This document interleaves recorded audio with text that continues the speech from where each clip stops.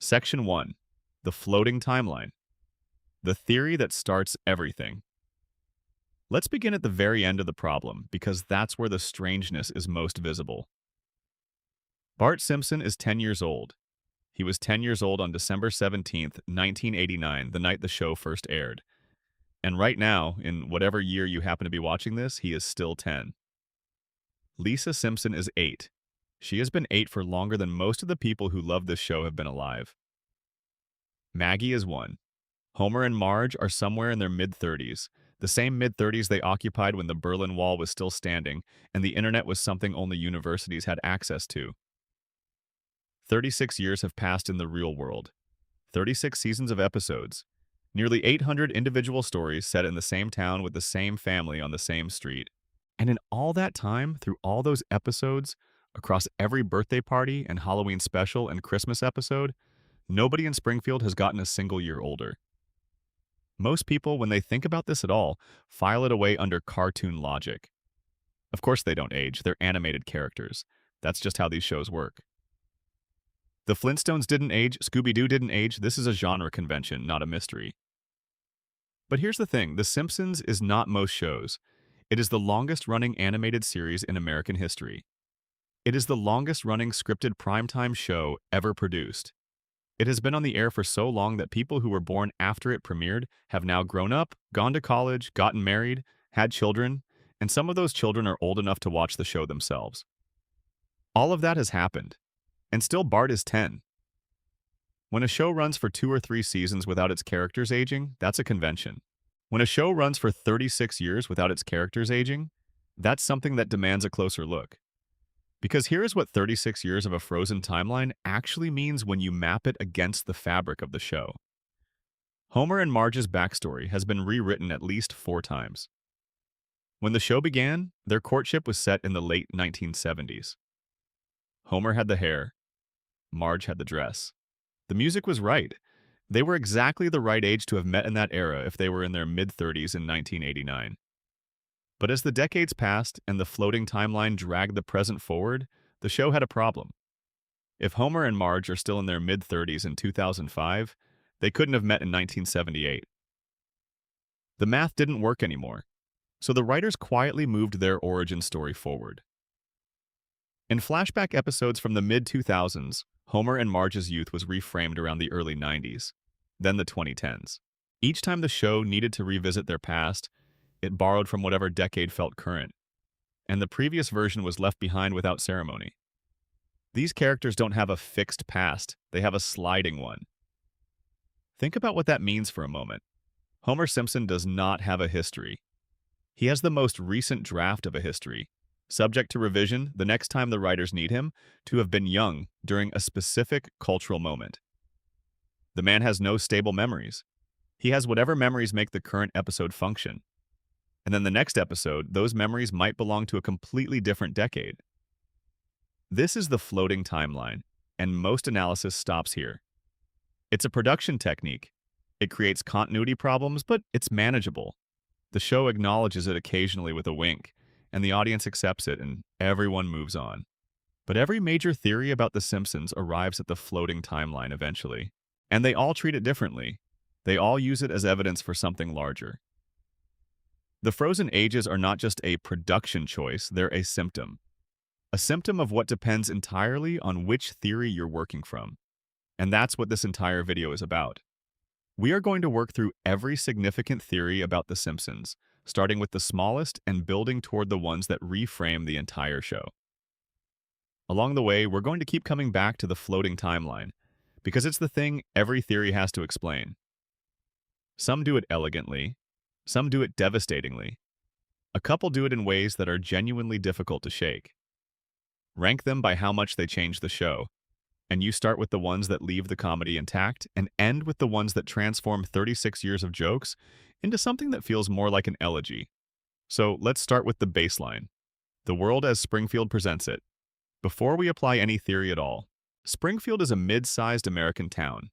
It has an elementary school, a nuclear power plant, a bar, a church, a quick-stop convenience store, a police station, a hospital, and an unusually large number of municipal buildings for a place of its apparent size.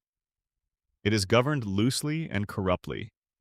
Its richest resident is a very old man named Charles Montgomery Burns, who owns the power plant and seems to own most of the town's economy by extension.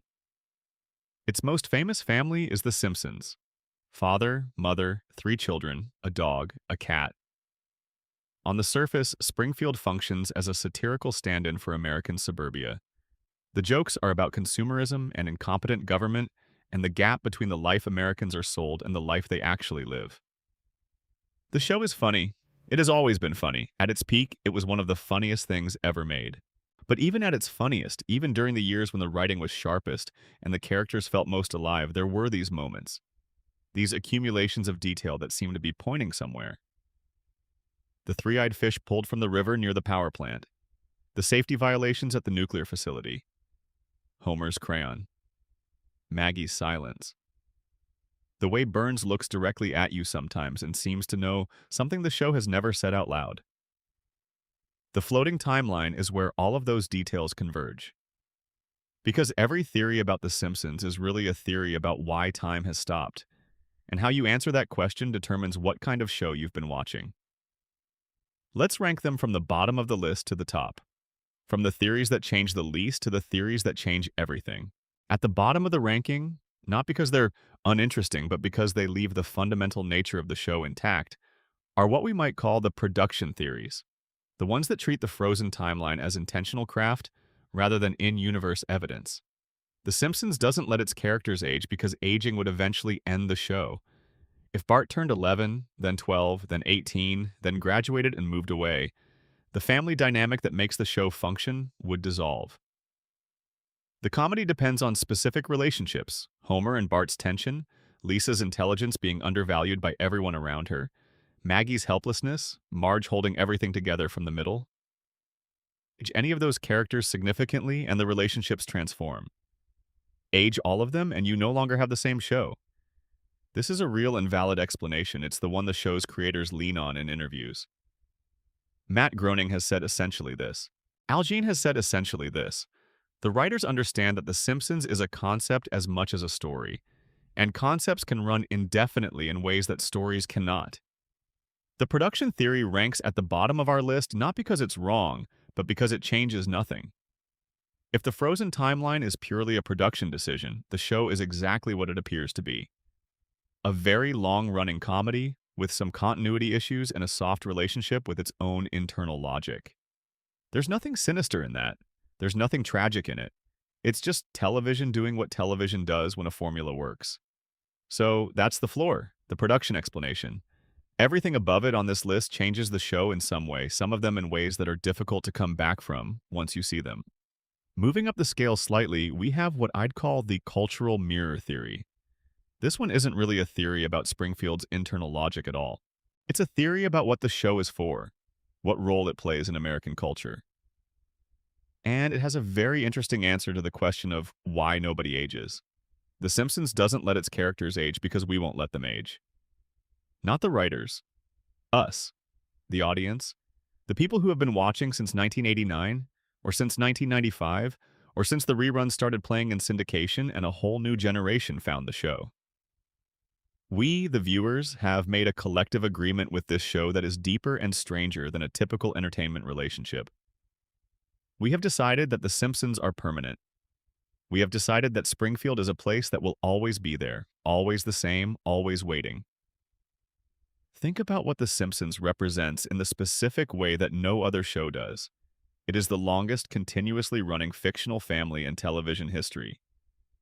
The Simpsons have been a family for longer than most families watching them have been families. They have been on every Sunday night in most people's lives for as long as most people can remember. And that longevity has transformed them from characters into something closer to cultural fixtures. You don't age a cultural fixture. You don't let a landmark get old. The Statue of Liberty doesn't grow up. The Grand Canyon doesn't advance through developmental stages. And The Simpsons don't age because they've become the same category of thing. The cultural mirror theory says the show reflects America back at itself in real time. And America, as a culture, has a profound and well-documented anxiety about endings. About children growing up, about families changing. about the version of domestic life that sitcoms have been selling since television existed coming to its natural conclusion. The floating timeline is the show's accommodation of that anxiety. It keeps the family intact, it keeps the promise. It says every Sunday that The Simpsons will be there next week, exactly as they were, exactly as they've always been. This theory changes the show a little. It adds a layer of melancholy to the comedy. If The Simpsons are frozen because we need them to be frozen, then every episode carries a faint echo of everything we're using them to avoid thinking about. Our own aging.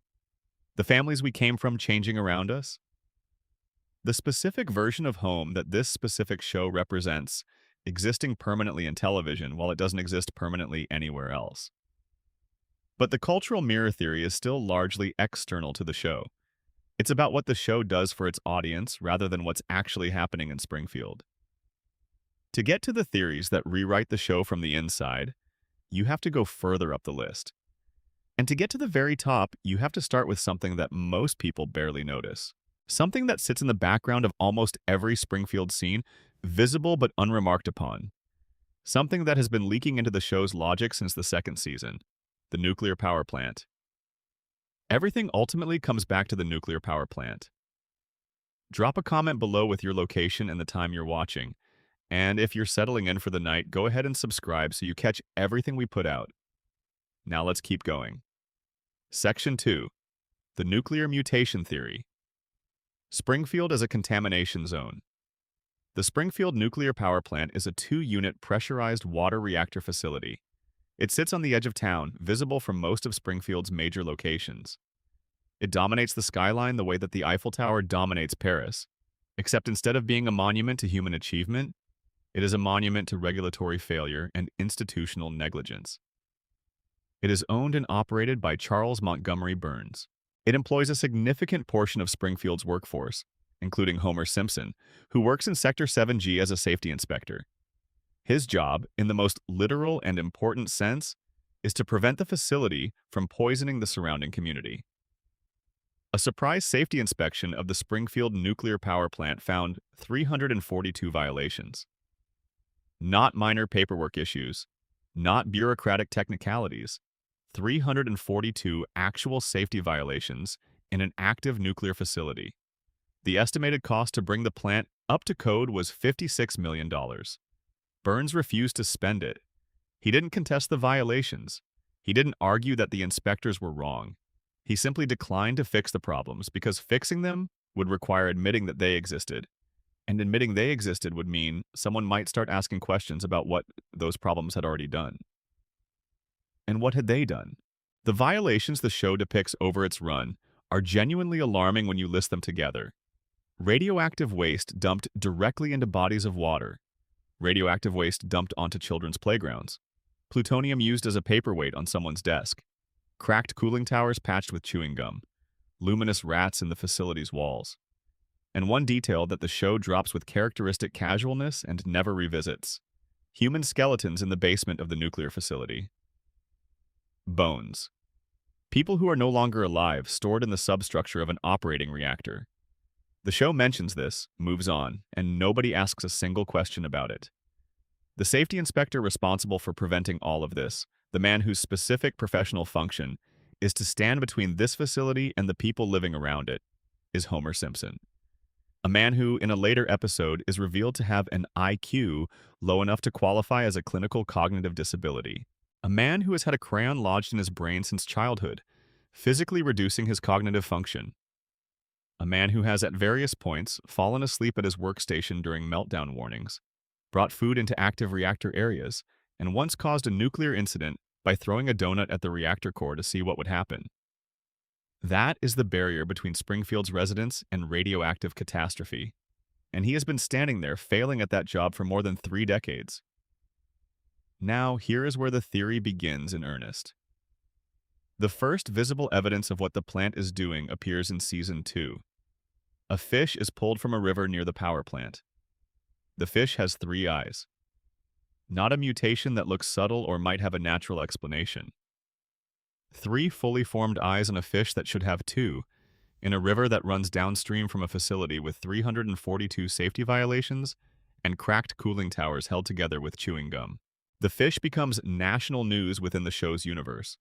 A gubernatorial candidate uses it as a campaign centerpiece, arguing that Burns is poisoning the environment. Burns is forced to eat the fish on live television to demonstrate that it's harmless. The town watches. A few people are briefly concerned, and then everyone moves on. Nobody tests the water. Nobody conducts a study.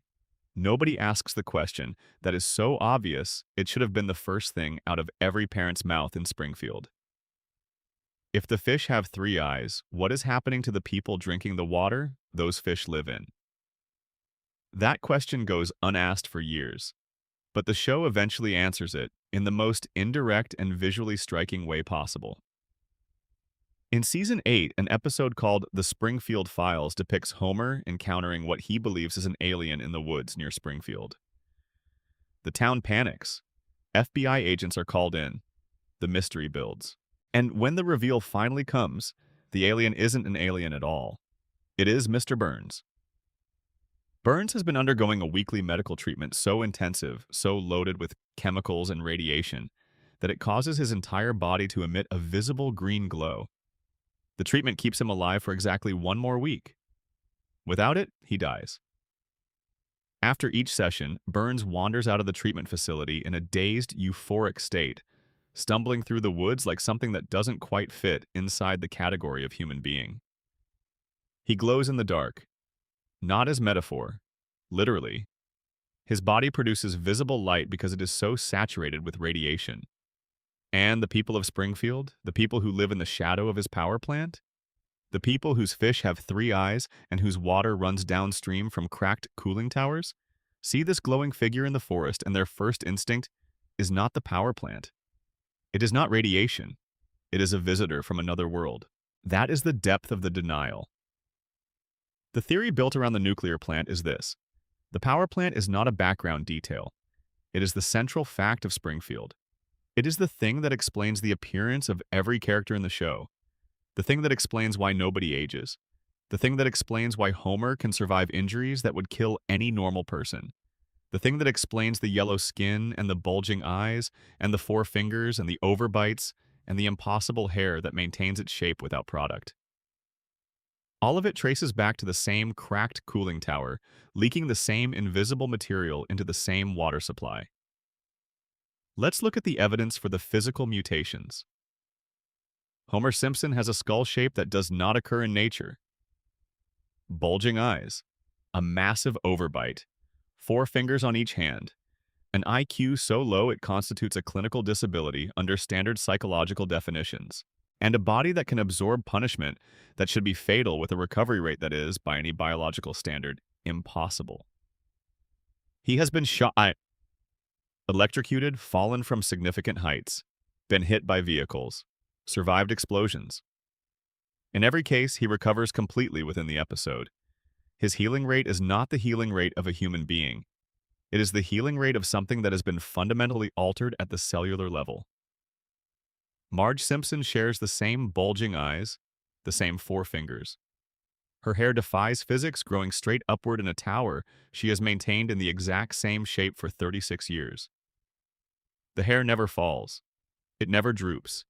It defies gravity in a way that no known substance can explain through conventional means. She was briefly employed at the nuclear facility herself, exposed to the same environment, and all 3 of her children were born after both parents had already been living in Springfield's contaminated environment for years. Bart and Lisa and Maggie were born in Springfield. They grew up in Springfield. They have been drinking the same water and breathing the same air their entire lives. And every single one of them displays physical characteristics that do not appear in normal human populations. Here's the detail that makes this theory click into something more than speculation. When guest characters arrive in Springfield, when celebrities make appearances, when visitors come from outside the town, they look different. Their proportions are more natural. Their eyes are shaped more like actual human eyes. Their features more closely approximate normal human anatomy. The show draws its Springfield residents with a specific set of exaggerated characteristics. The yellow skin, the overbites, the 4 fingers, the bulging eyes. Outsiders don't have those characteristics to the same degree. The explanation that circulates is that this is simply the show's art style. That the Simpsons are drawn a certain way because that's how Matt Groening drew them. That outsiders look slightly different because they're animated by different reference models. But within the logic of the show's own world, within the reality that Springfield operates as if it were real, there is a visible and observable difference between people who live inside the town and people who do not. The residents of the contamination zone look one way, the people outside it look another. And the difference maps exactly onto what you'd expect if one group had been living adjacent to a leaking nuclear facility for decades, and the other group had not. Even the animals show it. Santa's little helper, the Simpson family dog, has the same bulging eyes as his owners, the same proportional deviations from normal canine anatomy. Blinky the three-eyed fish is simply the most dramatic version of what the radiation is doing to every living organism in Springfield's ecosystem. The show tells you directly, through Blinky, that the nuclear runoff is creating mutations in the local wildlife. And then it expects you to believe that this same runoff has had zero effect on the humans who have been living in that ecosystem for decades. The theory doesn't ask you to believe anything unusual. It asks you to apply the logic the show itself establishes, consistently. Now, let's apply that logic to the floating timeline. Because this is where the nuclear mutation theory becomes genuinely unsettling. If the residents of Springfield have been exposed to sustained low-level radiation for decades, what does that do to human biology? In the real world, we have significant evidence about the effects of chronic radiation exposure on living organisms, and some of the most interesting evidence concerns something called radiation-induced hormesis and its effects on cellular aging. The science is complex and contested, but there is a body of research suggesting that certain kinds of radiation exposure, at specific levels, can affect cellular processes in ways that relate to aging and cellular senescence. Within the show's own logic, if the mutation theory is correct, the same contamination that gave Blinky his third eye, the same radiation that has been leaking into Springfield's water supply for decades, has altered the biology of every resident of the town. And the most profound alteration, the one that the show depicts most consistently and most unmistakably, is the complete cessation of aging.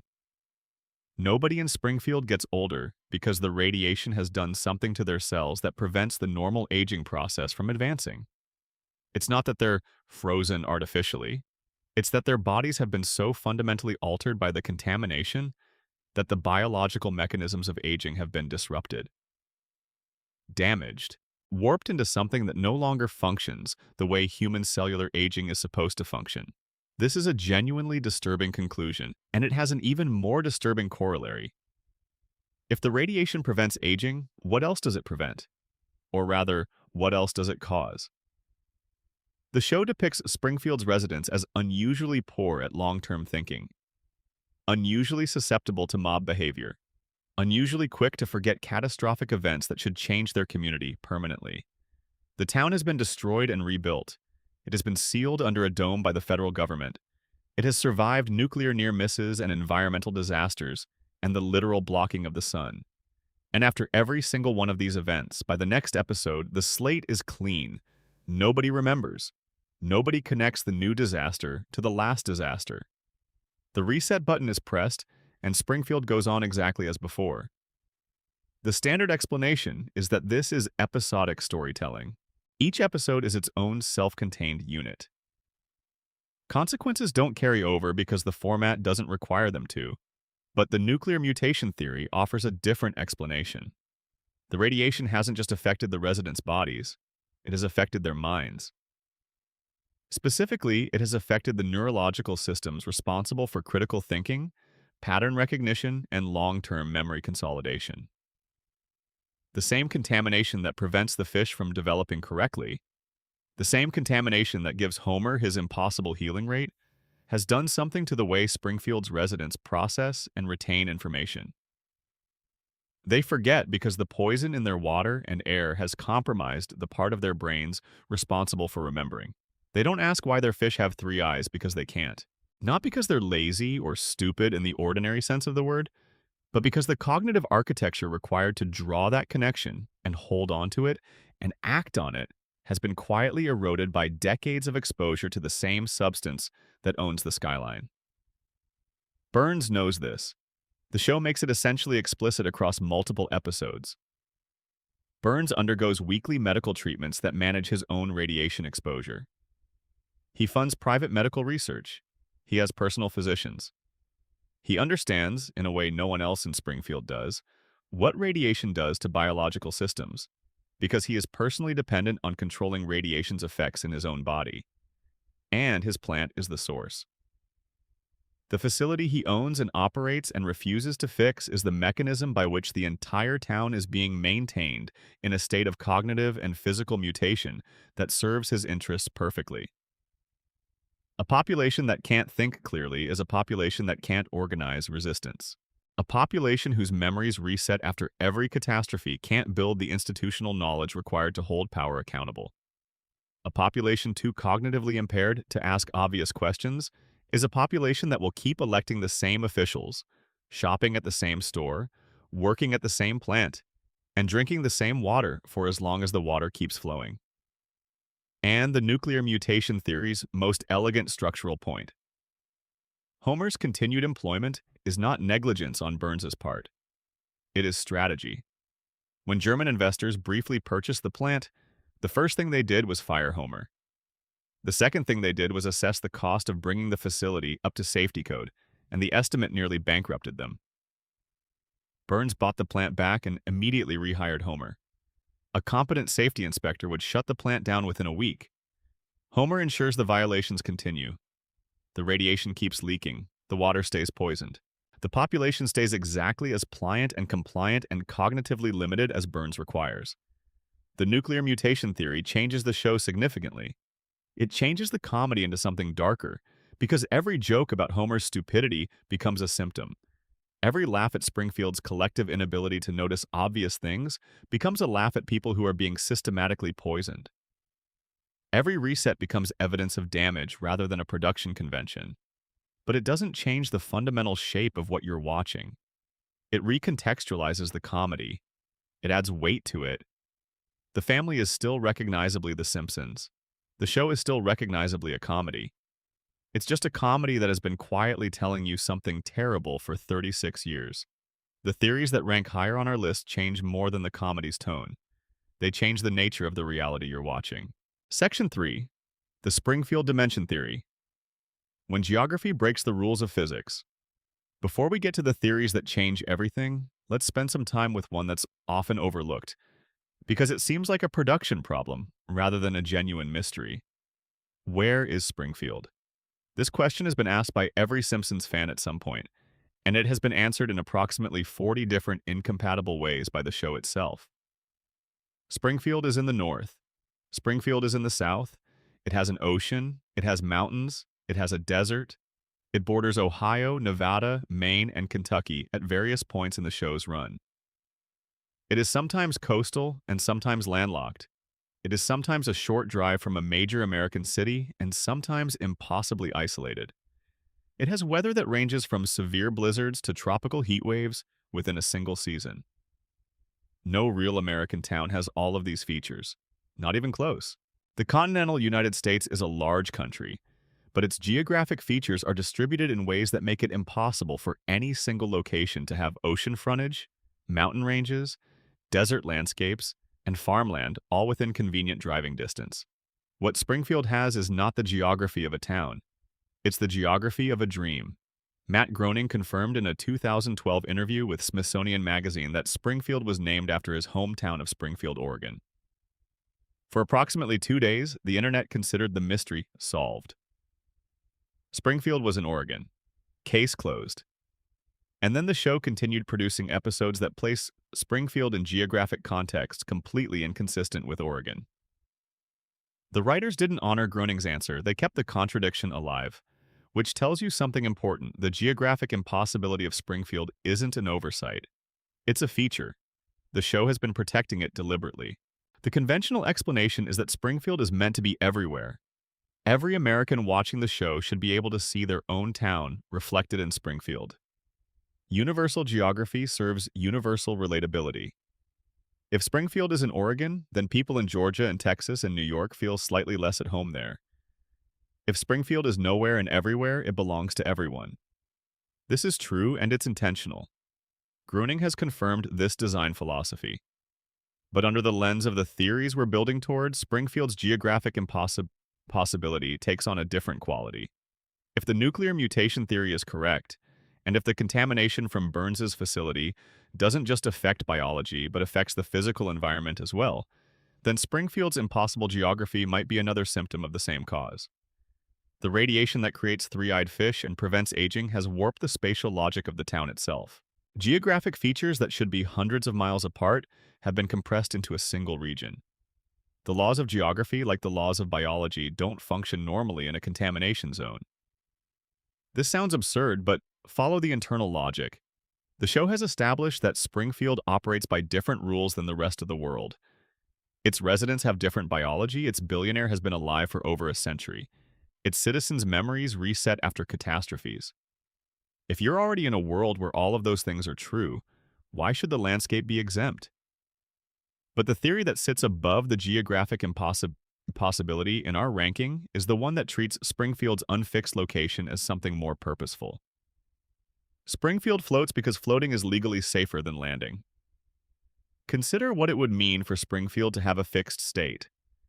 A fixed state means a fixed regulatory body, a fixed EPA office, a fixed state attorney general with jurisdiction over the nuclear facility, a fixed set of officials who can be held accountable when the three-eyed fish shows up on the front page of the newspaper. If Springfield is in Missouri, Missouri's environmental agencies have authority. If Springfield is in Nevada, Nevada has jurisdiction. But if Springfield is perpetually between states, in every state and none of them, the question of who has regulatory authority over Burns's power plant never resolves. You cannot investigate a facility you cannot find. You cannot bring charges against a nuclear plant if the state it's located in keeps changing. You cannot hold anyone accountable for environmental contamination if the jurisdiction is permanently undefined. Springfield's geographic ambiguity isn't just a comedy device, it is the town's most effective legal defense. And this is a defense that serves Burns specifically. Burns needs the plant's violations to continue. He needs the cracked cooling towers to keep leaking. He needs the radioactive waste to keep contaminating the water supply. A fixed location with consistent regulatory oversight would mean inspectors with teeth, with authority, with the ability to force compliance or closure. Springfield's nowhere status prevents all of that. The fact that the show itself protects this ambiguity, that the writers actively resist every attempt to pin down the location, even when the show's own creator provides an answer, suggests that the geographic impossibility is load-bearing. It's doing structural work. Remove it and the whole system becomes vulnerable to the kind of scrutiny that would dismantle it. In a later season, the show produced a mockumentary episode called Behind the Laughter, in which Springfield's location was given definitively as Northern Kentucky. But in syndicated reruns, the location was changed to a different state entirely. The answer shifts depending on which broadcast version you're watching. Even when Springfield has a definitive location, that location isn't definitive. It mutates. It refuses to stay pinned down. Just like everything else in this town. The geographic impossibility theory ranks in the middle of our list because it's most powerful as a supporting theory rather than a standalone one. It doesn't change the show by itself, but it adds a layer of intentionality to everything else. It suggests that Springfield's strangeness is not accidental. It is maintained. Someone or something is keeping Springfield exactly as strange as it needs to be to prevent accountability. And the next theory on our list is very specific about who that someone is. Section 4. The Burns Conspiracy. One man's grudge across 3 generations. To understand the Burns Conspiracy, you need to understand a woman named Mona Simpson. For the first 6 seasons of The Simpsons, Homer's mother was dead. That was the established backstory. Abe Simpson had told Homer she died when Homer was young. He showed Homer a grave. Homer grew up with the specific, quiet grief of a boy whose mother was gone before he could really know her. That grief shaped him. His desperate need for approval, his clinginess toward Marge, his terror of abandonment, his willingness to absorb humiliation from his employer rather than risk losing the only stable thing he had. Homer Simpson's entire personality, the neediness and the obedience and the inability to advocate for himself, is a coping mechanism built around maternal loss. Season 7, Episode 7, Mother Simpson. A single episode aired November 19th, 1995. Widely considered one of the best in the show's history. And the episode that contains what is, when you follow its implications to the end, the most disturbing revelation in The Simpsons' entire run. Homer's mother is alive. She never died. The grave Abe showed him belonged to someone else. Mona Simpson, Homer's mother, has been living as a fugitive for 27 years. She is wanted by the FBI. She cannot come home, cannot contact her family, cannot hold her son. And the reason she's been hiding for 27 years, the reason she had to disappear in the middle of the night while Homer was sleeping and leave him to be raised by a father who told him she was dead, is Mr. Burns. The story goes back to 1969. Mona Simpson was a housewife. Married to Abe, raising a young Homer. Living an ordinary life in Springfield. And then she was radicalized. The show depicts this with its characteristic blend of absurdity and genuine weight. She joined a group of activists who targeted a biological weapons laboratory owned by Charles Montgomery Burns. Read that again. Mr. Burns owned a biological weapons laboratory in Springfield, in the same town where he would later build a nuclear reactor with 342 safety violations. Burns was manufacturing weapons-grade pathogens in a community where families lived, and children played, and people drank the tap water without any awareness that the richest man in town was producing biological weapons in a facility down the road. Mona's group broke into the lab. They detonated an antibiotic bomb, destroying the biological agents stored inside. During the raid, in the chaos of fleeing, Mona stopped to help someone who had been knocked down. That someone was Burns. She stopped to help the man whose weapons she had just destroyed, and Burns saw her face. He identified her, reported her to the FBI. And from that moment, Mona Simpson was a fugitive. She couldn't go home. She couldn't explain herself to Abe. She couldn't hold Homer or say goodbye properly. She kissed him while he was sleeping and walked out of his life for 27 years. Homer woke up and his mother was gone. Abe told him she was dead. And Homer spent the next 3 decades of his life operating under a false premise about himself, that he was the kind of son whose mother would rather be dead than come back for, that there was something fundamentally inadequate about him that made people leave. That grief shaped everything. Here's the conspiracy. Burns didn't just identify Mona to the FBI and move on. He pursued her, actively, for decades. When Mona returns to Springfield in Season 7, Burns spots her through a cab window immediately. He calls the authorities. The FBI shows up at the Simpson house. Mona has to flee again. Homer has to say goodbye to his mother for the second time in his life. And this time, he knows exactly who is responsible. His employer. The man who signs his paycheck. The man Homer has been working for his entire adult life, apparently without connecting the dots. Homer's inability to process this connection is not played as comedy in the episode. It is played as tragedy. Because Homer Simpson's brain, as the show has established and will continue to establish, is not capable of making connections of that complexity. The crayon, the radiation, the decades of cognitive erosion from living in Springfield's contaminated environment. Homer can experience the grief. He can feel the loss. He cannot build a coherent map of how the loss was engineered. But we can. And when you build that map, it looks like this. Burns drove Mona away when Homer was a young child, leaving Homer without the stabilizing influence of a present mother. Abe, for reasons the show eventually reveals, covered up the truth and struck a separate deal with Burns, ensuring Homer would always have employment at the plant regardless of his performance.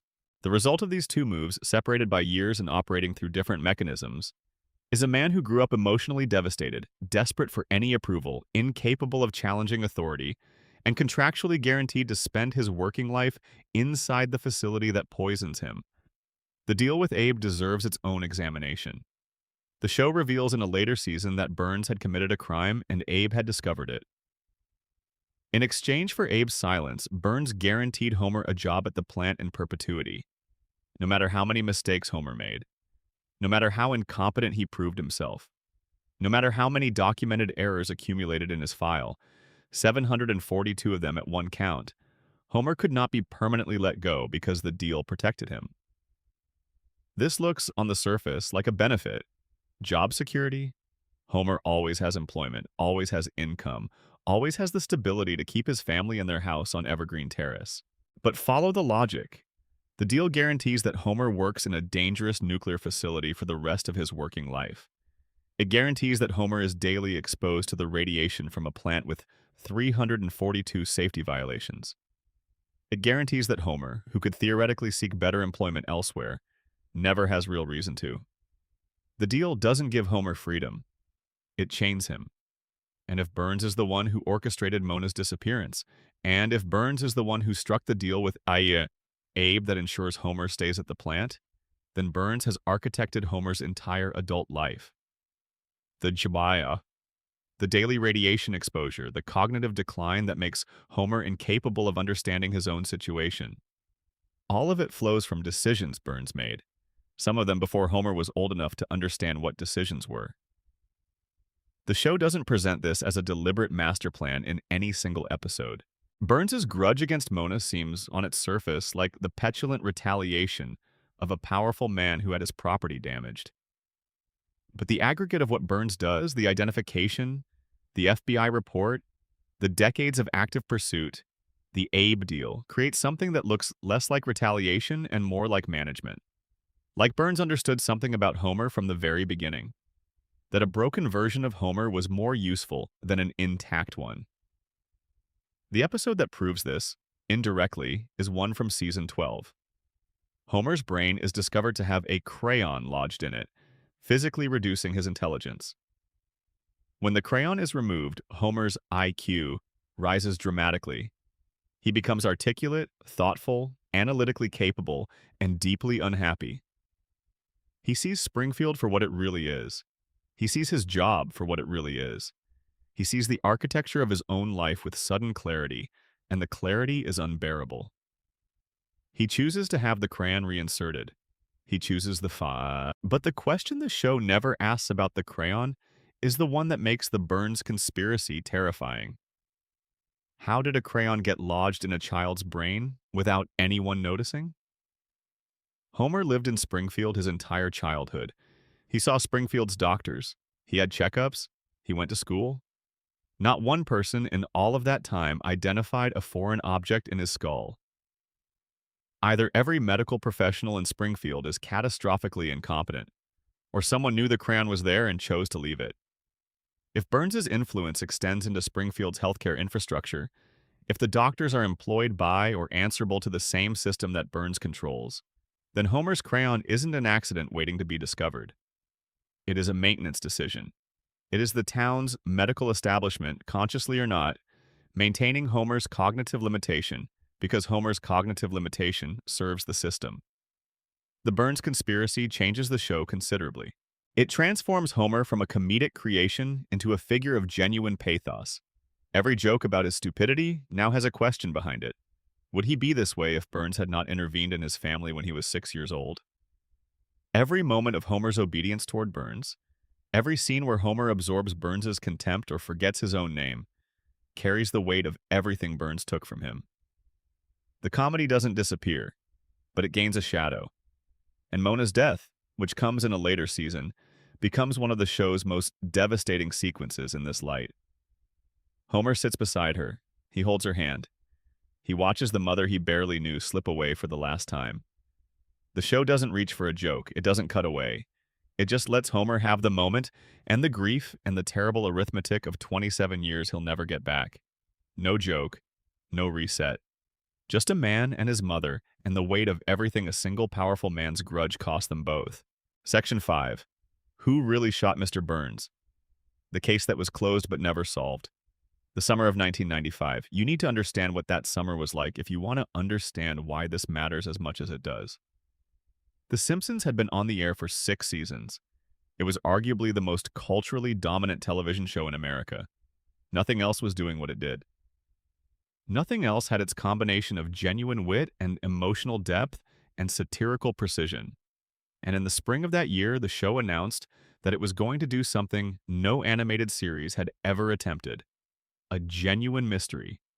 A real whodunit cliffhanger spread across 2 episodes, with a national contest inviting viewers to participate in solving it. The winner would be animated into a future episode of the show. Fox promoted it like a cultural event. America's Most Wanted produced a tie-in special. The mystery wasn't treated as a television plot device. It was treated as a real unsolved crime. Springfield's Most Wanted. America had to figure out who pulled the trigger. The setup, across the season 6 finale called Who Shot Mr. Burns Part 1, is meticulous. Burns has gone too far. He has stolen an oil well from beneath Springfield Elementary, gutting the school's funding. He has shut down Moe's Tavern by bankrupting its owner. He has created a sinkhole that destroyed the Springfield retirement castle. He has injured Santa's little helper, and for his grand finale, he has built a device that blocks out the sun over the entire town, forcing every resident to buy their electricity from his power plant because there is no longer any natural light to compete with. Not as metaphor. Burns physically blocked out the sun. He removed light from an entire community's sky in order to guarantee himself a monopoly. When Smithers protested, Burns fired him on the spot. By the end of Part 1, every single person in Springfield had a genuine motive to want Burns dead or seriously injured. Homer, because Burns had never once remembered his name after years of employment. Bart and Lisa, because the school lost its funding. Grandpa, because the retirement home was destroyed. Groundskeeper Willie, because he lost his job. Tito Puente, because Burns cut the music program. Moe, because his bar collapsed. Smithers, freshly fired and visibly unraveling. The entire town gathered at a public meeting to confront Burns, and the tension had been building for an entire hour of television. Burns collapsed. A gunshot wound. He staggered onto the town sundial and fell, his hands landing on 2 specific letters, W and S. Or, from Burns's perspective as he fell, M and S. The screen went black. America had the whole summer. When Part 2 aired in September, it played like a procedural comedy. Chief Wiggum fumbled through the investigation. Smithers confessed immediately, but his confession dissolved when it became clear he was blackout drunk during the shooting and had actually shot someone else entirely, an elderly man with a wooden leg at a completely different location. One by one, the suspects were cleared. Principal Skinner had an alibi. Moe had an alibi. Tito Puente had what is probably the greatest alibi in television history, a full musical number explaining that he channeled his rage into a jazz performance rather than violence. The investigation stalled, then pivoted when police found an eyelash on Burns's suit. DNA analysis linked it to a Simpson. Homer's fingerprints were on the gun. He had the clearest motive of anyone in Springfield. He'd been driven nearly to a breaking point by Burns's inability to remember his own employee's name after years of working for him. Homer was arrested. He was about to be convicted. Then Burns woke up. He looked around the hospital room, gathered himself, and identified his shooter. It was Maggie. Baby Maggie Simpson. According to Burns's account, he had encountered Maggie in the parking lot after the town meeting. He attempted to take her lollipop. In the struggle, his gun fell from his holster. Maggie picked it up, the gun discharged, Burns was shot, case closed. Baby did it. Except... Let's begin with the contest, because the contest is the most interesting piece of meta-evidence. Fox invited viewers across America to guess the shooter. Thousands of entries were submitted. According to the DVD commentary, when producers examined a random sample of those entries, not one person in the sample had correctly identified Maggie.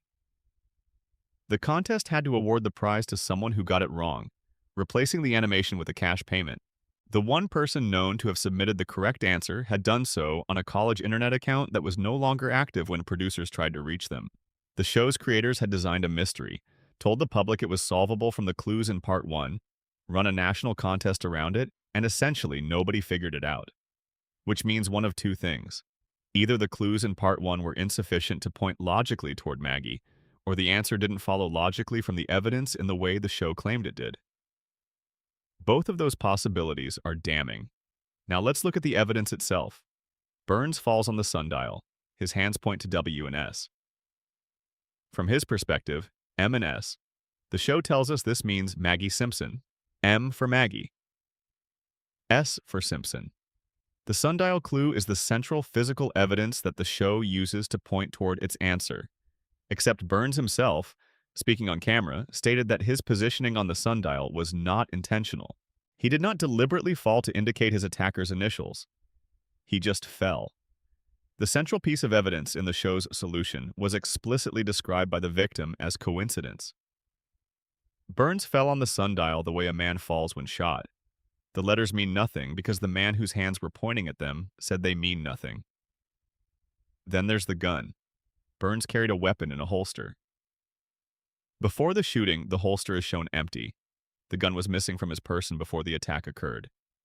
This means whoever shot Burns did so with Burns's own weapon, and they acquired that weapon before the shooting happened, not during a struggle over a lollipop.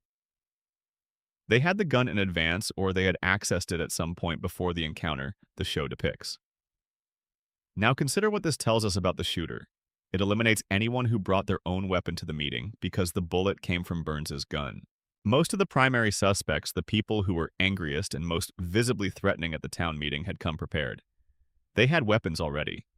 Whoever shot Burns was someone who didn't arrive with a weapon, who encountered Burns's gun through some mechanism and used it. A baby finding a dropped gun fits this. Several other characters also fit this. Burns's words before he was shot, "Oh, it's you." Not a question. Not who's there. Not fear or surprise. A recognition. The kind of casual acknowledgement you give someone you know. Someone you weren't expecting to see in this specific place at this specific time, but someone you would recognize immediately. Someone whose presence doesn't alarm you enough to raise your defenses. "Oh, it's you" is the greeting you give a person who is not a stranger, but also not someone you're particularly focused on. Does Burns recognize Maggie? Has he had a prior relationship with her? Has she appeared on his radar in any meaningful way before this moment? The show does not establish any connection between Burns and Maggie prior to the shooting. Burns barely registers Homer's name after years of employment. The idea that he would look at a specific baby and calmly say, "Oh, it's you," as if acknowledging a familiar presence, doesn't cohere with what we know about Burns's relationships with Springfield's residents. On the other hand, "Oh, it's you" fits perfectly as a response to someone Burns has known for years. Someone he has a complicated history with. Someone whose presence outside after the meeting, in the parking lot or the street, would register to Burns as significant but not threatening, because his relationship with this person has historically operated without physical danger to him. Who in Springfield has that profile? Who has a decades-long relationship with Burns, a genuine motive, and the kind of history that would make Burns say, "Oh, it's you," in a tone of tired recognition rather than alarm? A former employee who had just been fired that day? A woman Burns had been infatuated with in a previous episode? A father whose entire life Burns had been quietly destroying for years? Season 18 contains a scene where Homer mentions, seemingly offhandedly, that he was actually the one who shot Burns. He says it out loud. On camera. Nobody reacts, nobody investigates, nobody reopens the case.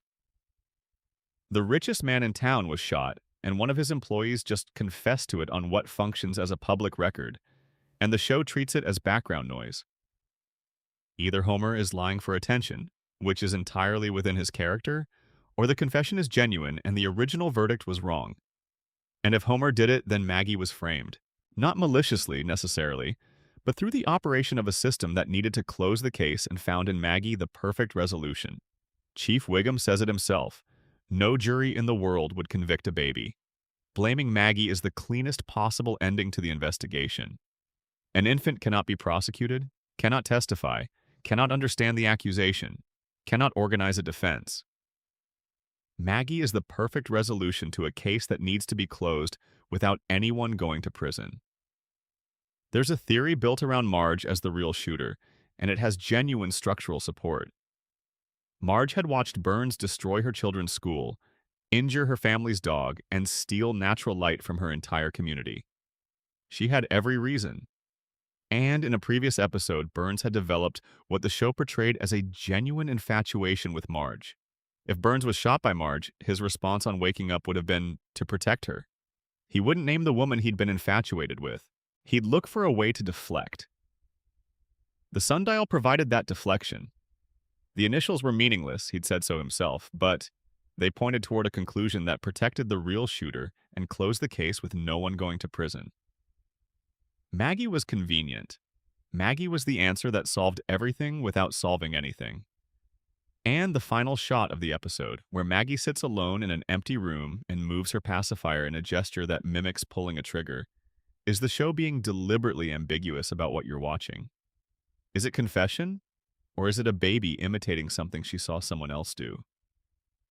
Babies are imitative creatures. They repeat what they observe. Maggie might be confessing, or Maggie might have watched someone shoot Burns and is now reflexively replaying the gesture because that's what one-year-olds do when they observe something they don't fully understand. The show will not tell you which reading is correct. It cannot, because if it confirms the official story, it has to explain too many things that the official story can't explain. And if it contradicts the official story, it has to confront 30 years of established continuity. So it leaves the question open. Through Maggie's final gesture, through Homer's Season 18 confession, through the alternate endings that were fully animated, one in which Smithers is revealed as the shooter, complete and fully produced, before being dismissed as a joke by the clip show that houses it. Through the writer's own commentary acknowledging that the clues in Part 1 don't fully support the answer in Part 2.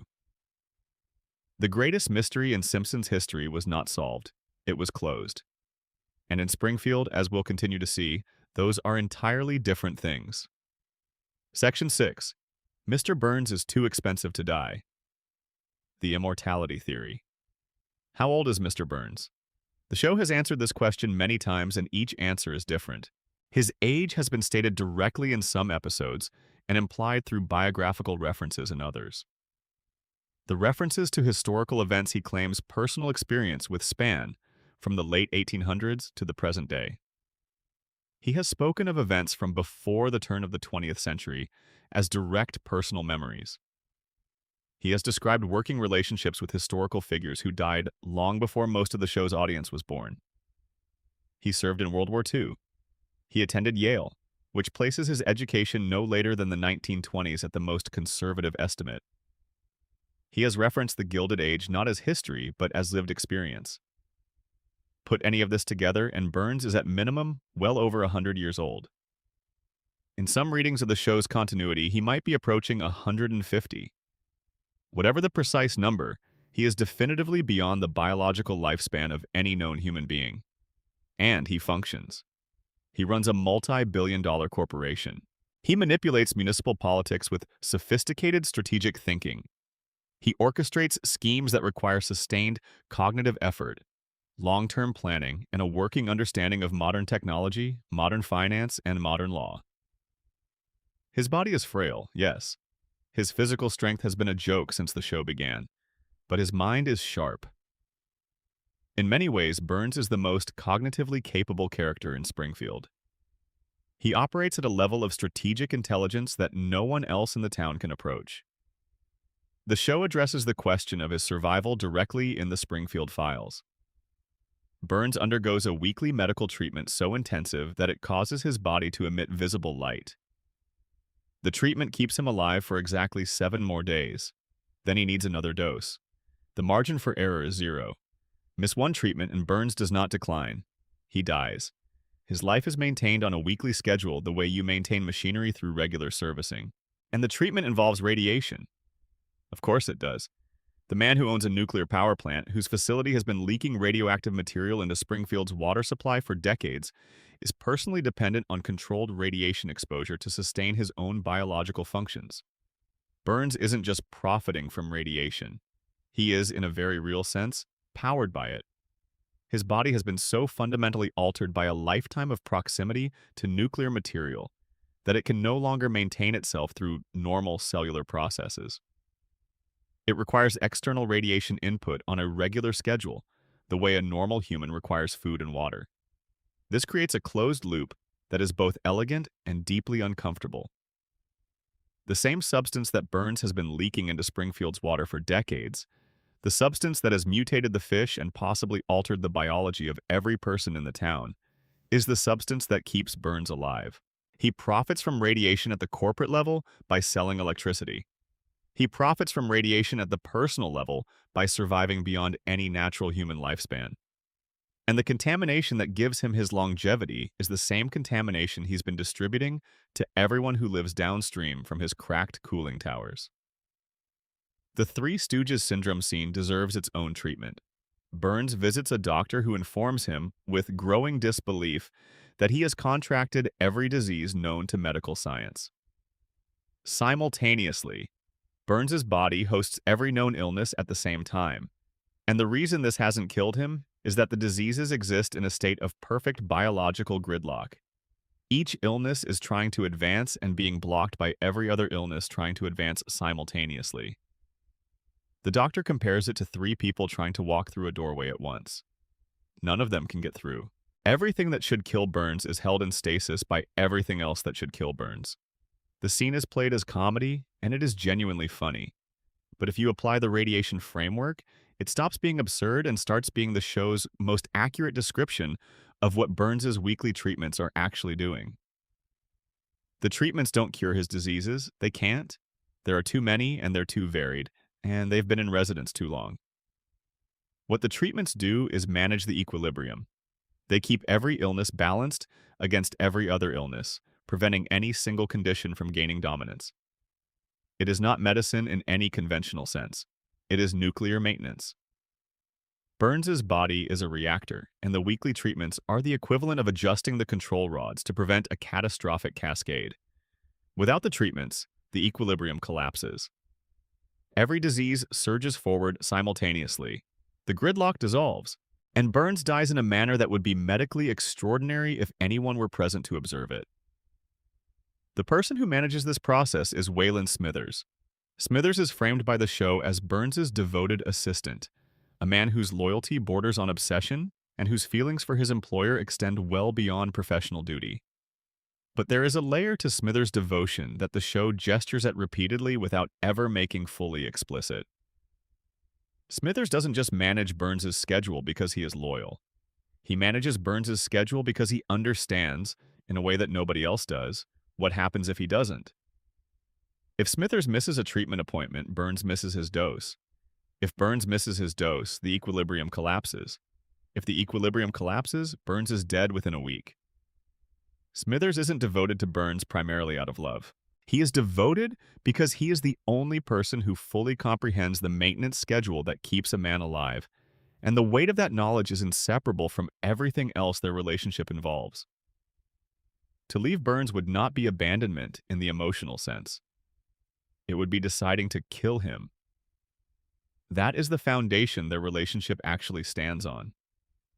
Not sentiment, biology.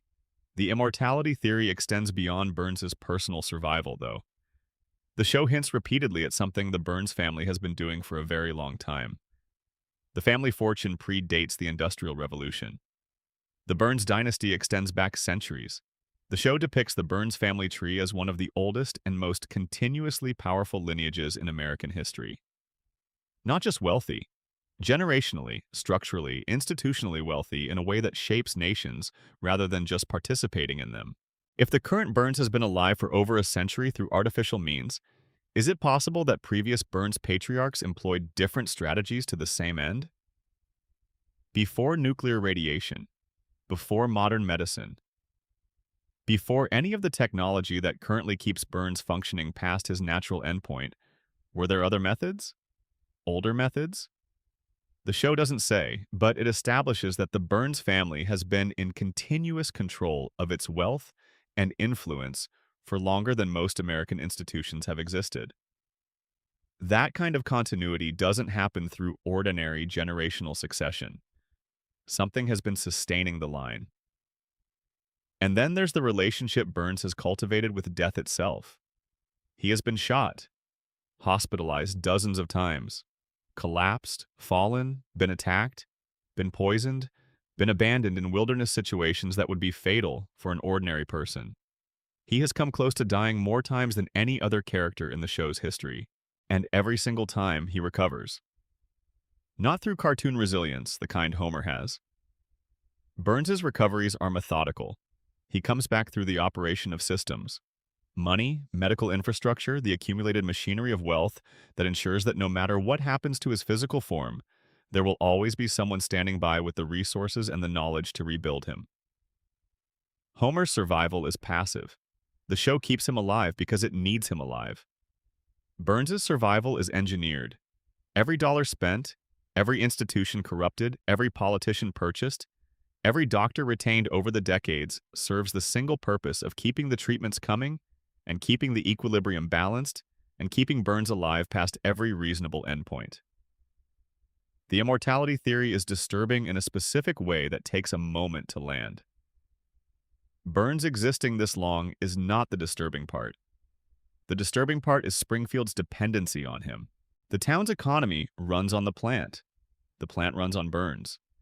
Burns runs on the treatments. The treatments run on the infrastructure that Burns's wealth provides. It is a closed loop, a self-sustaining system where removing any single element collapses the whole structure.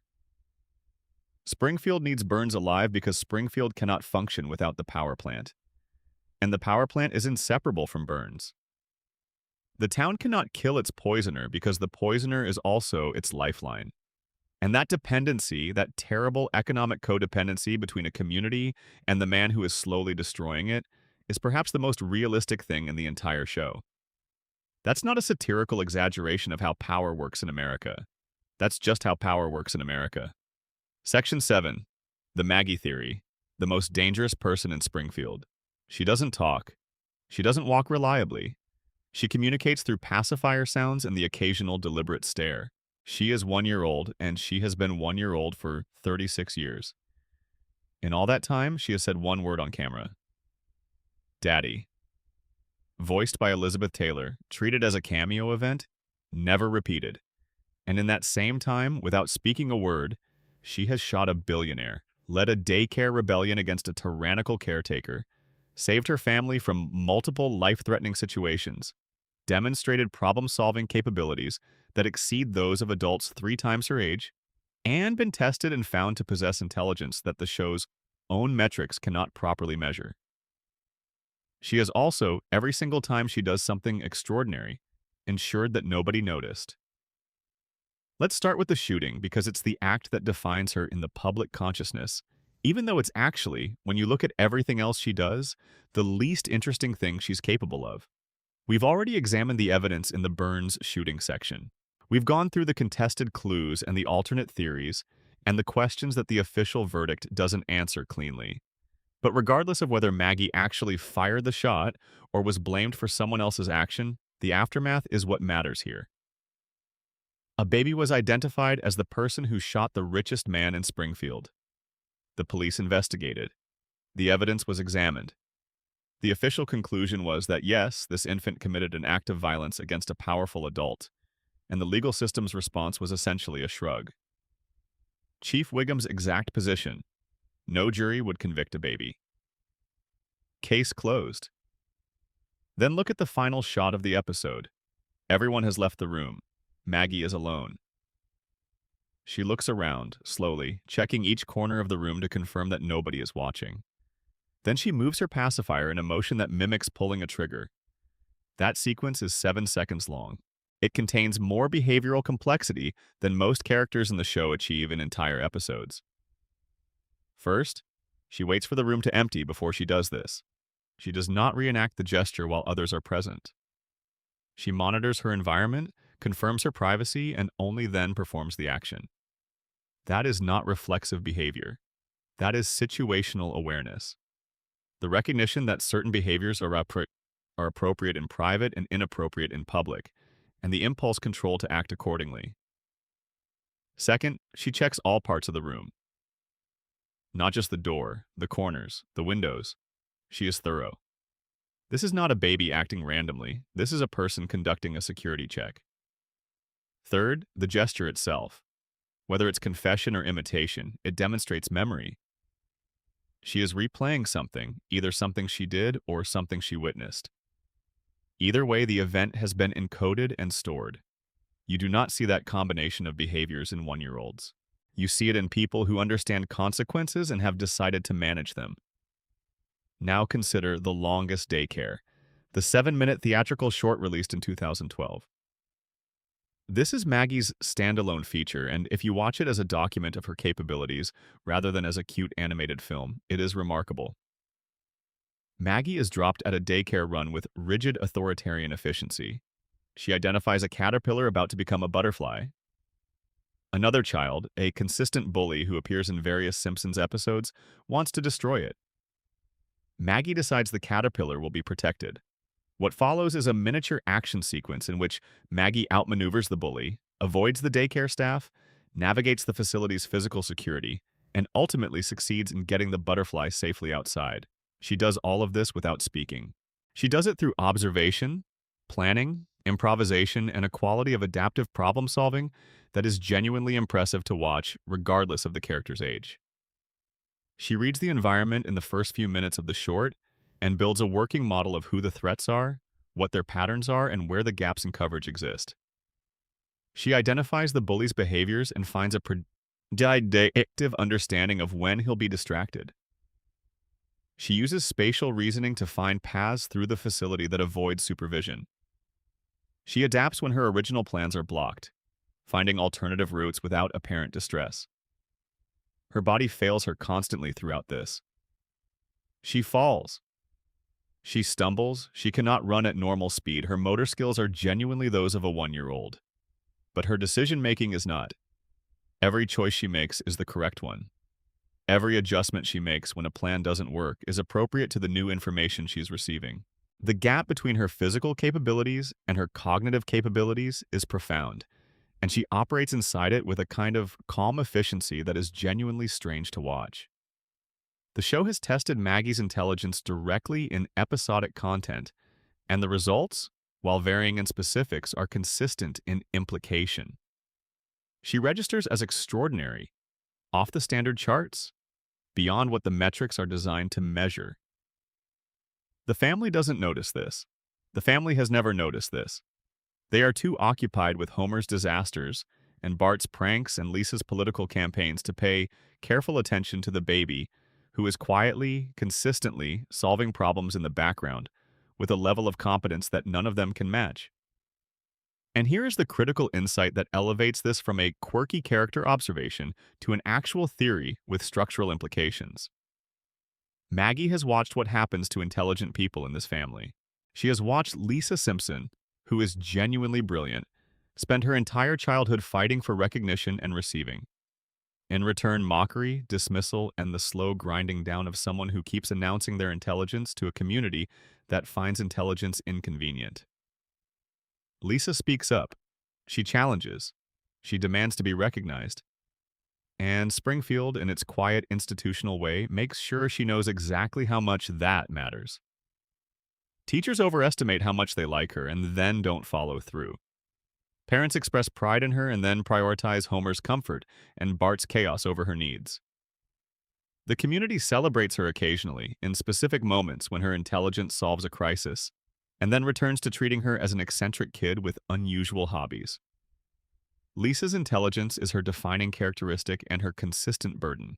She wears it on the outside, always visible, always a provocation, always something that marks her as separate from the town she lives in. Maggie watched all of that. She has been watching it since she was born. And she drew a different conclusion. Silence is a strategy. If you don't announce your intelligence, nobody tries to contain it. If you don't present as a threat to the social order doesn't organize against you. If everyone around you believes you're a helpless infant, they tell you things and bring you places and leave you alone in rooms without considering what you're doing with the information and the access and the privacy. Every remarkable thing Maggie has ever done, she has done without credit. Burns was shot, and the investigation focused on every adult in Springfield before arriving at the baby. The daycare rebellion succeeded because nobody monitors infants closely enough to see them organizing. Every crisis she has resolved, every danger she has neutralized, every heroic act in her history, it happened below the threshold of anyone's attention. And Maggie has carefully maintained the conditions that keep her below that threshold. She knows what she's doing. The final shot of Part 2 confirms it. She checked the room. Now connect this to the nuclear mutation theory. If the radiation from Burns's plant affects each person differently, if the same environmental contamination produces different mutations in different organisms, then Homer and Maggie represent opposite poles of the same phenomenon. Homer's radiation exposure reduced his intelligence to clinical disability levels. Maggie's, or perhaps the generational compounding of her parents' exposure in her own developing biology, amplified her intelligence to levels that standard measurement tools can't capture. Same contaminated water, same irradiated air, same family. But where the father's brain was diminished, the youngest child's was amplified. Homer and Maggie are two ends of the same radioactive spectrum. If the coma theory is correct, Maggie's genius takes on a dimension that's almost impossible to think about without feeling something. If Homer is dreaming since 1993, if every episode is the unconscious projection of a man who fell into a coma and never came out, then Maggie's capabilities are Homer's deepest wish for his youngest child given form in the dream. He cannot see her grow up. He cannot watch her develop, take her first steps, say her first sentences, become whoever she is going to become. He is frozen in 1993, and she is frozen there with him. So, in the dream, his unconscious mind does what minds do with the people they love but cannot reach. It makes her extraordinary. It gives her every capability she would ever need to be okay without him. Her genius isn't a mutation in this reading, it's the shape of a father's hope. But in the waking version of Springfield, if there is a waking version, the darker reading is the most accurate. Maggie doesn't speak because speaking has costs in this town. She doesn't reveal her intelligence because intelligence is punished in Springfield. She watches everything, remembers everything, understands everything. And she waits. For what? The show has never told us. And that's the last genuinely open question in the Simpson family. Every other character's trajectory has been established, at least in outline. Homer will stay at the plant. Marge will hold everything together. Bart will be 10. Lisa will be brilliant and lonely and keep fighting anyway. But Maggie, the baby who has been watching for 36 years with eyes that see more than anyone suspects, her endgame is completely unknown. We've seen what she can do in small spaces, in a daycare, in a parking lot, in a hospital room, alone. The question nobody in Springfield is asking, the question the show has been building toward for 3.5 decades without answering, is what Maggie will do when she finally decides the moment is right. Section 8. The Principal and the Pauper. The Town That Made Truth Illegal. Season 9, Episode 2. The Principal and the Pauper. Aired September 28, 1997. And it is, depending on how you look at it, either the worst episode in the show's history or the most important one. Fans have debated this question for almost 30 years. The episode's reputation in Simpsons discourse is essentially a litmus test. If you think it's terrible, you probably believe the show should maintain its characters' established histories, and that continuity matters. If you think it's brilliant, or at least more interesting than it's been given credit for, you believe that the episode does something that the rest of the show spends 3 decades carefully avoiding. It shows you the machinery. Harry Shearer, who voices both Principal Skinner and Mr. Burns among several other characters, publicly stated his displeasure with the storyline. Critics cataloged it as a continuity disaster. It has been ranked among the worst in the series by multiple Simpsons retrospectives. And all of that criticism is correct about what the episode destroys. What the critics miss is what the episode reveals. Here's what happens. Springfield Elementary holds an event celebrating Principal Seymour Skinner's 20 years of service to the school. During the event, a stranger arrives. He introduces himself as Sergeant Seymour Skinner. The real Seymour Skinner. A decorated Vietnam War veteran who was believed killed after being captured as a prisoner of war. He survived. He came home. And he has spent years trying to reclaim his own identity while someone else has been living it. The man Springfield has known as Principal Skinner is revealed to be an imposter. His real name is Armin Tamzarian. Before the war, he was a petty criminal from the wrong side of the tracks with no future and no prospects. He was drafted, served in the same unit as the real Skinner. When Skinner was captured and presumed dead, Tamzarian felt guilt. He traveled to Springfield to deliver news of Skinner's death to his mother, Agnes. When he arrived, Agnes assumed he was her son. She needed him to be her son. And Tamzarian, who had never been wanted anywhere, who had never had an identity worth keeping, simply went along with it. He became Seymour Skinner. He took the name, the rank, the life, the mother. He built a career, a community identity, a personality inside that stolen life and wore it for 20 years until the real Skinner walked through the door and the whole structure collapsed. Now here's what Springfield does. The town holds a meeting. The truth is fully exposed. Both men are present.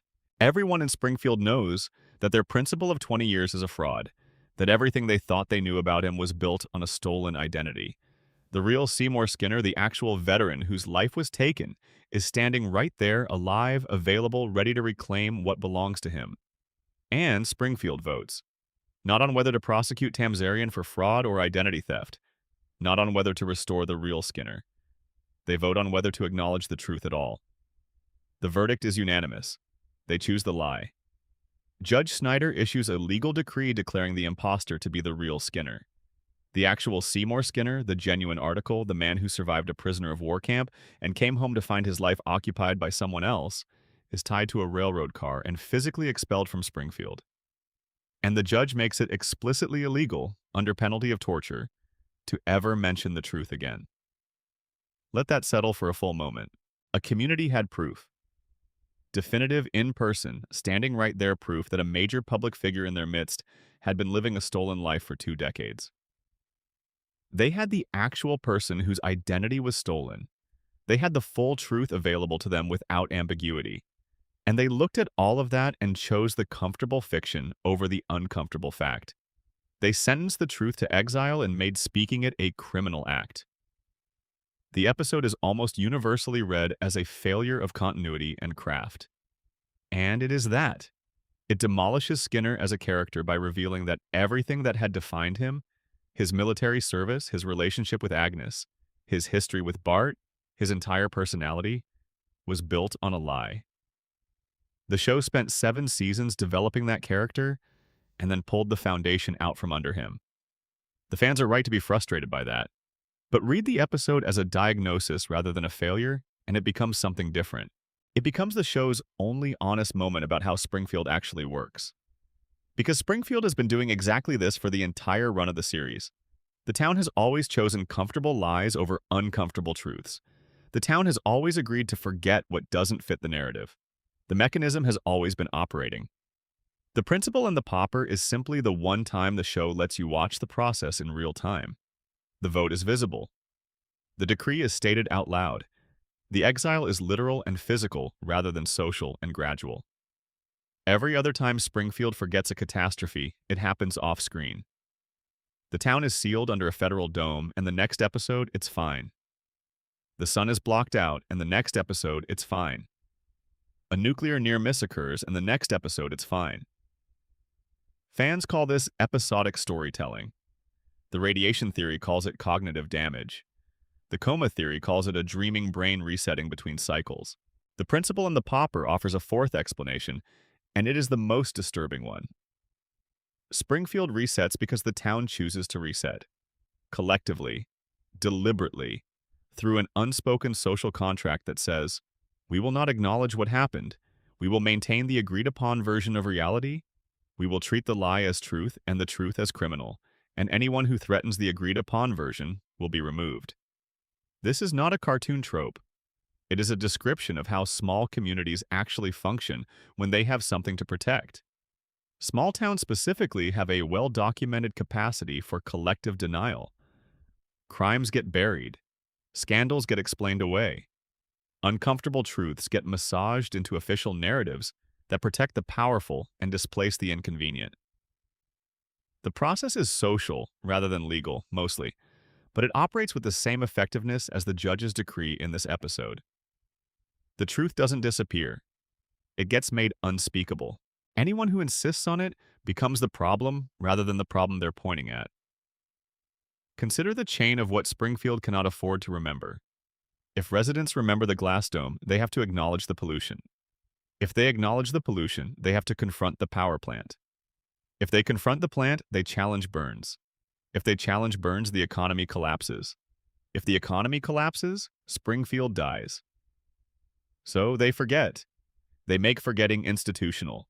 they make the truth illegal. Armin Tamzarian is still pretending to be Seymour Skinner. The real Seymour Skinner is still on a train somewhere. And nobody in Springfield mentions it. That's not just a bad episode.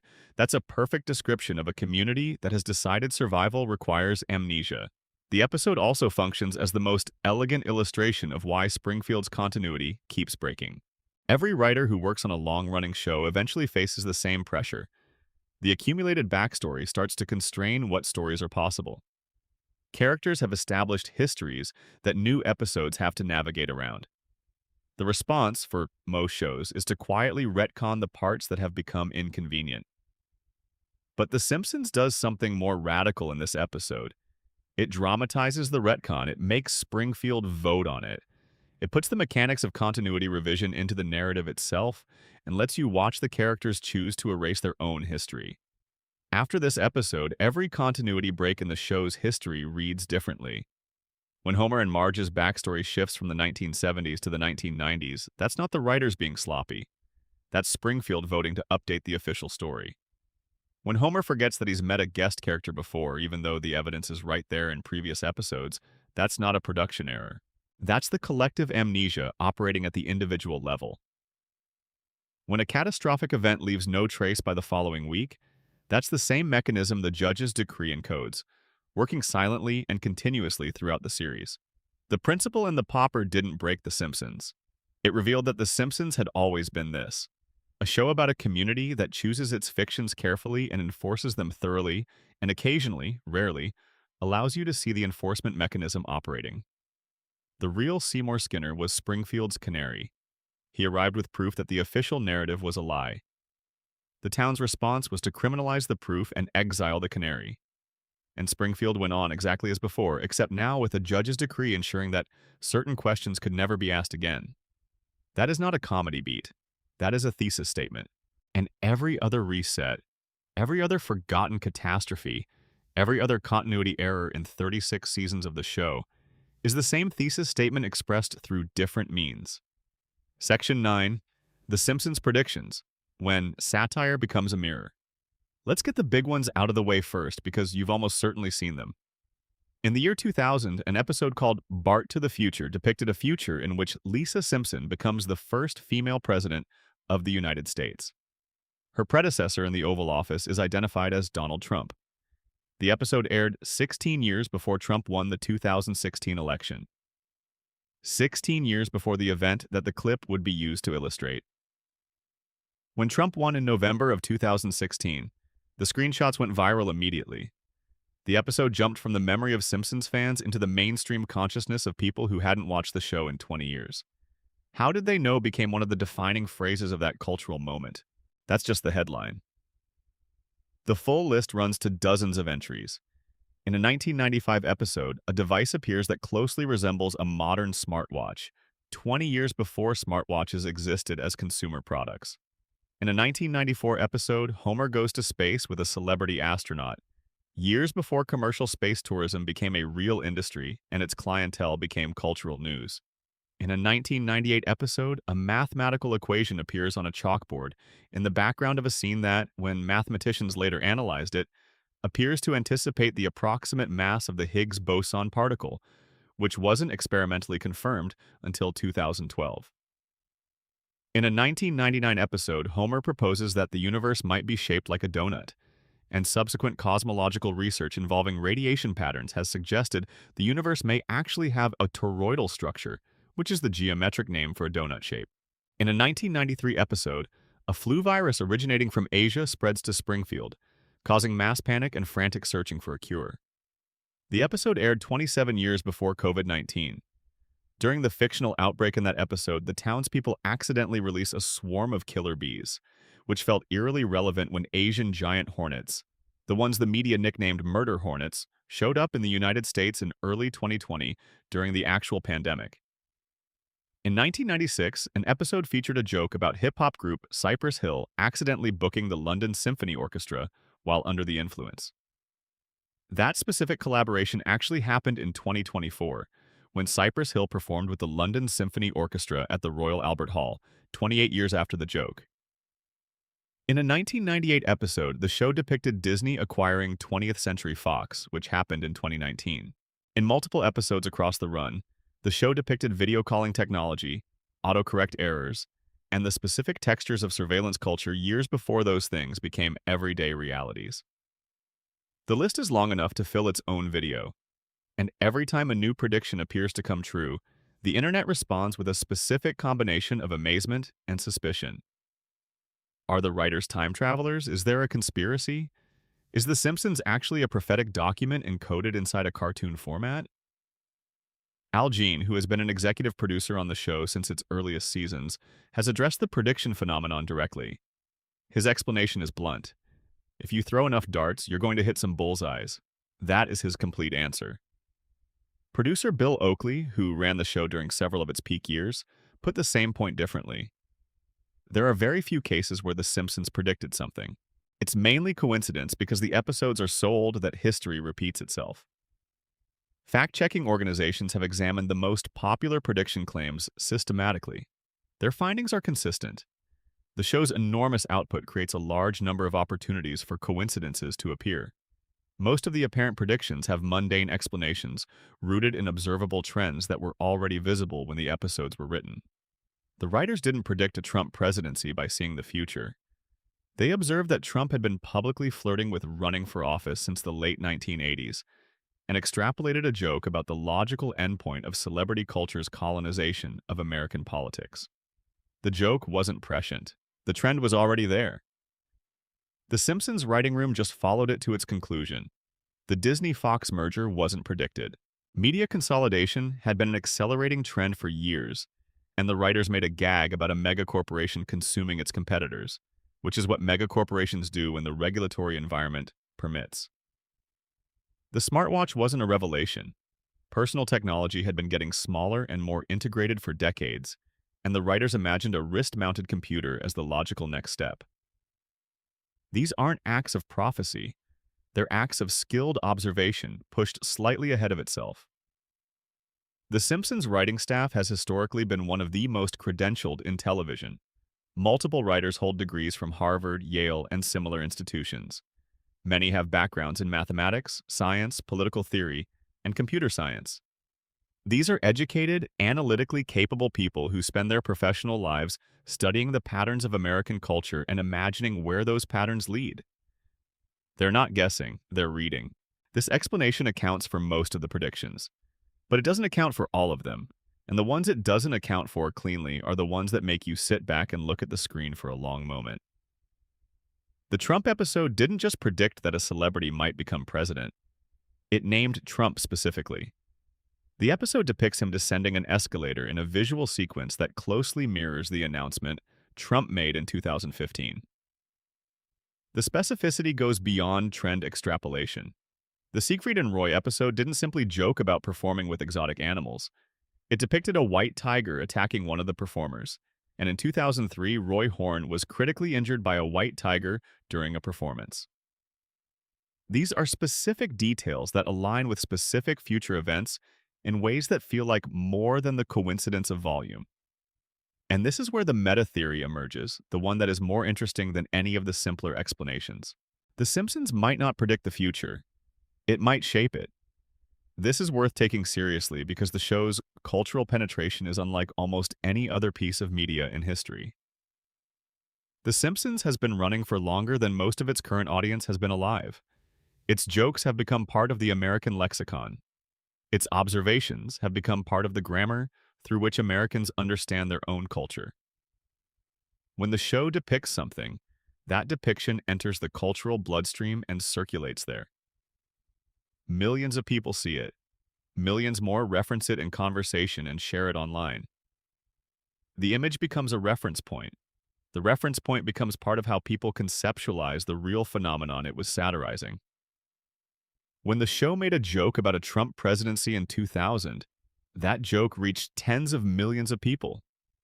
It became something people said at parties and brought up in political conversations. It made the idea of a Trump presidency a familiar cultural object, something people had already seen and processed in a comedic context. When the reality arrived 16 years later, it didn't feel like a shocking impossibility. It felt like a punchline that had finally been delivered. The audience had been primed. The cultural imagination had been prepared for this specific outcome by having encountered it in a fictional register first. Springfield doesn't reflect America. By this theory, America has been gradually becoming Springfield, shaped toward a particular set of outcomes by having those outcomes portrayed as inevitable for 36 consecutive years. The show held up a mirror and the culture stared into it long enough to start resembling what it saw. The nuclear power plant managed by a negligent billionaire while the workers are too distracted to organize resistance. The corrupt local government more concerned with its own comfort than its constituents' welfare. The population that forgets each disaster before the next one arrives. The family that tries its best within a system specifically designed to ensure their best is never quite enough. The Simpsons presented all of these as satirical observations, and satire works by showing you the thing you already recognize. You laugh at the joke about the nuclear plant because you already know the nuclear plant. The joke is funny because the observation is accurate. The prediction phenomenon is the other side of that coin. If the satire is accurate because it's describing something real, then when reality continues developing in the direction the satire has been tracking, it looks like the satire predicted it. The prediction is actually just continuity of observation. The show kept describing the same patterns accurately for long enough that the patterns produced the outcomes the show had been depicting. But there is one more dimension to the predictions that deserves its own discussion, and it's the dimension that the debunking organizations don't fully address: confirmation bias. The Simpsons has made thousands of predictions that didn't come true. Jokes about jetpacks that never arrived, moon colony jokes, political outcomes that went the other direction, technology that was imagined but didn't materialize, cultural shifts that were anticipated but didn't happen. None of those are viral. None of them appear in the screenshot galleries.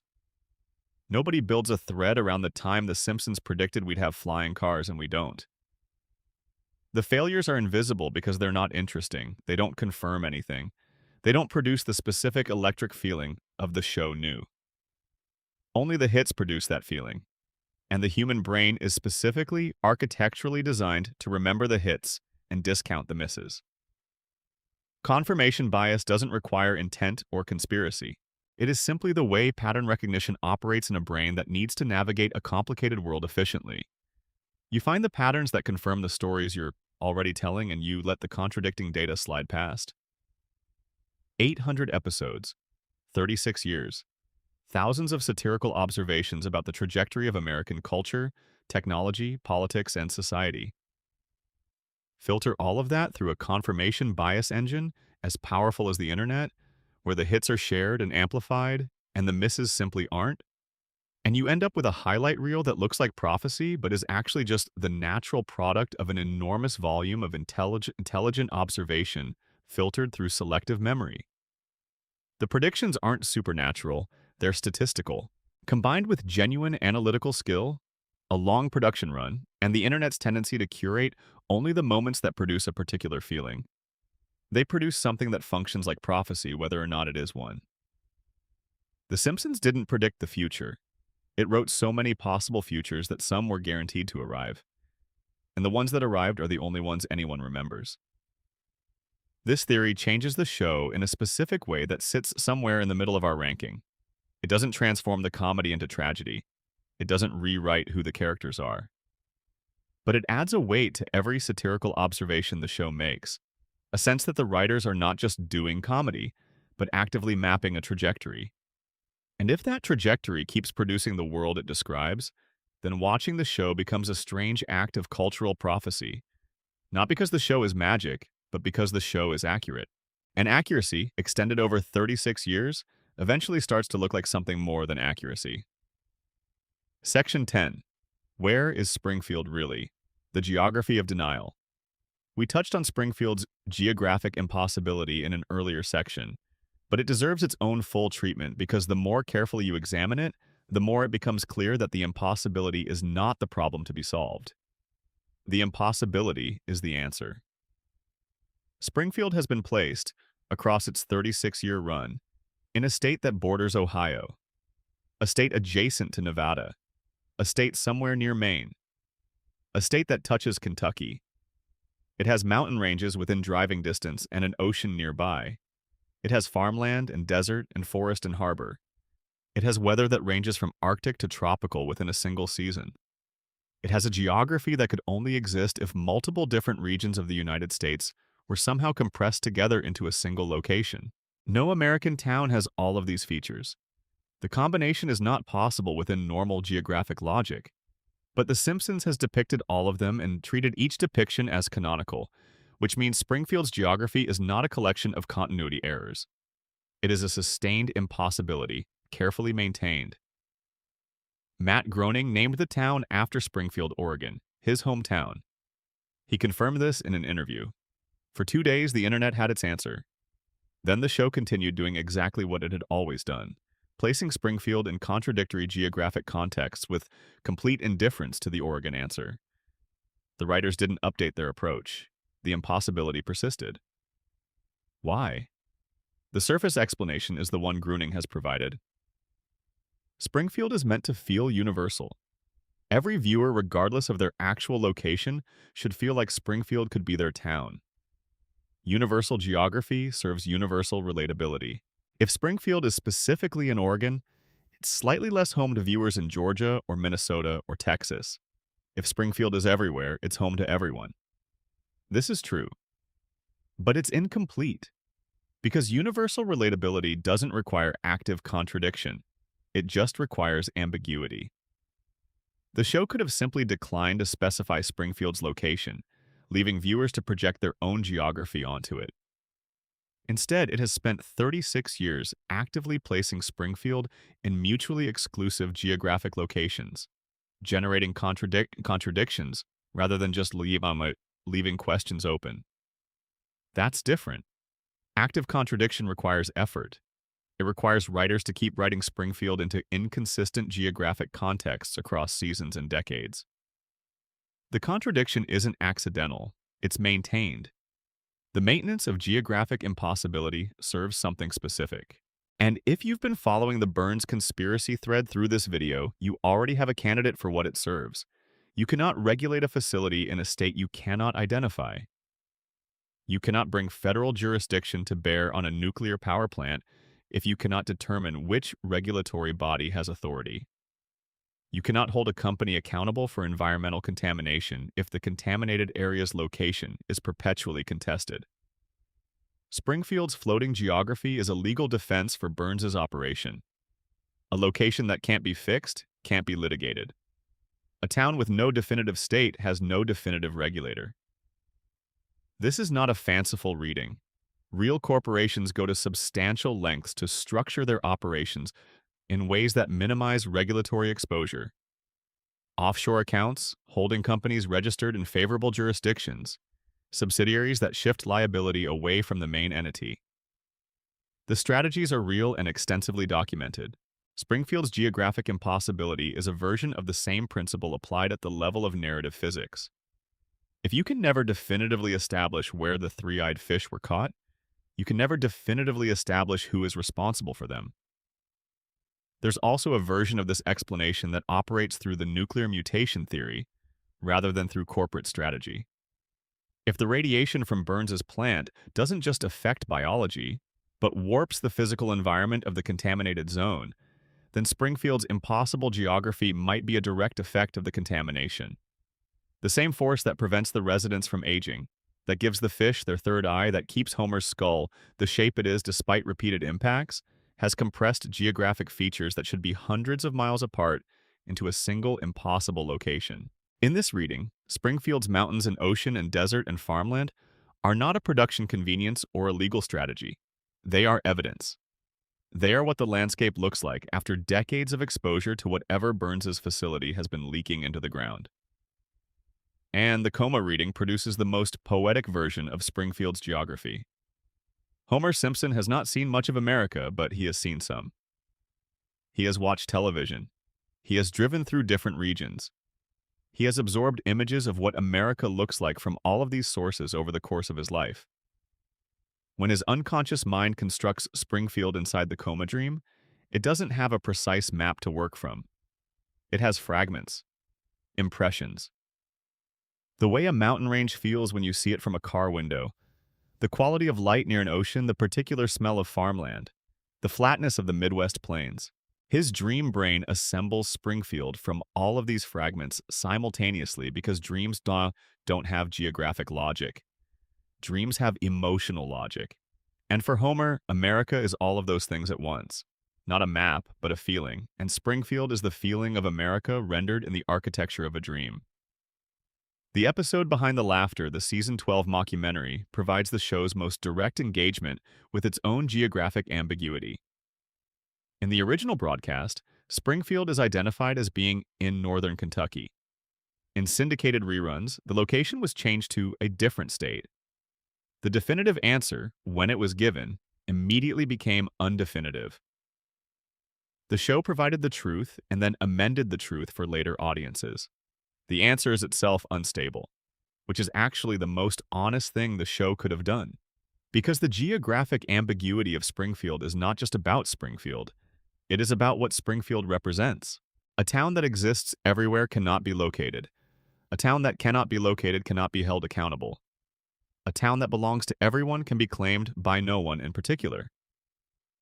The geography is the show's last line of defense for its own continued existence, its resistance to the kind of specificity that would eventually end it. If Springfield had a fixed location, it would eventually become dated, specific to one region's politics and geography and cultural texture. The unfixable geography keeps the show perennially available to every viewer in every part of the country. And in the meantime, Burns's plant keeps leaking into a river whose state jurisdiction nobody can quite determine. The three-eyed fish keep swimming, and Springfield keeps being everywhere, which means it can be held accountable by no one. Section 11, Hans Moleman and Ned Flanders. The show's quiet devastation. Two characters have been hiding in plain sight for the entire run of the series. One of them is the most frequently killed character in American animation history. The other is the saddest figure in a show that has more sadness in it than most dramas. Let's start with Hans Moleman. You know him. The tiny, elderly, essentially blind man who appears throughout Springfield as a background presence and exists in terms of narrative function, primarily to suffer. He gets hit by cars. He gets crushed by falling objects. He gets buried alive. He gets eaten by wildlife. He gets struck by lightning. He gets burned. He walks into traffic and disappears under wheels. He is, by conservative estimate across the show's run, the most frequently killed recurring character in the history of American animated television. And he keeps coming back. Not in Treehouse of Horror episodes, not in dream sequences or alternate reality framings. In regular canonical Springfield episodes, Hans Moleman dies and then appears in the next episode completely fine. No explanation, no resurrection. No acknowledgement that this man who was verifiably dead 2 weeks ago is now standing in the background of Moe's Tavern, drinking quietly. He just shows up, ready for the next round of destruction, in an endless cycle that the show treats as background noise. The standard reading is that it's a running gag. Moleman dies a lot. It's funny, don't think about it too hard. The show has a long tradition of background gag characters whose entire function is to be the butt of increasingly extreme jokes, and Moleman is the most extreme example of this type. But Hans Moleman once stated his age as 31 years old. 31. Look at him. Whatever you picture when you call up the image of Hans Moleman, 31 is not the age you see. He appears to be somewhere in his 80s or 90s. His face has the deep compression of very advanced age. His movements are those of someone who has been failing physically for decades. His eyesight is essentially gone. He has the specific texture of an extremely old man. If he is telling the truth about being 31, then something aged him catastrophically. Something took a man in the early prime of his life and transformed him into the physical condition of someone 50 or 60 years older. Something that also apparently made him nearly indestructible despite his apparent frailty. Because Hans Moleman dies repeatedly and returns without explanation. The nuclear mutation theory finds Moleman one of its most interesting subjects. If the contamination from Burns's plant affects each person differently, and if some forms of mutation accelerate biological processes while others arrest them, then Molman represents one of the most extreme acceleration cases in Springfield. The same exposure that froze the Simpson family's aging entirely may have sent Molman's in the opposite direction, compressing decades of physical deterioration into a period that should have been his young adulthood. He looks 90 because his biology has been running at 10 times normal speed since he was young, and his apparent indestructibility, the way death keeps failing to stick, fits within the same framework. His biology has been so fundamentally altered that normal mechanisms don't apply. He doesn't survive his deaths the way Homer survives injuries.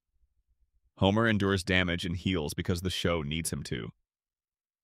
Molman actually ceases to function and then reconstitutes, suggesting that whatever the radiation has done to his cellular structure operates below the level of death itself. For Molman, the biological reset is so deep that even fatal trauma is temporary. The coma theory reads Molman differently. In Homer's dream, background characters are exactly that, background. They populate the space of Springfield without requiring the kind of internal consistency that main characters receive. Homer's unconscious mind generates Molman as needed for specific scenes and then loses track of him between episodes. He dies because the dream briefly stops maintaining him, and he returns because the next scene requires a background figure in a specific location. Molman isn't a person in this reading. He's the dream's version of a stock character, a prop that the unconscious deploys and occasionally forgets to keep alive. The collective denial theory has perhaps the most chilling take on Molman's death cycle. A man dies publicly, visibly, repeatedly, in front of witnesses, in the middle of Springfield's communal spaces, and nobody investigates. Nobody calls for an inquiry. Nobody notes that the man they saw buried last month is now standing in line at the Quick E-Mart. The town has normalized Molman's death cycle the way it has normalized everything else that should register as alarming. Three-eyed fish, a billionaire who glows, a principal with a stolen identity, a baby who shot a man, a tiny old man who dies every few weeks and is back for more. All of it falls beneath Springfield's collective threshold for concern because that threshold has been so comprehensively lowered by decades of radiation and collective denial that essentially nothing can breach it. Molman is the show's most persistent emblem of Springfield's abnormality and the town's most persistent emblem of its refusal to notice. He dies. He comes back. Nobody asks. And the joke is that we don't ask either, because we've been watching long enough that we've absorbed Springfield's own amnesia. Of course, Molman is back. He's always back. That's just how things are around here now. Ned Flanders. On the surface, Ned is everything Homer is not. He is patient where Homer is impulsive. He is financially responsible where Homer is reckless. He is physically fit where Homer is not. He is kind, generous, devout, and possessed of an apparently limitless capacity for forgiveness. He is, by any conventional measure, the better man. He is also one of the saddest figures in the entire series, and the show has been quietly building the case for his devastation from the moment he appeared. The first fact that matters: Ned's wife, Maud, was killed in a freak accident at the Springfield Motor Speedway.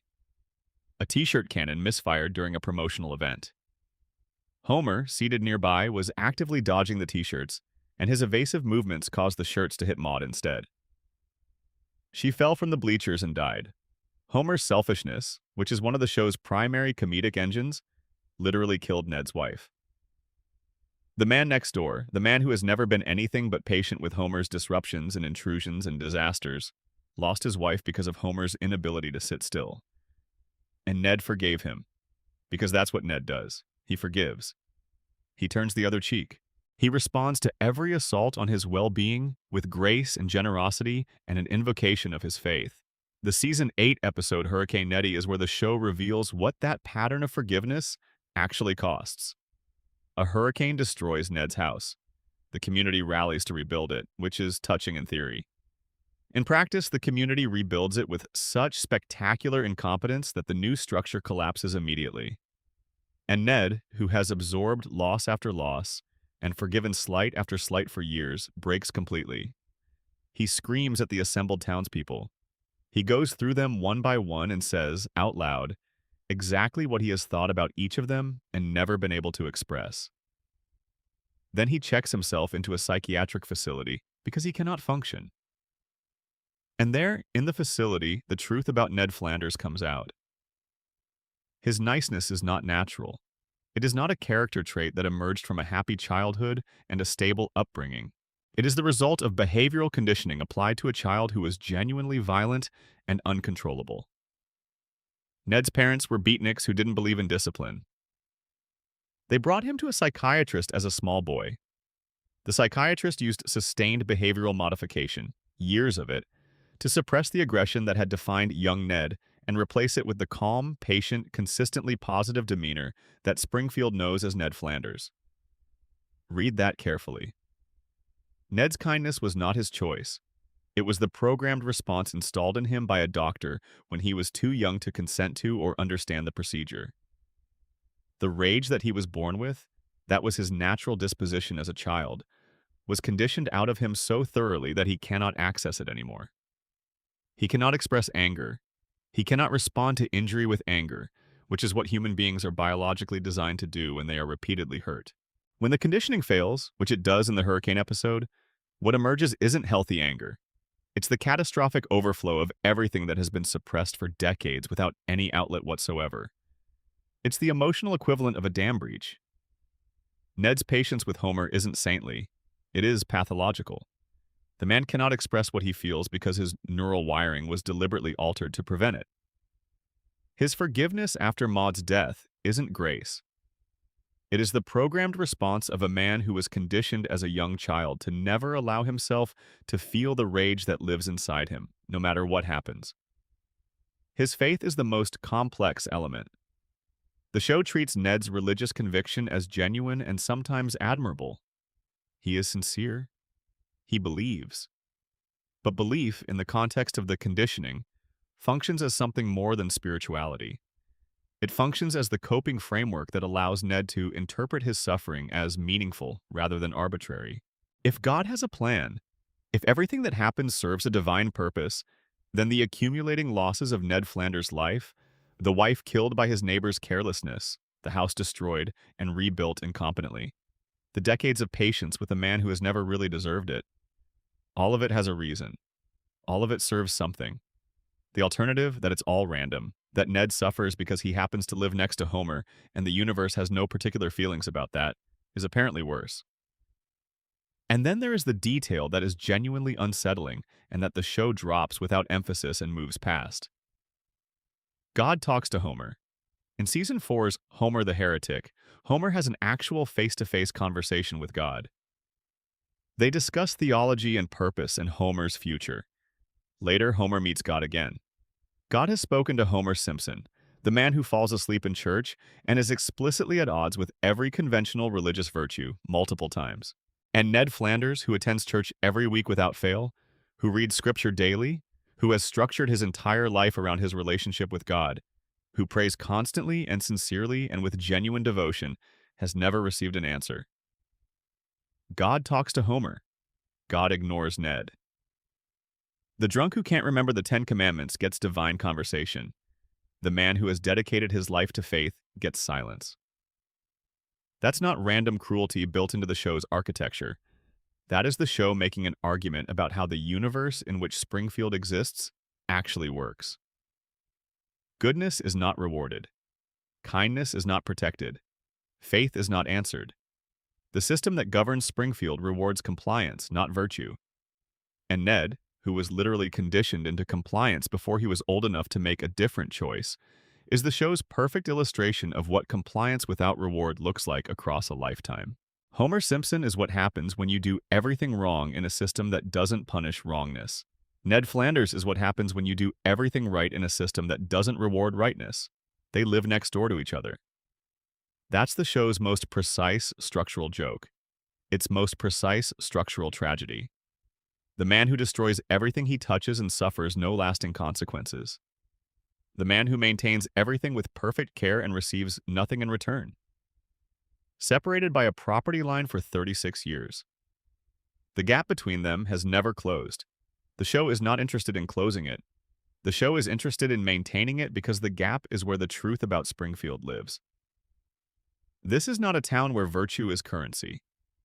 This is a town where power is currency, where compliance is the price of survival, and where the best person on the street gets the worst outcomes because that's what the system was designed to produce. Ned Flanders smiles at you every episode, and you smile back, and everyone agrees that his niceness is charming. But underneath that smile, installed there by a psychiatrist before Ned was old enough to resist, is a man who has never been allowed to feel what he actually feels, who has never been allowed to say what he actually thinks, who has spent 36 years being patient with a neighbor who killed his wife and never quite grasped the full weight of what he did. That's the saddest character in a show that turns out, examined closely enough, to be full of them. Section 12. The Homer Coma Theory. Everything since 1993 is a dream. We have saved this one for near the end because it changes the most. Every other theory on this list operates within the assumption that Springfield is real, that the family is really there, that the events of the show are happening in some version of reality, even if that reality is warped by radiation or collective denial, or the machinations of an ancient billionaire. Every other theory adds darkness or weight or complexity to a show that continues, at its core, to be the thing you can see on the screen. The Homer Coma Theory doesn't do that. The Homer Coma Theory says that none of it is real, that the show you have been watching since April of 1993 is the dream of a dying man. And if it's true, then the comedy is not dark, it is devastating. And the family you have been watching for 30 years is not a family that exists anywhere except inside the failing mind of a man in a hospital bed, in a town that might itself exist only in that same failing mind. Here is the origin. April 1st, 1993, Season 4, Episode 18. So, it's come to this, a Simpsons clip show. The title is self-deprecating. The premise is simple. Bart plays a series of April Fool's pranks on Homer, each one escalating, until he takes one of Homer's beer cans to an auto body shop and has it placed inside an industrial paint shaker. When Homer opens the can, the explosion is violent enough to send him to the hospital. While Homer is in the hospital recovering, he sees a vending machine across the room and tries to get a candy bar. The machine tips over. It crushes him. And Homer Simpson flatlines and enters a clinically unconscious state. A real coma. 7 weeks. The episode ends with Homer waking up. Bart is at his bedside, tearfully confessing that the whole prank was his fault. Homer springs awake and immediately begins strangling his son, which is the show's most reliable comedic resolution. The family laughs, Homer laughs, the credits roll, everything returns to normal. The show tells you he woke up. The show also tells you in the final moments of that episode that Homer lost 5% of his brain function during the coma. 5% gone, destroyed, never recovering. And Homer's response to learning this, to being told that his brain is permanently damaged in a quantifiable way, is to laugh, even as he tells the others that he doesn't understand why he's laughing. The family finds this charming. Nobody finds it alarming. And here is the theory. Homer never woke up. The episode ends with Homer apparently opening his eyes, but the coma theory argues that this moment is itself part of the dream. Homer is still in that hospital bed. Every episode that has aired since April 1st, 1993, every storyline, every character development, every celebrity appearance, every impossible adventure and physical survival and emotional reset is the dream generated by the unconscious mind of a man who has been lying in Springfield General for 30 years, slowly losing brain function while his family sits beside him and waits for his eyes to open. The evidence is substantial, and once you've encountered it, difficult to unsee.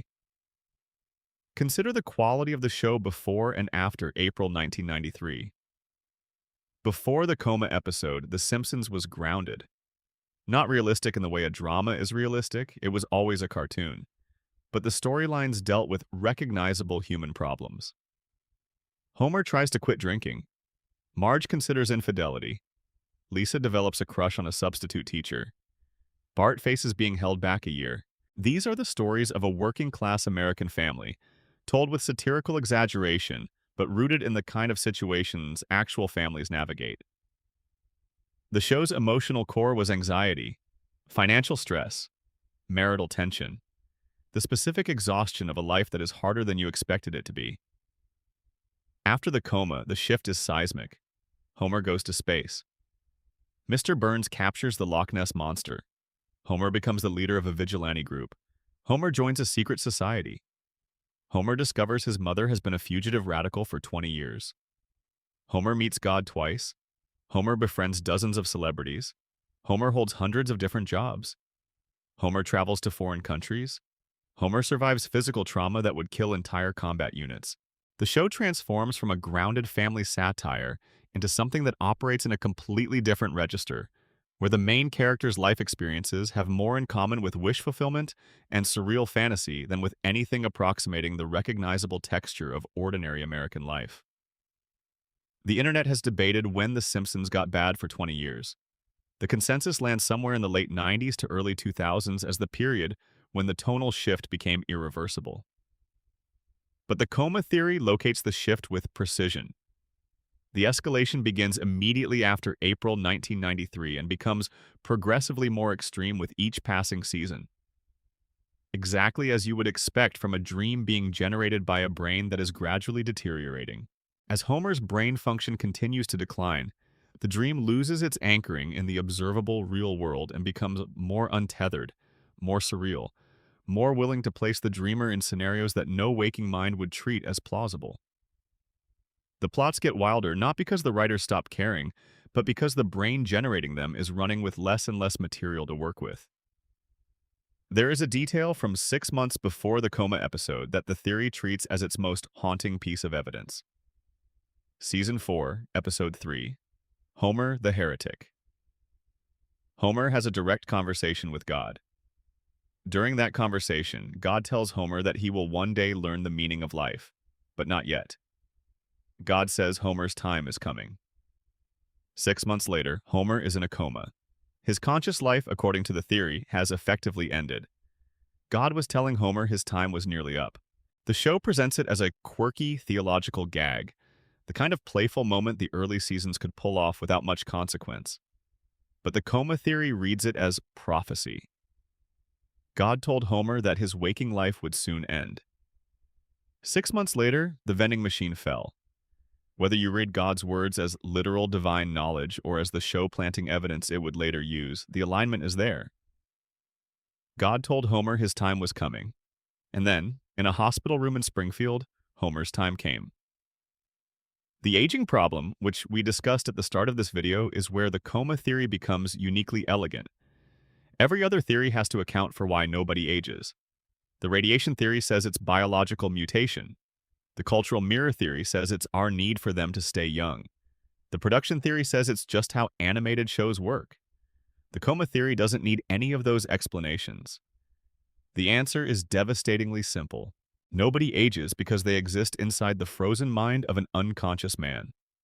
Homer went to sleep in April 1993. The last time he saw his children, Bart was 10. Lisa was 8. Maggie was 1. The last time he saw Marge, she was the woman from the early seasons. His friends, his neighbors, his life, all of it was frozen at the moment the vending machine fell. And in the coma, his brain can only construct the world using the reference material it has available. The world as it existed on the day he lost consciousness. He cannot dream his children older because he has no memories of them older. He cannot imagine Marge aging because his last image of her is from 1993. Every episode since then is Homer's brain running simulations of a life it is no longer living, using the only data it has out. The world at the moment of the coma extended forward in the dream's version of time, but populated only by the people and the ages and the relationships that existed in April 1993. The celebrity appearances have an explanation in this framework that is oddly logical. Homer is lying in a hospital room. The television is on. The radio is playing. People come to visit and talk in his presence. His unconscious mind, still processing ambient stimuli even in its damaged state, receives names and voices and cultural references and incorporates them into the dream. That's why later seasons are saturated with celebrity guest appearances in ways that the earlier seasons were not. As the coma extends and Homer's access to the real world is limited to what passes through the hospital room, the dream's population becomes increasingly shaped by whatever media is filtering in from outside. Every celebrity who shows up in Springfield is a voice Homer heard through the fog of unconsciousness, translated into a dream character by a brain trying to keep its simulation populated and running. The show itself engaged with this theory in season 34 in an episode called Lisa the Boy Scout. A deleted scene from the episode, which was apparently released through a leak, depicted Homer waking from a long coma and discovering that all the outlandish episodes had been a dream. The moment was framed as a confirmation of the theory. Then the show's production team addressed it publicly, stating that the scene had been planted by hackers and was a deliberate hoax with no relationship to the official story. Read that response carefully. The show's writers created an animated scene in which Homer wakes from a coma and the entire show is revealed to be a dream. They made it, with full animation and voice work. And then they said it was fake. They showed you the ending and told you it was a joke, which means they know about the theory, they've engaged with it deeply enough to animate a confirmation of it, and their denial of it came wrapped inside the exact scenario the theory describes. The executive producer Al Jean addressed the theory directly in 2015, stating that it isn't true and dismissing it as fan speculation. But in that interview, he didn't explain why nobody ages. He didn't address the tonal shift. He didn't engage with the God conversation from 6 months before the coma. He said it's not true, and the interviewer moved on. The fans didn't move on, because the theory does something that no official explanation has managed to do. It makes the whole show make sense. All of it. The aging freeze, the tonal shift from domestic drama to surreal fantasy, the celebrity flood, the reset button, the survival of impossible injuries. The way every episode ends with everything restored to baseline, regardless of what happened. All of it coheres under the single premise that Homer is dreaming and his brain is slowly failing. And here's the part that stays with you. If the coma theory is true, the emotional center of the show is not comedy. It is the simplest and most profound kind of grief imaginable. Homer's deepest wish, the thing his dreaming mind returns to episode after episode across 3 decades, is not adventure. It is not celebrity or achievement or any of the spectacular things the later seasons give him. It is his family. He wants Marge to still love him. He wants Bart to still be his difficult, mischievous, infuriating son. He wants Lisa to still be playing that saxophone in her room. He wants Maggie to still be small enough to hold in one arm. He wants Friday night at the house on Evergreen Terrace to last forever. That's the whole dream. That specific version of home, preserved exactly as it was in the spring of 1993, running on loop, never ending. In the coma, it does last forever. The dream gives him everything he wants. His family stays young. His wife never leaves. His children never grow up and away from him. His life never ends. Homer's coma is not a nightmare. In the terms the coma theory sets up, it is the closest thing to heaven that a man like Homer Simpson could ask for. A house where the beer is always cold and nobody ever has to say goodbye. Every time Homer survives something impossible in a later season, every time the world resets, every time the credits roll and Springfield is exactly as it was, that's not the writers taking the easy way out. That's Homer's brain refusing to let the story end. Because if the story ends, if the dream finally stops, Homer has to wake up. And waking up means finding out how much time has actually passed. Whether Marge waited, whether anyone is still sitting by his bed, how old his children really are, whether Maggie has learned to talk, or whether he doesn't wake up at all, whether the silence is permanent. The show will never confirm this theory. It can't because confirmation would end the show immediately. If Springfield is a dream, it stops the moment Homer opens his eyes or stops breathing. The show's continuation is contingent on the dream continuing, and the dream continues as long as Homer's brain keeps running, which is as long as we keep watching. Every time you tune in, you are keeping the dream alive. Every rating, every view, every subscription is a vote to keep Homer's brain running for another week, another episode, another story about a family that is frozen in the most beautiful possible moment of a life that ended in 1993. The Homer coma theory changes everything. It takes the comedy and turns it into an act of love. It takes the reset button and turns it into a defense mechanism. It takes the floating timeline and gives it a reason so simple and so devastating that it's hard to explain how a cartoon about a yellow family manages to produce it. Homer Simpson has been dreaming since April 1993. Every episode is a love letter from a dying man to the people he cannot reach, and we have been reading his letters every Sunday night for 30 years without quite understanding what we were holding. The final convergence. What all the theories are really about. And here we are.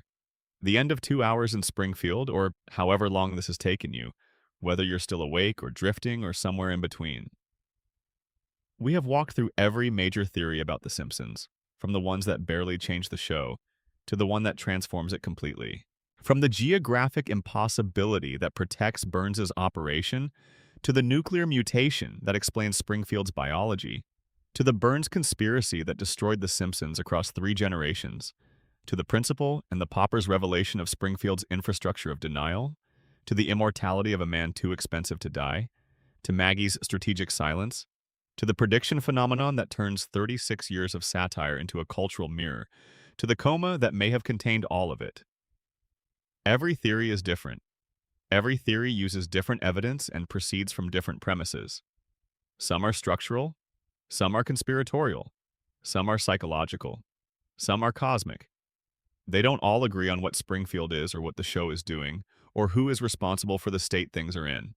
But every single one of them arrives at the same destination through different means. Something is wrong in Springfield, something fundamental, something that operates at the level of reality itself in this town, whatever reality means here. Something that breaks the rules that govern the world outside Springfield's perpetually undefined borders. And the show has been showing you this, episode after episode for 36 years. Not through dramatic revelations, not through plot twists or character confessions, through accumulation, through the slow, patient layering of detail upon detail until the picture becomes undeniable to anyone who takes the time to look. The three-eyed fish is not a throwaway joke. It is evidence. The cracked cooling towers are not set dressing, they are the source. The crayon in Homer's brain is not a surreal comedic conceit. It is a symptom of a system that required a man of Homer's specific cognitive limitations to stand between a dangerous facility and an entire town's water supply. The show has been hiding its argument and argument in plain sight. It just hasn't been willing to make the argument explicitly, because making it explicitly would require the show to become something other than a comedy. And The Simpsons is a comedy. It has always been a comedy. The jokes are real. The affection for these characters is real. The pleasure of watching Homer fail and succeed and fail again is real. But underneath all of that, underneath 36 seasons of couch gags and catchphrases and celebrity cameos and increasingly surreal plot lines, there is a story about a family that was systematically dismantled by one man's power before it had any chance to defend itself. There is a story about a town that chose to protect itself through amnesia rather than accountability. There is a story about what happens to a community when the thing that sustains it is also the thing that's killing it.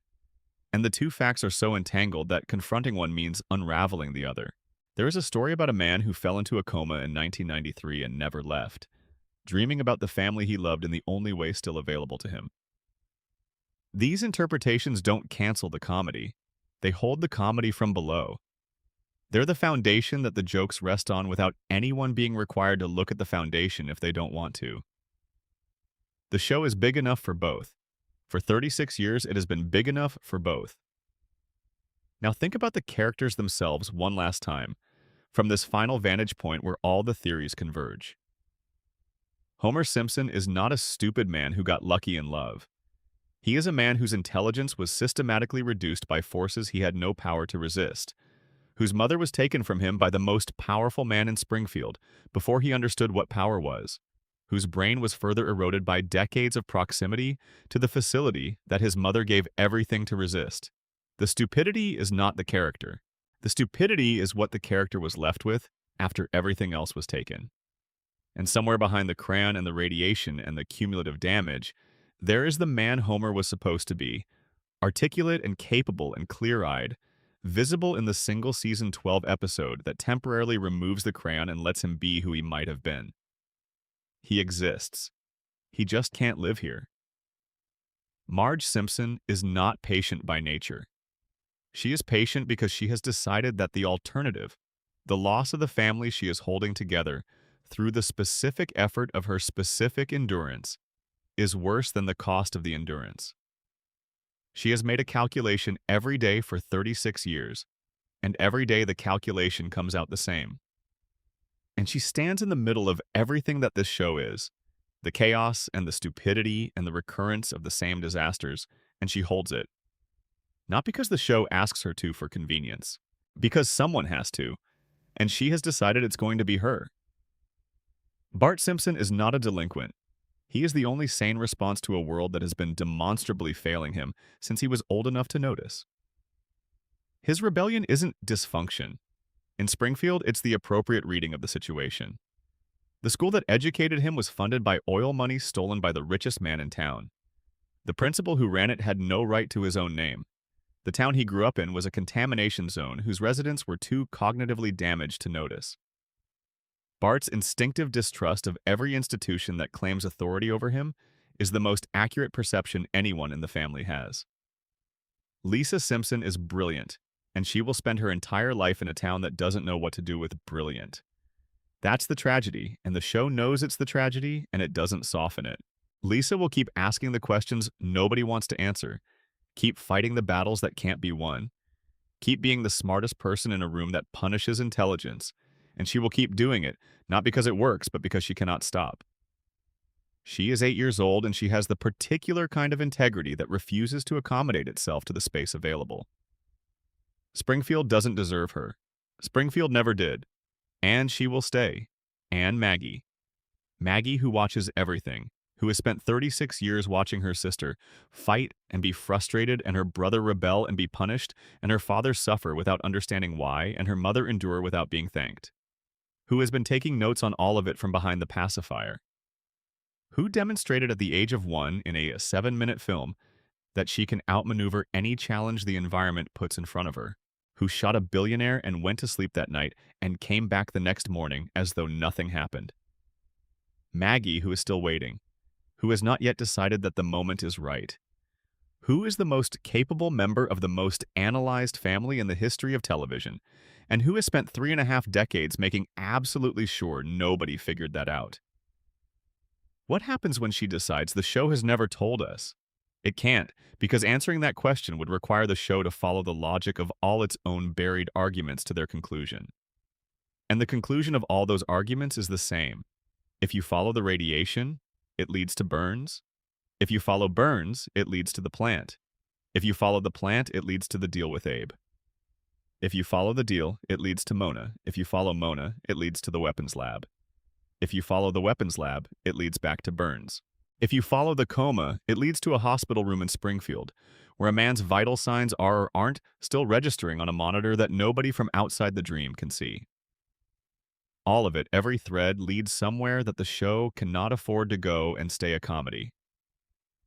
The conclusion, if the theories are right, is not funny. It's the story of one man's power over an entire town, sustained for over a century, through the specific mechanism of keeping the town too damaged to resist. It's the story of a family that was broken before it began, and has been holding itself together through love and stubbornness in the face of forces it was never supposed to understand. And it's the story of a man who fell asleep and dreamed about the only thing he ever really wanted, which was a house where his family was safe and his children were young, and the worst thing that could happen was that someone ate his donuts. The floating timeline isn't the show's flaw, it's the show's thesis. Nobody ages because nobody is allowed to. The loop isn't their prison, it is ours. We built it when we first watched the opening credits in 1989 and decided we didn't want this to end. We maintain it every time we tune in and confirm that we still need this version of the American family to exist. Frozen and young and intact and perpetually beginning. We are the force keeping the Simpsons in place. Not the radiation, not the coma, not Burns. Us. Every theory in this video is, at some level, a theory about why we can't let go. Maybe because they are us. Maybe because Homer's specific way of failing at everything while loving the people around him describes something true about what it is to be human. Maybe because Lisa's specific way of being right about everything while being incapable of making it matter describes something true about intelligence in a world that doesn't have room for it. Maybe because Maggie's specific way of seeing everything and saying nothing describes something true about the parts of ourselves we keep hidden, because the cost of showing them seems too high. Or maybe it's simpler. Maybe we can't let go because letting go means admitting that 36 years have passed, that we are older now, that the couch we sat on when we first watched the show is gone, or belongs to someone else, or is in a landfill. That the specific version of whatever home felt like when we first watched this show exists only in memory now, not in reality. And as long as The Simpsons is on, as long as Bart is 10 and Lisa is 8, and Homer stumbles through the door at 5:30 after another day at the plant, we don't have to admit that. We can sit down and turn on the television and go home. That's what Springfield is. Not a place. Not a contamination zone, though it may be that. Not a dream, though it may be that too. Springfield is the television you watched when everything felt smaller and more manageable, and the worst thing that could happen was that someone stole your candy. It's the family you go home to that was never quite your family, but close enough to feel like it. It's the door that opens, and the couch that's always the same, and the joke that lands the same way it did 20 years ago. Springfield is what we made it, and Springfield is what we need it to be. And it will be here next week. Exactly the same. Exactly as it has always been. Because that's the deal. That's the whole deal. 36 years, 800 episodes, one family, one loop. And the most important question the show has ever asked isn't who shot Mr. Burns, or where Springfield is, or whether Homer is dreaming. It's why we never press play. Good night, Springfield. We'll see you next week. Thank you for spending this time in Springfield.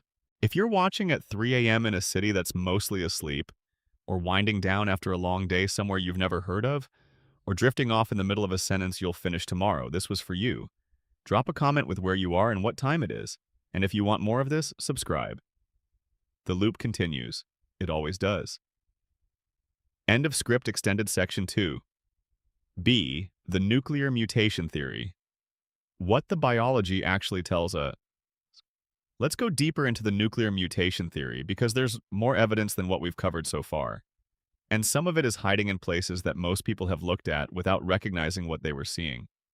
Consider the Simpson family home, 742 Evergreen Terrace. The house has been part of the show since the very beginning, and its physical relationship to the nuclear power plant has never been given a specific distance on the show's official geography.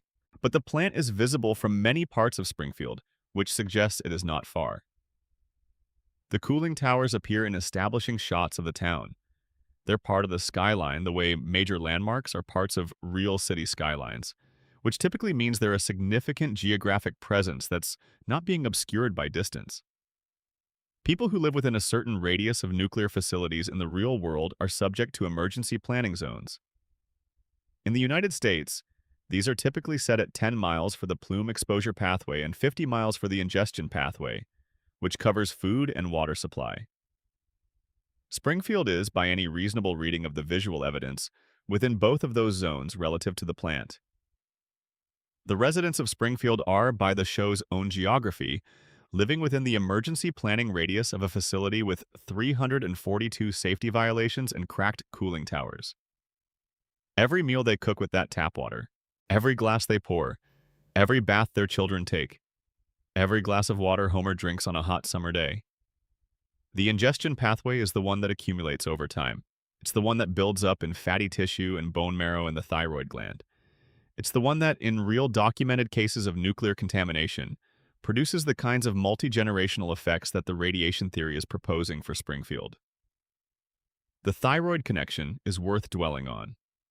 Radioactive iodine, one of the most common contaminants in nuclear facility leakage, accumulates specifically in the thyroid gland. The thyroid regulates metabolism, growth, and crucially, cognitive development in children. Chronic low-level exposure to radioactive iodine in developing children can produce exactly the kind of cognitive effects the radiation theory proposes for Springfield's population. Not dramatic, not obviously radiation sickness, but a subtle depression of cognitive function that accumulates over years and expresses as reduced analytical capacity, reduced critical thinking, and a generalized cognitive impairment that would look to the people experiencing it like their own natural state. Homer's IQ of 55, as stated by the show's creator, falls within what clinical psychology classifies as moderate cognitive disability. The crayon explains part of it. The radiation may explain the rest, or may explain why the crayon was never discovered, or may explain the background cognitive limitations that the crayon then compounded. The show doesn't resolve this precisely, but the framework accommodates it. And then there is the yellow skin. This is perhaps the most visible marker in the show's visual grammar. Every Springfield resident has yellow skin. Visitors don't. The show's production explanation is that it was Matt Groening's attempt to ensure the show would be visually distinctive and immediately recognizable when someone was flipping through channels. Yellow skin catches the eye.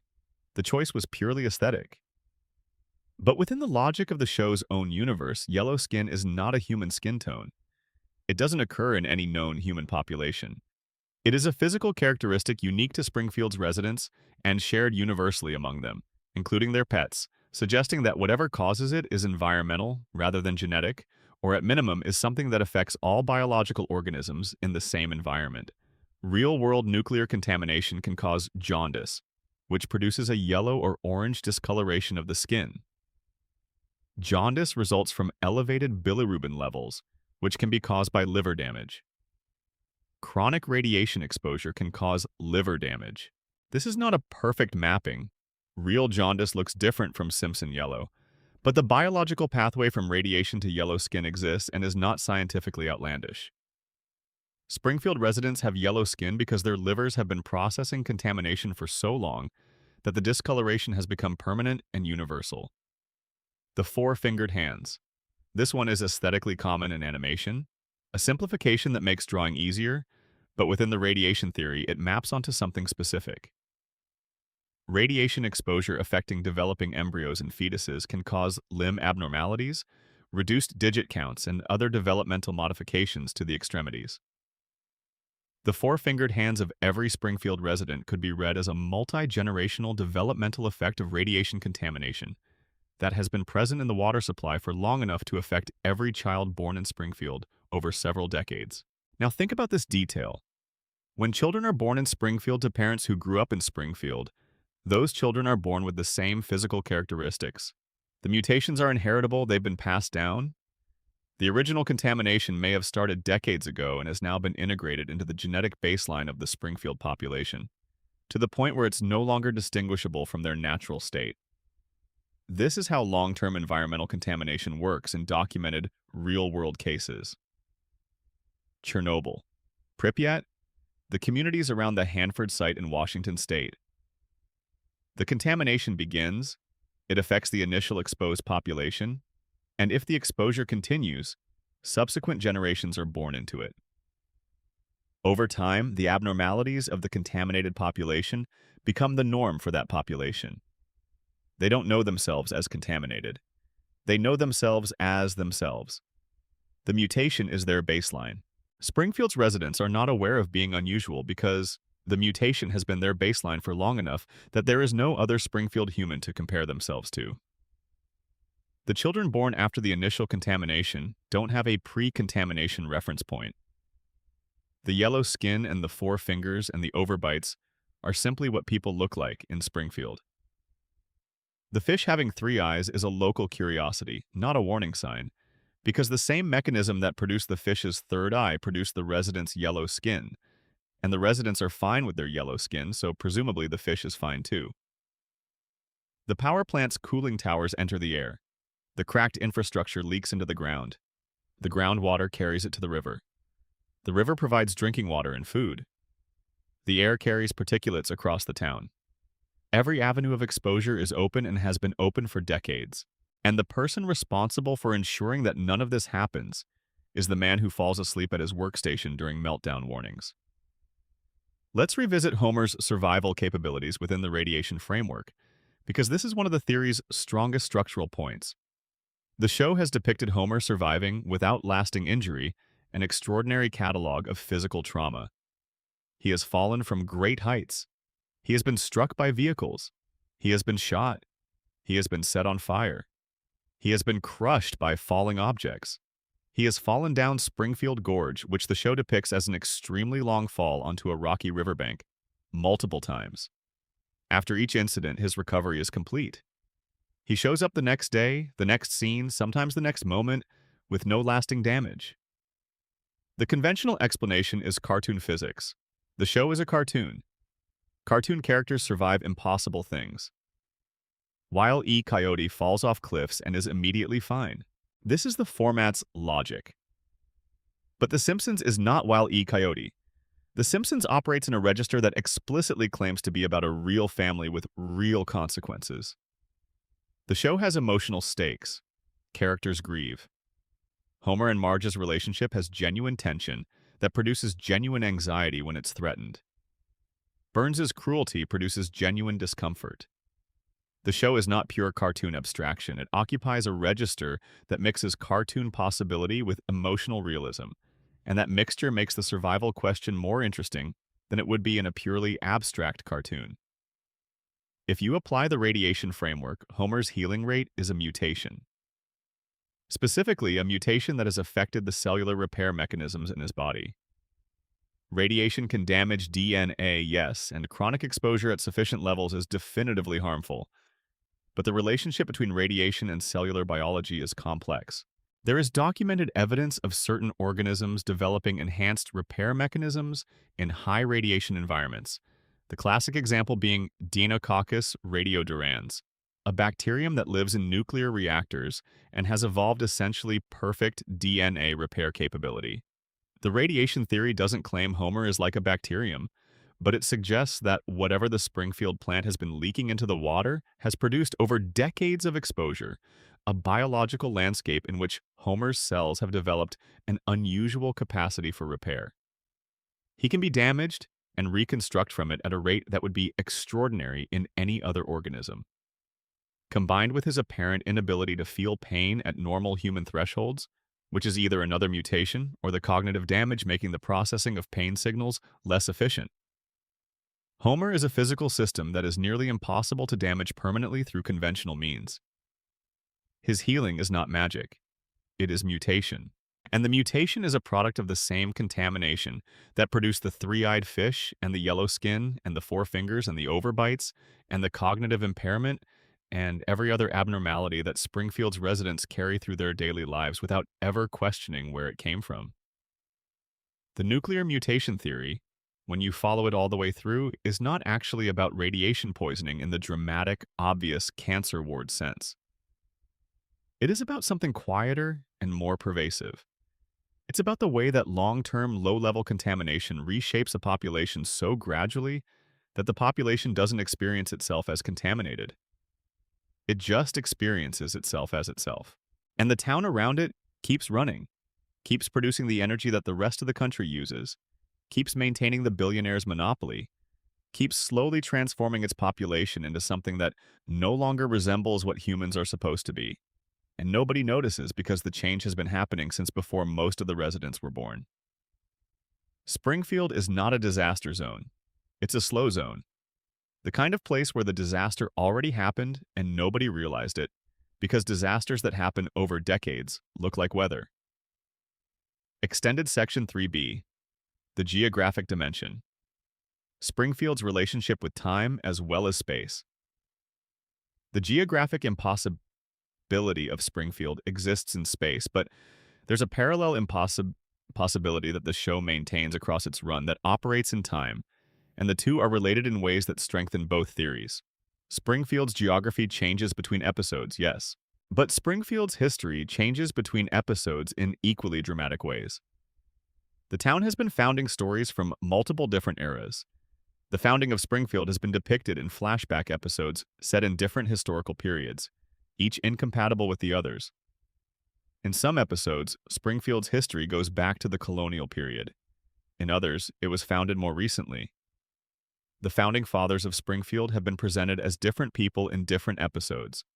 The town's official history is as unstable as its official location. This temporal instability has a function that mirrors the spatial instability.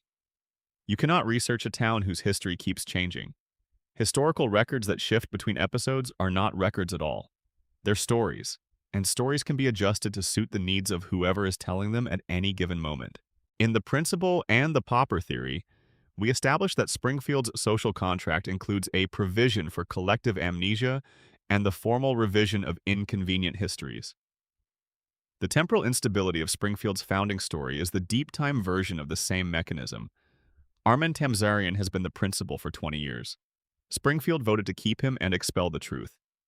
But the show's own founding mythology has been equally subject to revision, without even requiring a formal vote. The town's history just changes. The founding changes. The characters who establish Springfield change. And nobody notices because nobody in Springfield is holding the previous version in their memory long enough to compare it to the current one. If the radiation theory is correct, this temporal amnesia at the institutional level mirrors the neurological amnesia at the individual level. The same mechanism that makes Springfield's residents incapable of connecting the three-eyed fish to the cracked cooling towers makes the town's collective memory of its own history unreliable. The contamination doesn't just prevent critical thinking in the present, it prevents the retention of accurate history from the past. Springfield cannot hold itself accountable for its own origins because it cannot reliably remember what those origins were. There is something additionally interesting about the towns that Springfield has been said to border at various points. Ohio, Nevada, Maine, Kentucky, these are not adjacent states. They are scattered across very different regions of the country, with different climates, different economies, different cultural textures. A town that borders all of them simultaneously is a town that exists in the conceptual space of America, rather than the physical space of it. It is the idea of an American town, rather than a specific one. This is precisely what the show needs Springfield to be. The Simpsons is not a show about a specific region. It's a show about the idea of American middle-class life in the broadest possible sense. The geography has to be impossible because the thing the geography represents is not locatable. The anxiety of a specific economic class, the humor of a specific family dynamic, the way a specific kind of American life feels from the inside, those things are present everywhere in the country and are specific to no particular location. Springfield can't have a real address because what Springfield represents doesn't have a real address. But under the Burns conspiracy reading, the impossibility is also protective. A company that cannot be located, cannot be inspected by any specific regulatory body. A town that borders 4 incompatible states simultaneously has no clear regulatory authority governing it. And a nuclear facility in such a town is, from a legal and environmental accountability standpoint, in the most protected position imaginable. The combination of spatial impossibility and temporal impossibility creates a town that cannot be held accountable from any direction. You cannot prosecute based on current violations if the jurisdiction is undefined. You cannot prosecute based on historical violations if the history keeps changing. Springfield is legally sealed from the inside by the same mechanism that seals it from the outside. This is not a coincidence. The show has maintained both forms of impossibility simultaneously across 3.5 decades. That's not an accident of writing, it's a consistent structural choice. And the beneficiary of that choice, the entity whose operation is most protected by Springfield's inability to be locatable or historically accountable, is the same person every time. Burns's plant has been leaking into undefined territory for an indeterminate period of time, under the oversight of an incompetent safety inspector whose employment is contractually protected in a jurisdiction that no single regulatory body can claim with certainty. The geography and the history and the floating timeline and the collective amnesia are all load-bearing elements of the same structure. The structure is designed to ensure that nothing in Springfield can ever be held accountable for anything. And the architect of that design, the person who profits most from its functioning, has been alive for over a century through weekly radiation treatments in the same facility whose containment has been deliberately compromised. Extended Section 5B, the Burns shooting, the alternate endings and what they tell us. The alternate ending is one of the most significant pieces of meta-evidence in the entire Burns shooting discussion, and it deserves its own careful treatment. After Who Shot Mr. Burns? Part 2 aired in September 1995. The show produced a clip show episode called The Simpsons 138th episode Spectacular, hosted by the in-universe celebrity Troy McClure. In that episode, McClure reveals and plays an alternate conclusion to the Burns mystery, one in which Smithers is revealed as the shooter. The alternate ending is complete. It is fully animated, fully voiced, fully produced. It is not a sketch or an outline. It is a finished piece of television that depicts a different resolution to the mystery and then dismisses it. Troy McClure's dismissal is worth quoting carefully because the show is doing something very specific with the language. He explains that the Smithers ending was considered but rejected because it would have required ignoring the DNA evidence. And ignoring DNA evidence would be, he says, downright nutty. Then he notes that this is a reference to the O.J. Simpson trial. In the O.J. Simpson trial, which was ongoing when these episodes were being produced and had concluded by the time the 138th episode Spectacular aired, a jury declined to convict despite DNA evidence that many legal analysts considered highly probative. The case was controversial, the verdict was controversial, and the specific phrase ignoring DNA evidence carried enormous cultural weight in 1996 because a jury had just apparently done exactly that in one of the most publicized trials in American history.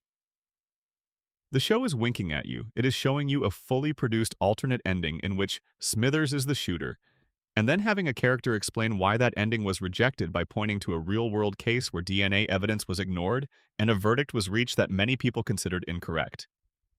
The message embedded in the comedy is the official answer isn't necessarily the right answer. Evidence can be ignored. Verdicts can be wrong. DNA. Evidence has been used to reach conclusions that courts and juries and investigators committed to, even when the full picture was more complicated. If that's what the show is saying about the O.J. trial, in an episode explicitly structured as a comparison, then it is also saying it about the Burns shooting. The DNA evidence pointed to a Simpson. The official verdict named a Simpson. But the show is asking, through Troy McClure's very carefully chosen reference, whether that verdict is actually correct or whether it is the verdict that was most convenient for the people with the power to close the investigation. The Smithers alternate ending also complicates the official story in another way. If the writer seriously enough produced a complete Smithers ending, that it was animated and finished, then at some point in the production of Part 2, Smithers was a genuine contender for the shooter. The answer wasn't predetermined by Part 1's clues. The clues were written with multiple possible solutions in mind, and the final choice was made at some point during the production of Part 2 based on criteria that had more to do with what made a satisfying comedic resolution than what the evidence in Part 1 logically supported. This is what Bill Oakley, one of the showrunners for those seasons, has confirmed in various interviews. The answer in Part 2 was chosen with full awareness that it was not the only answer supported by the evidence. The mystery was reverse engineered. The clues in Part 1 were constructed to point in multiple directions, and the resolution in Part 2 committed to one direction while leaving enough ambiguity that the others remained plausible. A mystery that was reverse engineered is not a mystery with a correct answer. It is a mystery with a chosen answer. And a chosen answer is not the same as the true answer, especially when the choosing happens in a context, in-universe, where the Springfield justice system is notoriously compromised, and the investigators are notoriously incompetent. And the only eyewitness is a man who just woke up from a coma and whose testimony, in any real legal proceeding, would be treated with significant skepticism. Burns woke up from being shot and immediately identified his attacker. In real forensic practice, this kind of testimony, from a victim who was in a traumatic and altered state at the moment of the crime and who has since been unconscious for an extended period, is treated carefully. Memory is reconstructive. It is influenced by subsequent information, by hospital conversations, by the questions investigators ask, by the cultural narratives available to make sense of an experience. Burns woke up in a hospital having been told he was shot. He produced a name, and that name happened to be the name that closed the case most cleanly. Was it the right name? The show never fully commits, and 30 years later, in a throwaway line in a season 18 episode, Homer Simpson offers a version of events that contradicts the official story, and nobody in Springfield follows up on it. Because in Springfield, closing the case is different from solving it, and the town has made peace with that distinction. Extended Section 8B. The Principal and the Pauper. What Tamzarian's story tells us about identity in Springfield. There is a reading of the Tamzarian story that goes beyond the structural argument about Springfield's collective denial, and it connects directly to the emotional core of the show in a way that reframes not just Skinner, but the Simpson family itself. Armin Tamzarian took a dead man's identity because he had no identity worth keeping. He had spent his young life as a petty criminal, a person without roots or prospects, or any particular reason for the world to make space for him. The real Seymour Skinner had things Tamzarian didn't: a family who would mourn him, a name with accumulated meaning, a place in the world that was specifically his. When Tamzarian arrived in Springfield to deliver news of Skinner's death and was mistaken for Skinner, what he found was the first version of himself that seemed worth inhabiting. He didn't steal the identity maliciously. He borrowed it to fill a void, and then he was too deep in it to climb back out. And over 2 decades, it became genuinely his in the sense that matters most. His 20 years as Principal Skinner are real. The students he educated are real. The relationship he has with Agnes, complicated and fraught, and particular as it is a real relationship built over 2 real decades. When Springfield votes to keep him and expel the real Skinner, they are making a claim about identity that is philosophically coherent, even if it's legally and morally problematic. A person who has lived a life is that life, regardless of where they started. This connects to Homer in a way that the episode doesn't make explicit, but that the structure of the show makes available. Homer Simpson is, in many ways, living an identity that was shaped almost entirely by forces outside his control. His mother taken by burns, his cognitive function reduced by a combination of radiation and a foreign object in his skull. His employment determined by a deal his father struck without his knowledge. His emotional landscape defined by a lie about his mother's death that he lived inside for 30 years. Homer didn't choose the conditions of his life any more than Tamzarian chose to be born with no prospects and no roots. The difference is that Homer doesn't have a real Seymour Skinner coming to reclaim anything. There's no alternate Homer standing off-screen, waiting to take back the life that Burns's interference redirected. The damage is done. The version of Homer that exists in Springfield is the only Homer there is. The person Homer might have been without Burns's intervention exists only in that one episode where the crayon is removed, and even that Homer chooses to close the door on himself, choosing the fog because the clarity is unbearable. Tamzarian, when the real Skinner arrives, has the choice taken away from him. Springfield makes the choice on his behalf by voting to maintain the fiction. In a strange way, Springfield gives Tamzarian something Homer has never received: institutional validation of his identity as the person he became, rather than the person he was born as. The judge's decree says that Armin Tamzarian is Seymour Skinner, and the law backs it up. For all its ugliness, the town chose him. They chose the version of Skinner they knew over the original, and the legal force of that choice means Tamzarian can never again be told his identity isn't real. Homer has never received that. Burns still can't remember his name. His employment, which Abe's deal protects, is not an expression of Homer's value, but an expression of a compromise between his father and his mother's persecutor. Nobody in Springfield has voted to confirm that Homer Simpson is the person he is and that person has worth. They just keep showing up in his life and leaving, or failing him, or not quite seeing him. Tamzarian's story is the version of Homer's story where the town intervenes on the side of the damaged identity rather than the original.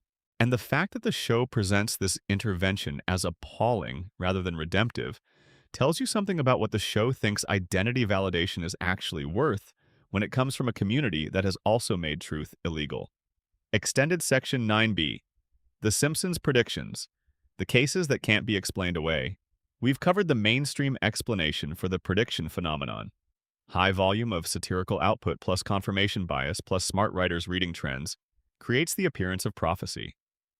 This explanation is correct for most of the documented predictions. But let's spend real time with the ones that strain it, because the straining points are genuinely interesting. The Trump escalator sequence is the most specific and therefore the most interesting case. The 2000 episode Bart to the Future doesn't just name Trump as a former president. It depicts a specific visual, a figure descending an escalator as part of a public announcement. In June 2015, Donald Trump descended an escalator at Trump Tower in New York City to announce his candidacy for president. The visual match is close enough that news outlets made the comparison immediately. The 2000 episode had not just predicted a Trump presidency in the abstract. It had depicted the mode of announcement in a specific visual form that matches the actual event. Now, the escalator sequence in the 2000 episode could have multiple explanations. Trump Tower's escalator was a well-known visual element associated with Trump in popular culture, even in 2000. A writer making a Trump joke might naturally reach for the escalator because it's a specific visual Trump signifier. The prediction isn't that someone saw the future. It's that someone used a well-established visual shorthand for Trump in a satirical context. And then Trump, in 2015, used that same visual shorthand himself, either consciously aware of its associations or simply because the escalator descent from his own building was the natural staging for the announcement.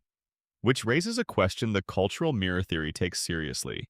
Did Trump watch the Simpsons episode? Is it possible that 15 years of cultural circulation around the Bart to the Future clip influenced, even unconsciously, the staging of the announcement? The show depicted the announcement with an escalator. The clip circulated. It became a reference point for what a Trump presidential campaign might look like. And when Trump staged his announcement, the escalator was there. That's not The Simpsons predicting the future. That's The Simpsons contributing to the cultural vocabulary from which the future drew its imagery. It's the same mechanism as the Disney-Fox merger. The show made the scenario culturally familiar, and familiarity can prime action as well as recognition. The Higgs-boson equation is a different category. In a 1998 episode, a mathematician character writes equations on a chalkboard during a scene. When the Higgs boson particle was confirmed experimentally in 2012, physicists examined the chalkboard equation and found that one of the terms anticipates the approximate mass of the particle. The equation is not a precise prediction, but it's not random either. It was written by David S. Cohen, a writer on the show who holds a degree in physics from Harvard. He was extrapolating from then-current theoretical physics when he wrote it, working within the field's existing framework to construct something that looked appropriately scientific. 14 years later, the experimental confirmation produced a number that was in the vicinity of what his extrapolation had suggested. Is this a prediction? Not in the supernatural sense. It's a physicist doing physics, and the physics turned out to be approximately right. The Higgs boson mass was not a random guess. It was constrained by the theoretical framework of the Standard Model, which physicists had been working within for decades. Cohen's equation was working within the same framework. The fact that the real number fell close to what the framework suggested is confirmation that the framework was in the right territory, not evidence that a TV writer predicted the future. But the accumulation of these cases, the Trump imagery, the Higgs estimate, the Disney merger, the pandemic episode, the Cypress Hill collaboration, creates something that is sociologically interesting, even if it's not literally prophetic. The show has become a reference point against which cultural events are measured. When something happens, people search The Simpsons archive to see if it was anticipated.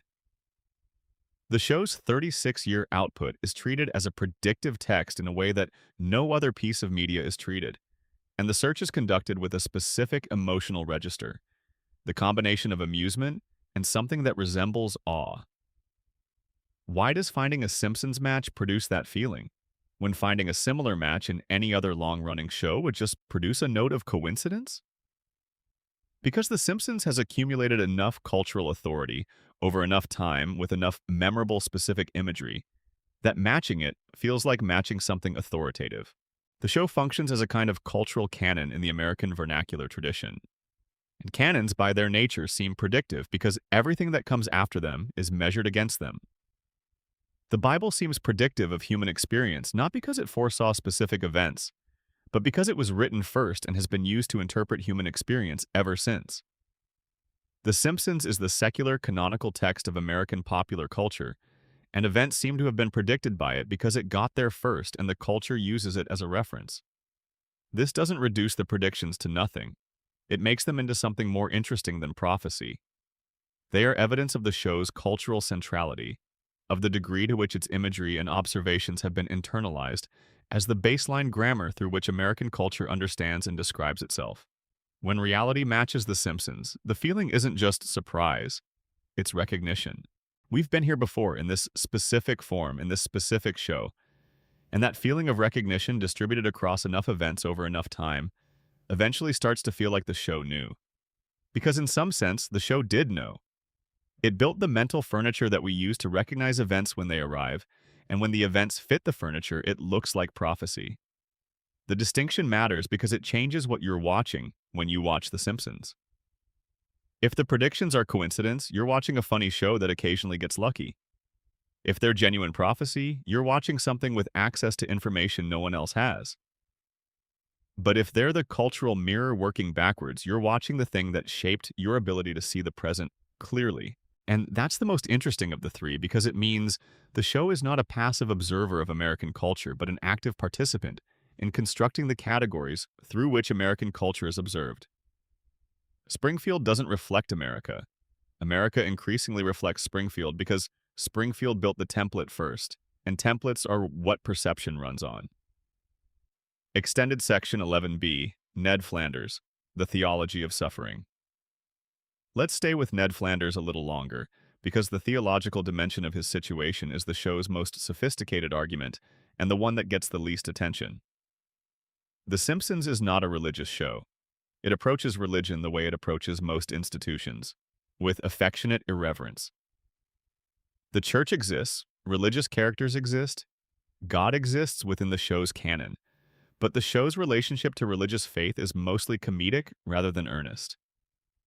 Except in Ned's case. Ned Flanders is the show's only genuinely devout character. He is not devout in a hypocritical way, the way some religious characters in American comedy are presented, going through the motions for social approval while privately operating by entirely different standards. Ned believes. His belief is real and sincere and expressed consistently, not just when it's convenient or when it makes him look good. He has structured his entire life around it. His business, the Leftorium, reflects it. His parenting reflects it. His treatment of his neighbors, even Homer, reflects it. He is, by every standard the show establishes for evaluating sincerity, a genuine believer. And he suffers more than almost anyone in Springfield. This is the show's most direct theological argument, embedded in the background of a comedy about a yellow family. The question of why good people suffer while bad people flourish is one of the oldest questions in religious thought. Job in the Hebrew Bible embodies this question. He is righteous. He loses everything. He demands an answer from God and receives one that is essentially, you don't have the capacity to understand the answer. The book of Job is ancient. The question it asks is ancient. And The Simpsons is asking the same question through Ned Flanders in every episode where Ned absorbs another loss with grace, and Homer walks away from another disaster unscathed. God talking to Homer and not to Ned is the show's punchline on this question. And it is a theological punchline, not just a comedic one. Because in the show's own canon, God is real. God talks to Homer. God exists in Springfield's universe and takes an interest in its residents, and has demonstrated the willingness and ability to communicate directly with at least one of them. This is not a case where God's silence might be explained by God's absence or God's indifference. This is a case where God is demonstrably present and demonstrably communicative with the wrong person. Homer is the worst possible choice for divine conversation, from a theological standpoint. He is selfish, short-sighted, frequently cruel in thoughtless rather than deliberate ways, and constitutionally incapable of sustained attention to anything that doesn't immediately reward him. He is not a righteous man. He is not even a particularly trying to be righteous man. He is a man who falls asleep in church regularly and whose relationship to religious observance is limited to the minimum necessary to maintain Marge's approval. Ned, by contrast, has organized his entire existence around his faith. He reads scripture, he attends services, he counsels his sons in religious values with genuine investment. He forgives when forgiveness costs him enormously. He maintains his belief through the hurricane and the t-shirt cannon and the 20 years next door to a man who has been a persistent source of damage and never quite understood why. And God talks to Homer. The show doesn't resolve this. It can't, because resolution would require the show to make a theological statement that it is not equipped to make. It would have to say either that God's choices make sense in ways the audience can't see, which is the Job answer, or that God's apparent randomness reflects something wrong with the universe, which would be a much darker statement than any comedy can sustain.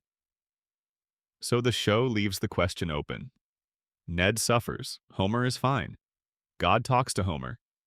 Ned keeps praying, but in the context of the radiation theory, there's a reading of Ned's situation that adds another layer. If the radiation from Burns's plant affects cognitive function across Springfield, and if most Springfield residents have had their critical thinking compromised, then Ned's unusual clarity of thought, his ability to maintain consistent values and long-term commitments, might itself be a product of the contamination operating differently in him. Where most residents have been cognitively flattened, Ned has been cognitively intensified in specific ways. His capacity for moral reasoning is unusually well developed. His ability to maintain consistent standards over time is unusual in Springfield. His self-awareness about his own emotions, even the suppressed ones, is greater than most characters demonstrate. If the mutation theory is right, and the radiation affects different people differently, Ned might be one of its more interesting products. A man whose cognitive mutation sharpened the faculties of conscience and moral reasoning, while leaving him unable to express the full range of emotional responses those faculties would naturally generate. In other words, radiation gave Ned the ability to be good, and simultaneously prevented him from being able to stop.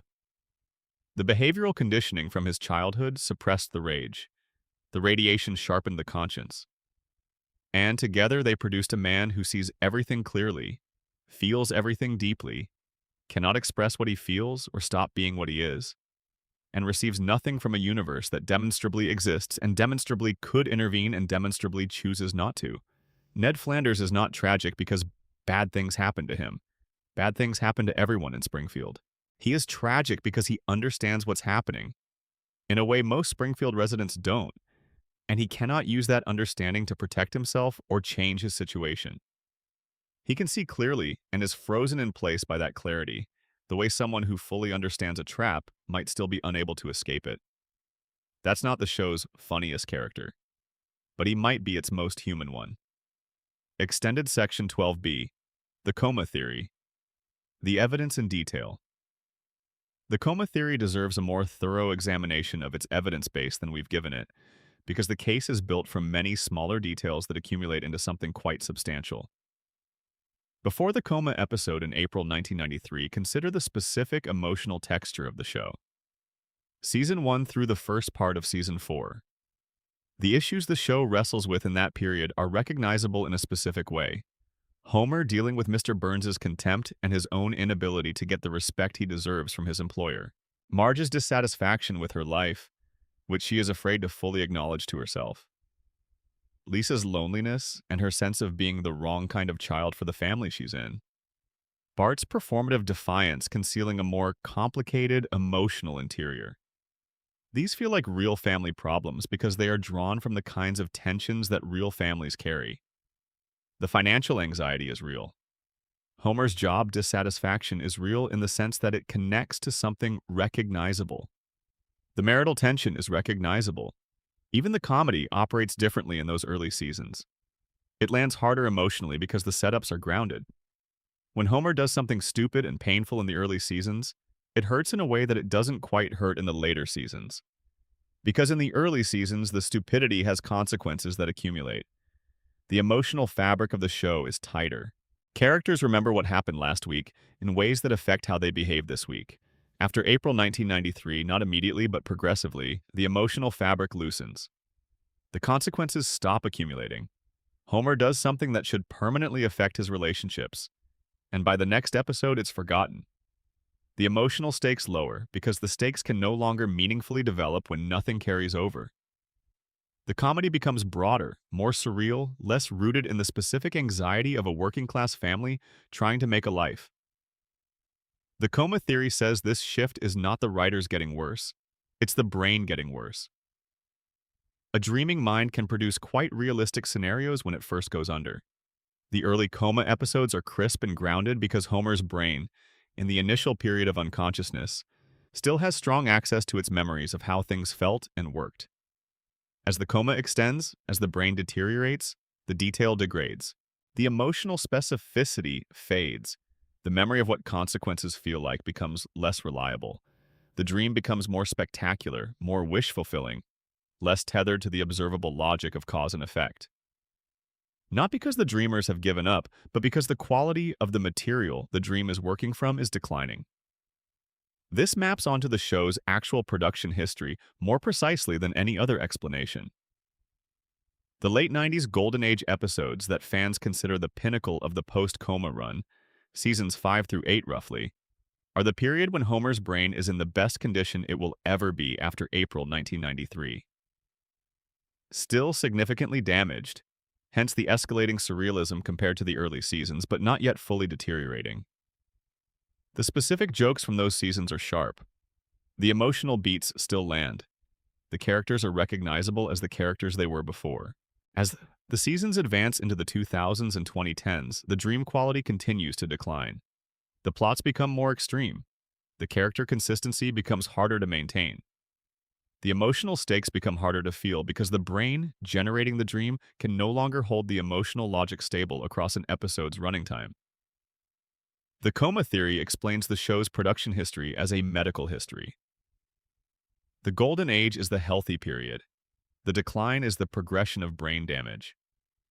And the show's current state, which many fans view as a product that has outlasted its own relevance, is the dream running on the fumes of a brain that has been unconscious for over 30 years. This reading has an effect on how you watch the later seasons that is difficult to describe without experiencing it. The later seasons are not good television by the standards of television criticism. But if the coma theory is true, they are not television. They are evidence of a consciousness still fighting to stay engaged, still generating stories about the family it loves, still refusing to let the dream end even when the quality of the dreaming has degraded so far that the connection to any recognizable version of reality is tenuous. The later seasons are not the writers giving up. They are Homer's brain refusing to give up. And refusing to give up, when the brain doing the refusing is in the state Homer's must be in after 30 years of coma, produces something messy and surreal and inconsistent and still somehow alive. The show's runner Al Jean did confirm that there was an awareness of the theory among the production team. The season 34 scene, whether it was a hacker hoax or a genuine production asset the team decided to disavow, was fully produced. Someone animated Homer waking from a coma and the dream being revealed. That animation exists. It was produced. The decision to release it as a fake hacker scene, rather than as an official acknowledgement, suggests not that the theory is wrong, but that the theory is correct in a way that the show cannot officially confirm without ending itself. If Homer is dreaming, the show ends the moment he wakes. The show cannot confirm its own death sentence. So it releases the confirmation as a hoax and continues. The loop continues. The dream continues. Homer stays in his coma in Springfield General, while the family stays young on Evergreen Terrace and the credits roll and everything is exactly as it always has been. Because that's what Homer's brain is for. Running the loop. Keeping the family together. Refusing to let them grow up or grow apart or go away. You have to keep watching to keep the loop running. Every viewer is keeping Homer alive. Every time you settle in and press play, you are contributing a small amount of energy to the simulation. You are the reason the dream doesn't end. Whether that's beautiful or devastating probably depends on how long you've been watching. The theories ranked. A final assessment. We've now gone through every major theory about The Simpsons, with enough depth to make a real judgment about where each one sits on the scale from changes nothing to changes everything. Let's bring them together. At the bottom of the ranking, changing the least, is the production explanation. The show doesn't age its characters because aging would end it. The geographic impossibility is intentional and universal. The resets are episodic storytelling. This changes nothing because it leaves the show exactly as it appears to be. Next, the cultural mirror theory. This one adds a layer of melancholy but doesn't transform the show. We watch because we need the family to be frozen. The comedy remains intact. The show is still fundamentally what it looks like. Then the geographic impossibility theory, which adds intentionality to what seemed like inconsistency. Springfield can't be located because it can't afford to be located. This changes how you watch the establishing shots and the state border jokes, but not the core of what you're watching. The Simpsons predictions rank here. The show isn't prophetic, it's influential. It shaped the cultural imagination in ways that made certain outcomes feel familiar before they arrived. This changes the show's relationship to American history, but not its internal logic. The nuclear mutation theory moves significantly up the scale. It changes what you're watching, a community being slowly destroyed by its own primary industry while being kept too cognitively impaired to notice. Every joke about Homer's stupidity becomes a symptom. Every reset becomes evidence of damage. The comedy is still there, but it's darker now. The Burns conspiracy changes more because it makes the suffering personal rather than systemic. It's not just that the plant is leaking. It's that Burns specifically took Homer's mother, made a deal with Homer's father, and engineered Homer's entire adult life. 3 generations broken by one grudge. This changes the whole emotional landscape of the show. The Who Shot Mr. Burns theory changes the show's relationship to its own resolution. The most celebrated mystery in the show's history may have produced the wrong answer.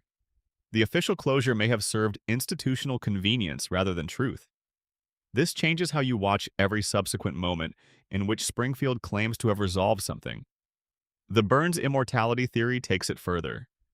A man who has been alive for over a century through artificial means, sustained by the same radiation he's leaking into the community, protected by an infrastructure of wealth that makes him practically unkillable.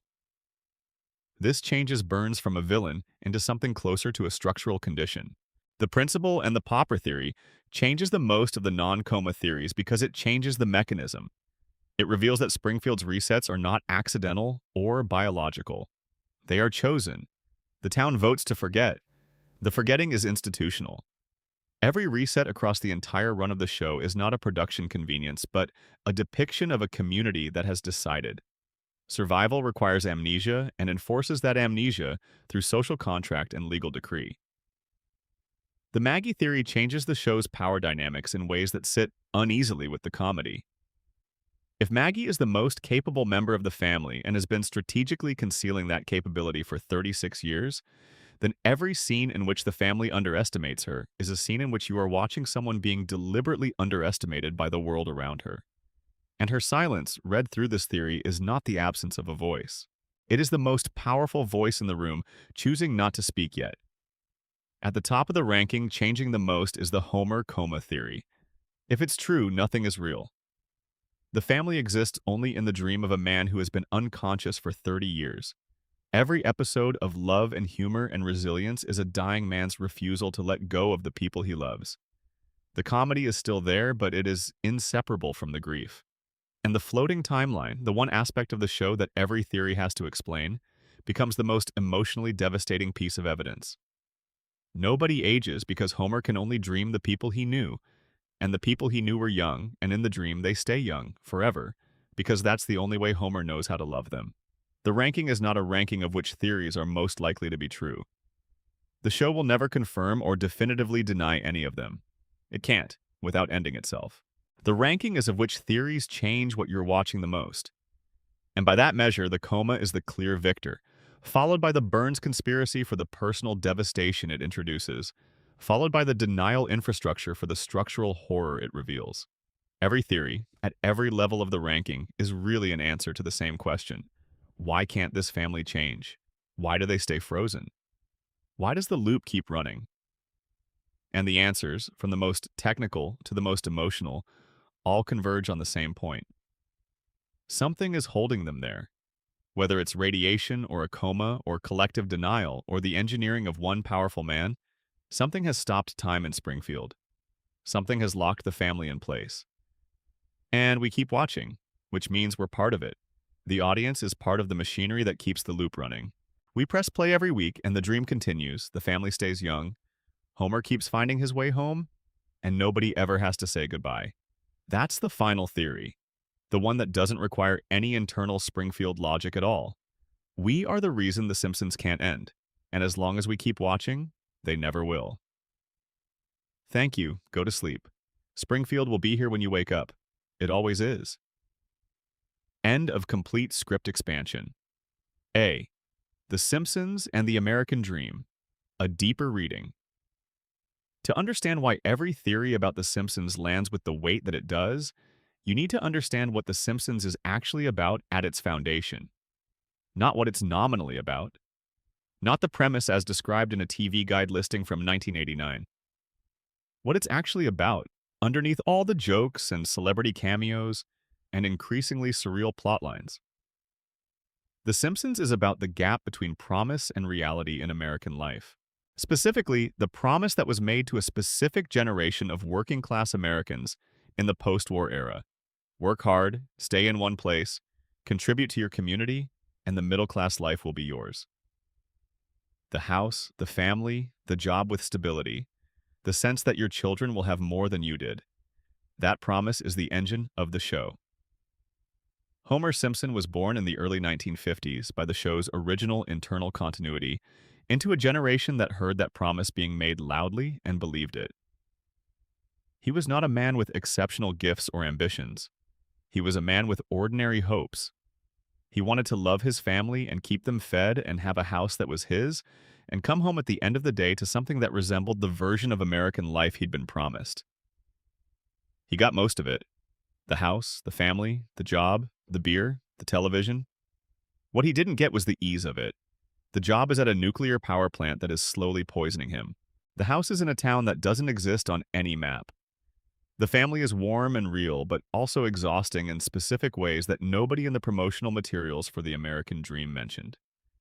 And the man responsible for the plant, the man whose operation makes Homer's life possible in the most immediate economic sense, is the same man who took the one thing Homer never got to have properly, a mother who stayed. The American Dream, as delivered to Homer Simpson, is indistinguishable from the American Dream as promised, except for a series of specific subtractions that nobody warned him about and that the system was designed to prevent him from noticing. The house is real, but the water is contaminated. The job is real, but the employer cannot remember his name. The family is real and fully his, and possibly the only real thing in Springfield, but it exists in a contaminated zone under a floating timeline managed by a man who has been alive for over a century and intends to keep collecting rent forever. Every theory about The Simpsons is, at a structural level, a theory about what was done to the American dream and who did it. The radiation theory says the dream was poisoned at the source. The Burns conspiracy says the poisoning was deliberate and personal. The coma theory says the man who received the poisoned dream was too damaged to know the difference between dreaming it and living it. The collective denial theory says the community that shared the poisoned dream made a social contract to pretend the poison wasn't there because the alternative was losing the dream entirely. The show's comedy works because the audience recognizes the gap. The jokes land because every viewer who has ever worked a job they hated for a boss who didn't know their name, or lived in a community that had chosen comfortable fiction over uncomfortable truth, or watched their family absorb costs they never agreed to absorb, recognizes something in Springfield. The recognition is not intellectual, it is somatic. It lands in the body. Of course, Homer can't get Burns to remember his name. Of course, the plant has violations nobody fixes.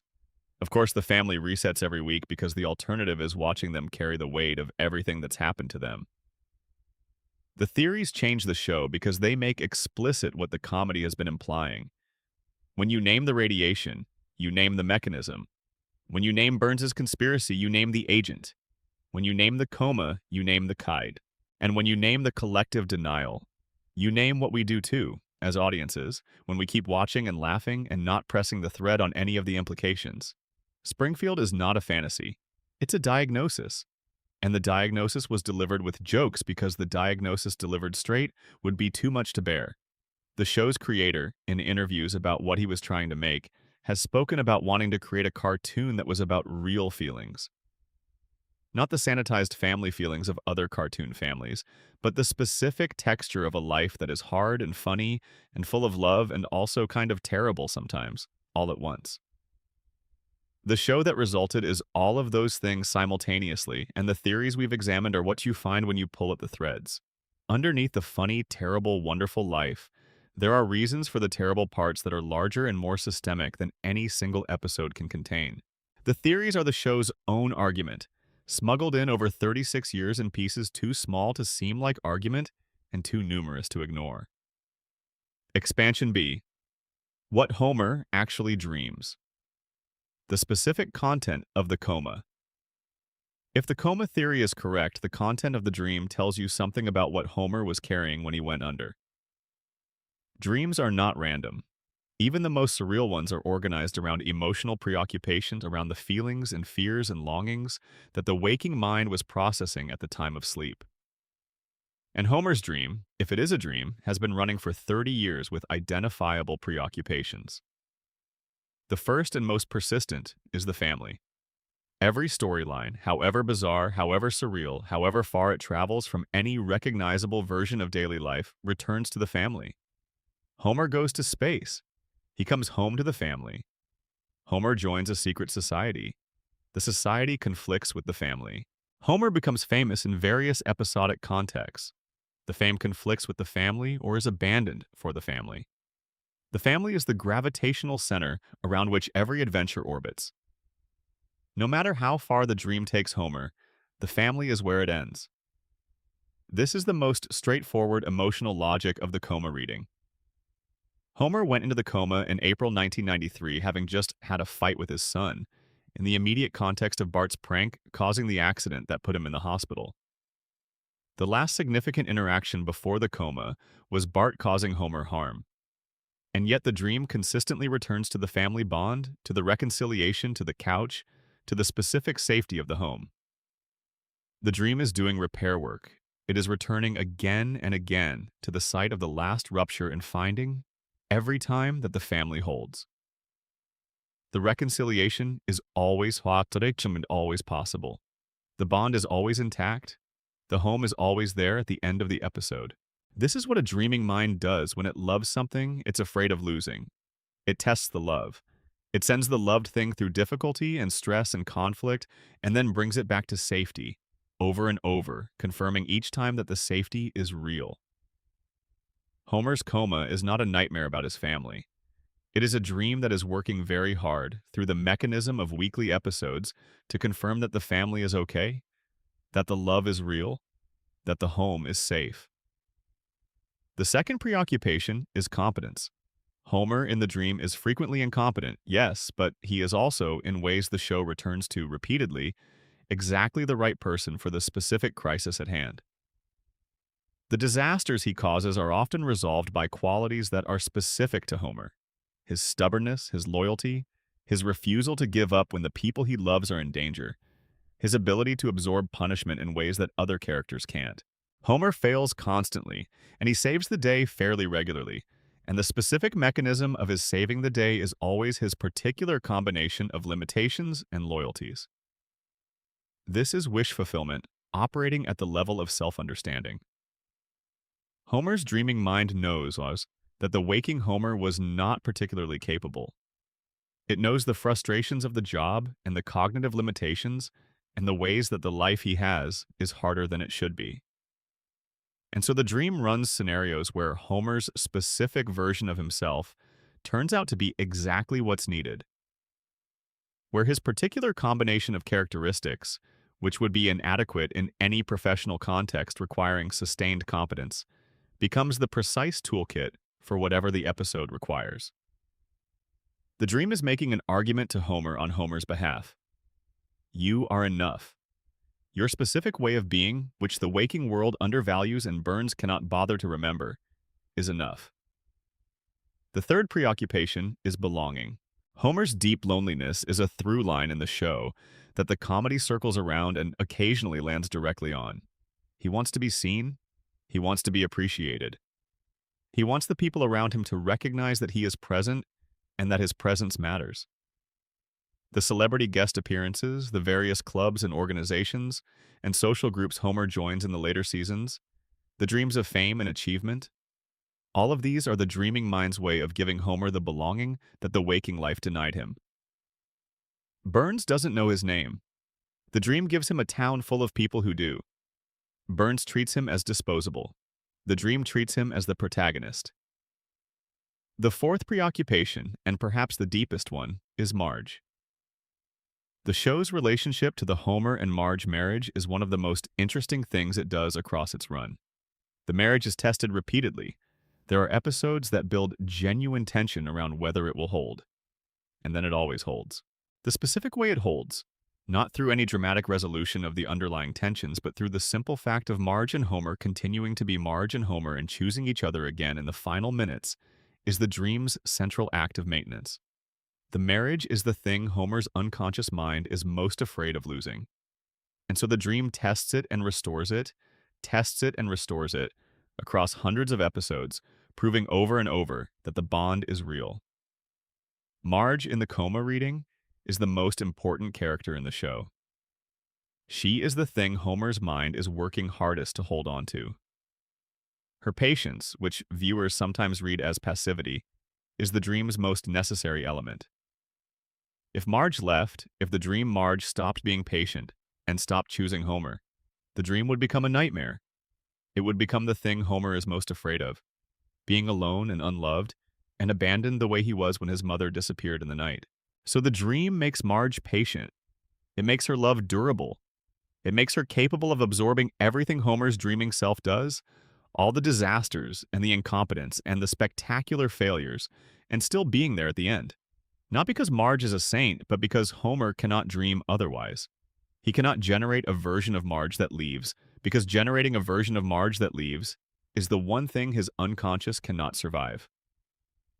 This is why the floating timeline, when read through the coma theory, is not just poignant but devastatingly specific. Nobody ages because Homer cannot age them. Marge must stay the woman he knew in April 1993 because that's the Marge his brain has access to. The children must stay the children they were because an older Bart or Lisa or Maggie would be children he didn't know, built from memories he doesn't have. The dream can only work with what Homer had when he went under, and what he had was a mid-30s wife and 3 young children in a house on Evergreen Terrace in a town he couldn't quite find on a map. That's the whole dream. That's all of it. A man who fell asleep in 1993 and has been dreaming about the people he loves ever since. Too deep in the dream to wake up, and maybe, if the coma theory has a merciful ending, too happy in it to want to. Expansion C, the Springfield economy and why Burns can never be opposed. Something the theories touch on but don't fully develop is the economic structure that makes Burns's position in Springfield essentially unassailable from within. Not unassailable because Burns is personally powerful, though he is. Unassailable because the town's economy is structured around his operation in a way that makes opposing him economically equivalent to destroying the town. The Springfield nuclear power plant is the primary employer in a town with one significant industry. The workers at the plant are workers whose skills are specific to the operation of nuclear facilities, which means their employment options outside Springfield are limited by both the specificity of their training and by the geographic isolation of the town. If the plant closes, Springfield's primary employer vanishes. The workers lose their jobs. The supporting businesses that serve those workers, the bars and restaurants and shops, lose their customers. The town loses its tax base. The services that depend on that tax base, the school, the roads, the hospital, the police department, stop being properly funded. This is the economic structure of a company town. Springfield is a company town with a nuclear power plant instead of a coal mine. The dynamic is identical. The company owns the primary employment. The company owns or heavily influences the housing. The company provides or funds the infrastructure. The workers are dependent on the company for their survival in a structural way that makes organizing against the company economically irrational, even when it is morally necessary. To challenge Burns is to challenge the mechanism that keeps Springfield functioning as a town. And Burns knows this. The show makes it clear across multiple episodes that Burns has a sophisticated understanding of the town's economic dependency on his operation. When Springfield's residents briefly turn against Burns in ways that threaten his position, his response is never defensive. It is economic. He withdraws services. He threatens employment. He demonstrates that the threat to his position is, in structural terms, a threat to the town's existence. And the town backs down. This is the economic logic that makes the Burns conspiracy self-sustaining. Burns doesn't need to maintain active control of Springfield's population through the radiation contamination alone. The economic dependency does much of the same work through entirely conventional means. Workers who depend on Burns for their livelihoods are workers who cannot afford to make Burns their enemy. Parents who need their children's school funded by the tax base that Burns provides cannot afford to advocate too loudly for cleaning up the plant. A chief of police who serves a community that depends on Burns's tax contributions is a chief of police whose enforcement priorities will not be aligned against Burns's interests. The contamination and the economic dependency work together. The contamination impairs the critical thinking that might otherwise produce organized resistance. The economic dependency provides a rational basis for compliant behavior that makes the contamination unnecessary as a complete explanation. Together, they create a population that is doubly insulated from the motivation to challenge the structure that exploits them. And there is the further layer of the deal with Abe, which ensures that Homer's presence in the plant is protected even from internal management pressures. The plant's German investors, when they briefly owned the facility, fired Homer immediately because his incompetence was too obvious and too costly to maintain. Burns bought the plant back and reinstated Homer because Homer's incompetence is precisely the quality Burns needs in the role.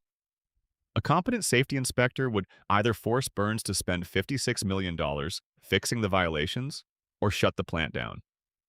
Homer ensures neither happens.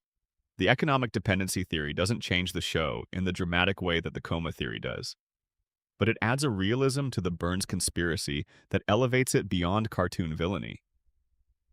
Burns doesn't maintain his position in Springfield because he has superpowers, or because the residents are simply too foolish to resist. He maintains it because he has structured the town's economy so that resisting him is economically irrational. He is not a cartoon villain, he is a monopolist, and monopolists don't need to be evil in a dramatic way. They just need to control the infrastructure. Expansion. D. The Simpsons as television history. What changes when the show ends? Here is the question nobody asks about The Simpsons that is perhaps the most significant one. What happens to television history when the show ends? The Simpsons is not just a long-running show. It is the load-bearing central pillar of a very specific era in American television comedy. Its influence on what followed it is so pervasive that it's almost invisible. The animated adult comedy exists as a genre because The Simpsons proved the genre was commercially viable. Family Guy, American Dad, Futurama, King of the Hill, Bob's Burgers, South Park, Archer, all of them exist in the space that The Simpsons opened. The specific style of comedic writing that emerged from the show's peak years, the combination of genuine character investment with satirical detachment, with narrative willingness to go anywhere the joke requires, became the dominant grammar of American comedy writing for 2 decades. When The Simpsons ends, which it will eventually, it will end something that cannot be replaced by the shows that followed it. The successors are products of the influence. They absorbed what the show taught and made their own versions of it. But the original, the thing that taught the lessons, will be complete. Whatever the show turns out to be as a complete object, when it's over, will be what it was. And all the theories, all the evidence, all the buried arguments about Springfield being a contamination zone, and Homer being asleep and Burns being too expensive to die, will be part of what it was. The tragedy of the floating timeline is that it prevents the show from having an ending that resolves anything. Every long-running show with genuine character investment eventually has to make a choice about what the ending means. Where does the story go? What does the family become? What does the arc of these specific human lives add up to? Most shows, even mediocre ones, earn something by being willing to complete the story. The Simpsons cannot complete the story without betraying the premise. The premise is the permanent present. The premise is the family always as they were. The premise is Bart is 10 and Lisa is 8 and Homer stumbles through the door and Marge sighs and the couch gag plays and everything is fine. If the show ends with the family aged, with Bart in his 40s and Lisa in her late 30s, and Homer retired or dead, it will be the most emotionally devastating finale in television history. Not because anything dramatic will have happened, But because watching them finally age, finally reach the futures the show has been glimpsing and drawing back from for 36 years, will be the thing the show has been refusing to let happen for its entire run. All that suppressed time, all those birthday candles that were never lit, finally arriving at once. And if the show ends without aging them, if Homer dies in his mid-30s and Bart is still 10 and the last episode is just another episode, it'll be a different kind of devastation. The story will simply stop, mid-sentence, mid-loop, without resolution, and the floating timeline will have won. The permanent present will have extended itself to the end of the show's run without ever permitting the conclusion that every story deserves. Either way, the ending will be the show's final and most definitive statement on what it has been about. Not the plot.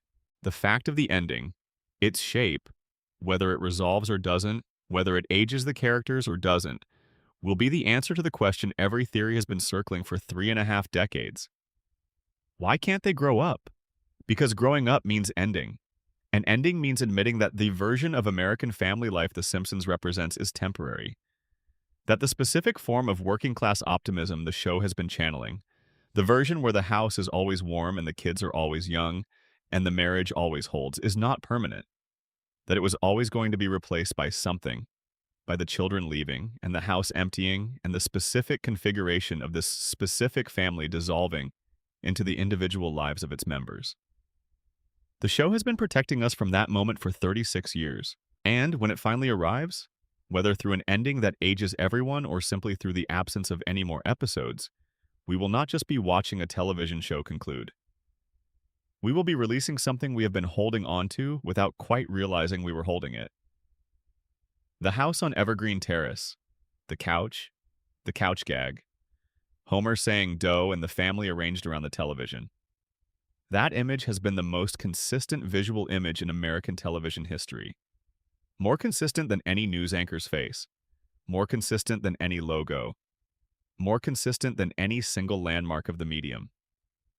That arrangement, those 5 people, that couch, has been there every Sunday night for 36 years.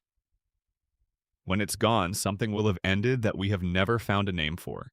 Something that was providing a kind of reassurance we didn't fully know we needed until it's no longer there. The loop will stop running. The dream will end. Homer will either wake up or stop breathing. And we will be on our own with whatever year it is when the last episode airs, holding the age we have become while the family on the screen stays whatever age they were on December 17th, 1989. Bart is 10. He will always have been 10. We will keep getting older. And that asymmetry, which has been the show's quiet core since the very beginning, is perhaps the most honest thing about it. The cartoon family doesn't age. The people watching it do. And somewhere in the gap between those two facts is everything the show has ever been trying to say. Expansion-y. The Treehouse of Horror. The show within the show that tells the truth. The Treehouse of Horror episodes deserve their own section in any comprehensive theory discussion because they occupy a unique position in the show's architecture. These are the episodes where the rules are suspended. The characters can die, the consequences can be permanent within the episode. The tone can go dark in ways the regular episodes don't permit. And across 34 years of Treehouse episodes, the show has repeatedly used that freedom to depict things that the regular format cannot. Characters die in Treehouse episodes in ways that are specific and revealing. Homer is killed by aliens who have harvested his body. Bart and Lisa are murdered in variations on famous horror scenarios. The family is destroyed by supernatural forces and government conspiracies, and technology run amok. In the regular format, these deaths would be unconscionable because the show needs the characters for the next episode. In Treehouse, the deaths are permitted because the anthology horror format establishes them as non-canonical. They don't count. You can do them because they won't be remembered. But the specific ways the Treehouse episodes choose to kill the family and the specific threats they choose to deploy are not random. They're the show's nightmare version of the same concerns the regular format expresses through comedy. The government sealing Springfield in a dome appears in both the Simpsons movie and the Treehouse format. Technology becoming oppressive appears in both Treehouse parodies of technology and in the regular show's jokes about surveillance and corporate surveillance. The specific fears that the show's satire addresses in the regular format appear in the Treehouse format as horror, which is the genre that makes explicit what satire can only imply. This is the key structural insight about Treehouse. It is not a separate thing from the regular show. It is the regular show's fears expressed in a different register. The contamination that is implied in the regular episodes becomes literal in Treehouse mutations and alien invasions and body horror. The corporate corruption that is satirized in regular episodes becomes literal in Treehouse depictions of Burns as an outright monster. The cognitive damage that is implied by Homer's behavior in regular episodes becomes literal in Treehouse scenarios where Homer's brain is physically altered or removed or replaced. The Treehouse episodes are the show's ID. They are what the show would be saying if it were willing to say it directly. And across 34 years of Halloween specials, the consistency of what they're saying is remarkable. They're saying the fears embedded in the regular show are real. The satirical implications are not overstatements. The actual conditions of Springfield's existence are as bad as or worse than what the comedy can convey. The horror is the truth, and the comedy is the medium through which it's been made palatable. The most revealing Treehouse episodes are the ones that adapt real horror properties but locate the horror in specifically Springfield terms. When the show adapts The Shining and makes Homer the unhinged caretaker, what it's exploring is the specific combination of isolation and cognitive limitation and alcohol dependence and economic stress that Homer embodies in the regular format, turned up to the volume of explicit horror. When it adapts The Fly and gives Burns the proportionate intelligence of a genius, but the moral compass of someone who has spent a century accumulating power without accountability, it's making explicit what the Burns character represents in the regular format. The Treehouse format is permission. It's the show giving itself permission to say what it can't say in the regular format, because saying it there would break the comedic contract with the audience. In Treehouse, the contamination is literal, and the mutation is obvious, and the corporate villain is an actual monster. In the regular format, those things are implied through jokes and then reset before they can fully land. Treehouse is where the reset fails, where the implications are permitted to run to their conclusion, where Springfield is allowed to be the thing the theories say it is, a contamination zone where the rules don't apply and the monsters are real and the comedy is just the frame the horror lives inside. Expansion. Fef. Why Lisa Simpson is the show's most important character. We've discussed Lisa in the context of other theories, but she deserves a standalone examination because she occupies a position in The Simpsons that no other character occupies and that every theory about the show has to account for. Lisa Simpson is the only character who consistently, across the entire run of the show, sees Springfield clearly. Homer cannot see it clearly because his cognitive function has been impaired. Marge doesn't allow herself to see it clearly because seeing it clearly would require her to act on what she sees, and acting would risk the family structure she is committed to maintaining. Bart sees it with a child's instinctive distrust but lacks the framework to understand what he's seeing. Maggie sees everything but chooses to say nothing. And every other character in Springfield is either too implicated in the system to critique it or too cognitively limited to do so. Lisa is none of those things. She is intelligent enough to see the problems and articulate enough to name them. She sees the contamination, not necessarily as radiation, but as moral and environmental and political failure. She sees Burns's monopoly as wrong. She sees the collective amnesia as a problem to be diagnosed rather than a feature to be accepted. She sees herself clearly too, which is perhaps the most painful part. She knows she is in the wrong place for who she is, and she knows there's very little she can do about it as an 8-year-old. The tragedy of Lisa, which several episodes have addressed directly, is that she is the right mind in the wrong town. Her intelligence is exactly the quality that Springfield is least equipped to accommodate. A community that survives through collective forgetting has no use for someone who won't forget. A town whose economy depends on the unquestioned operation of a dangerous facility has no use for someone who asks the questions that would threaten that operation. A family whose emotional equilibrium depends on managing everyone's feelings carefully has limited tolerance for someone whose clarity cuts through management. And yet Lisa stays. She keeps fighting. She keeps asking the questions that nobody wants answered. She writes the reports and gives the speeches and advocates for the causes that matter to her, and she does it while being consistently and completely ignored by the community she's trying to improve. Every theory about The Simpsons is really a theory about why this is happening to Lisa. The radiation theory says the community can't respond appropriately to her because the radiation has impaired their capacity for the kind of critical engagement her arguments require. The Burns conspiracy says the system is specifically designed to neutralize challenges to the status quo, and Lisa is a challenge. The coma theory says Lisa is Homer's deepest hope for his family-given form, the child who won't stop trying, who embodies the belief that things can get better even when they demonstrably aren't. In the coma reading, Lisa is the most personal element of the dream. She is Homer's own frustrated ambition given a different vessel. The man who chose the fog because clarity was too painful watches his dream daughter choose clarity again and again, facing the costs that Homer couldn't face, carrying the weight that Homer couldn't carry. She is the part of Homer that chose the crayon over the truth, dreaming about what he might have done if he'd made a different choice. That reading makes every Lisa episode devastating in a way that the show never quite acknowledges out loud. The brilliant child, advocating for truth in a town that has made truth illegal, is the unconscious projection of a man who surrendered to comfortable numbness. Homer can't fix what he did to himself, so he dreams about a version of himself that keeps fighting. He makes her female and young and surrounded by people who won't listen, because that's closest to how he experiences his own relationship to the truth he buried. And he watches her every episode and she never gives up. Lisa won't give up because Homer cannot allow himself to dream a version of himself that gives up.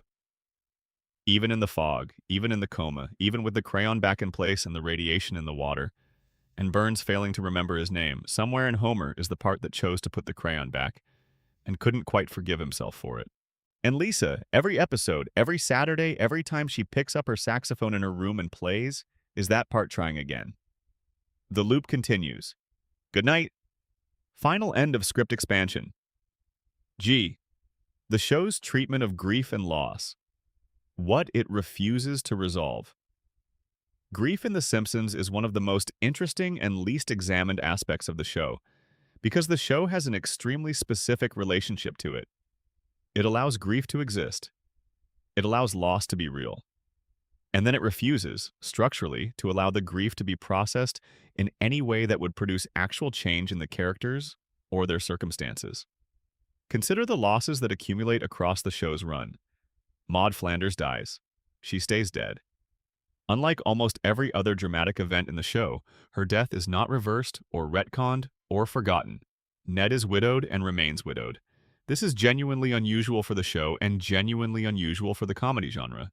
Characters who die in comedy, shows either come back or are written around. Maud was written around, but she was never brought back, and her absence remains part of Ned's reality for every subsequent episode. Mona Simpson dies. Homer's mother, who he barely got to know, who was taken from him by Burns and returned only briefly as a fugitive before dying in a hospital bed. The show depicts her death with a simplicity and emotional directness that is almost startling in context. There's no joke at the end of the scene, there's no cutaway. There's just Homer and the loss and the specific weight of all the years he'll never get back. Various pets and secondary characters die across the show's run. Some of these deaths are played for sentiment and then quietly ignored in subsequent episodes.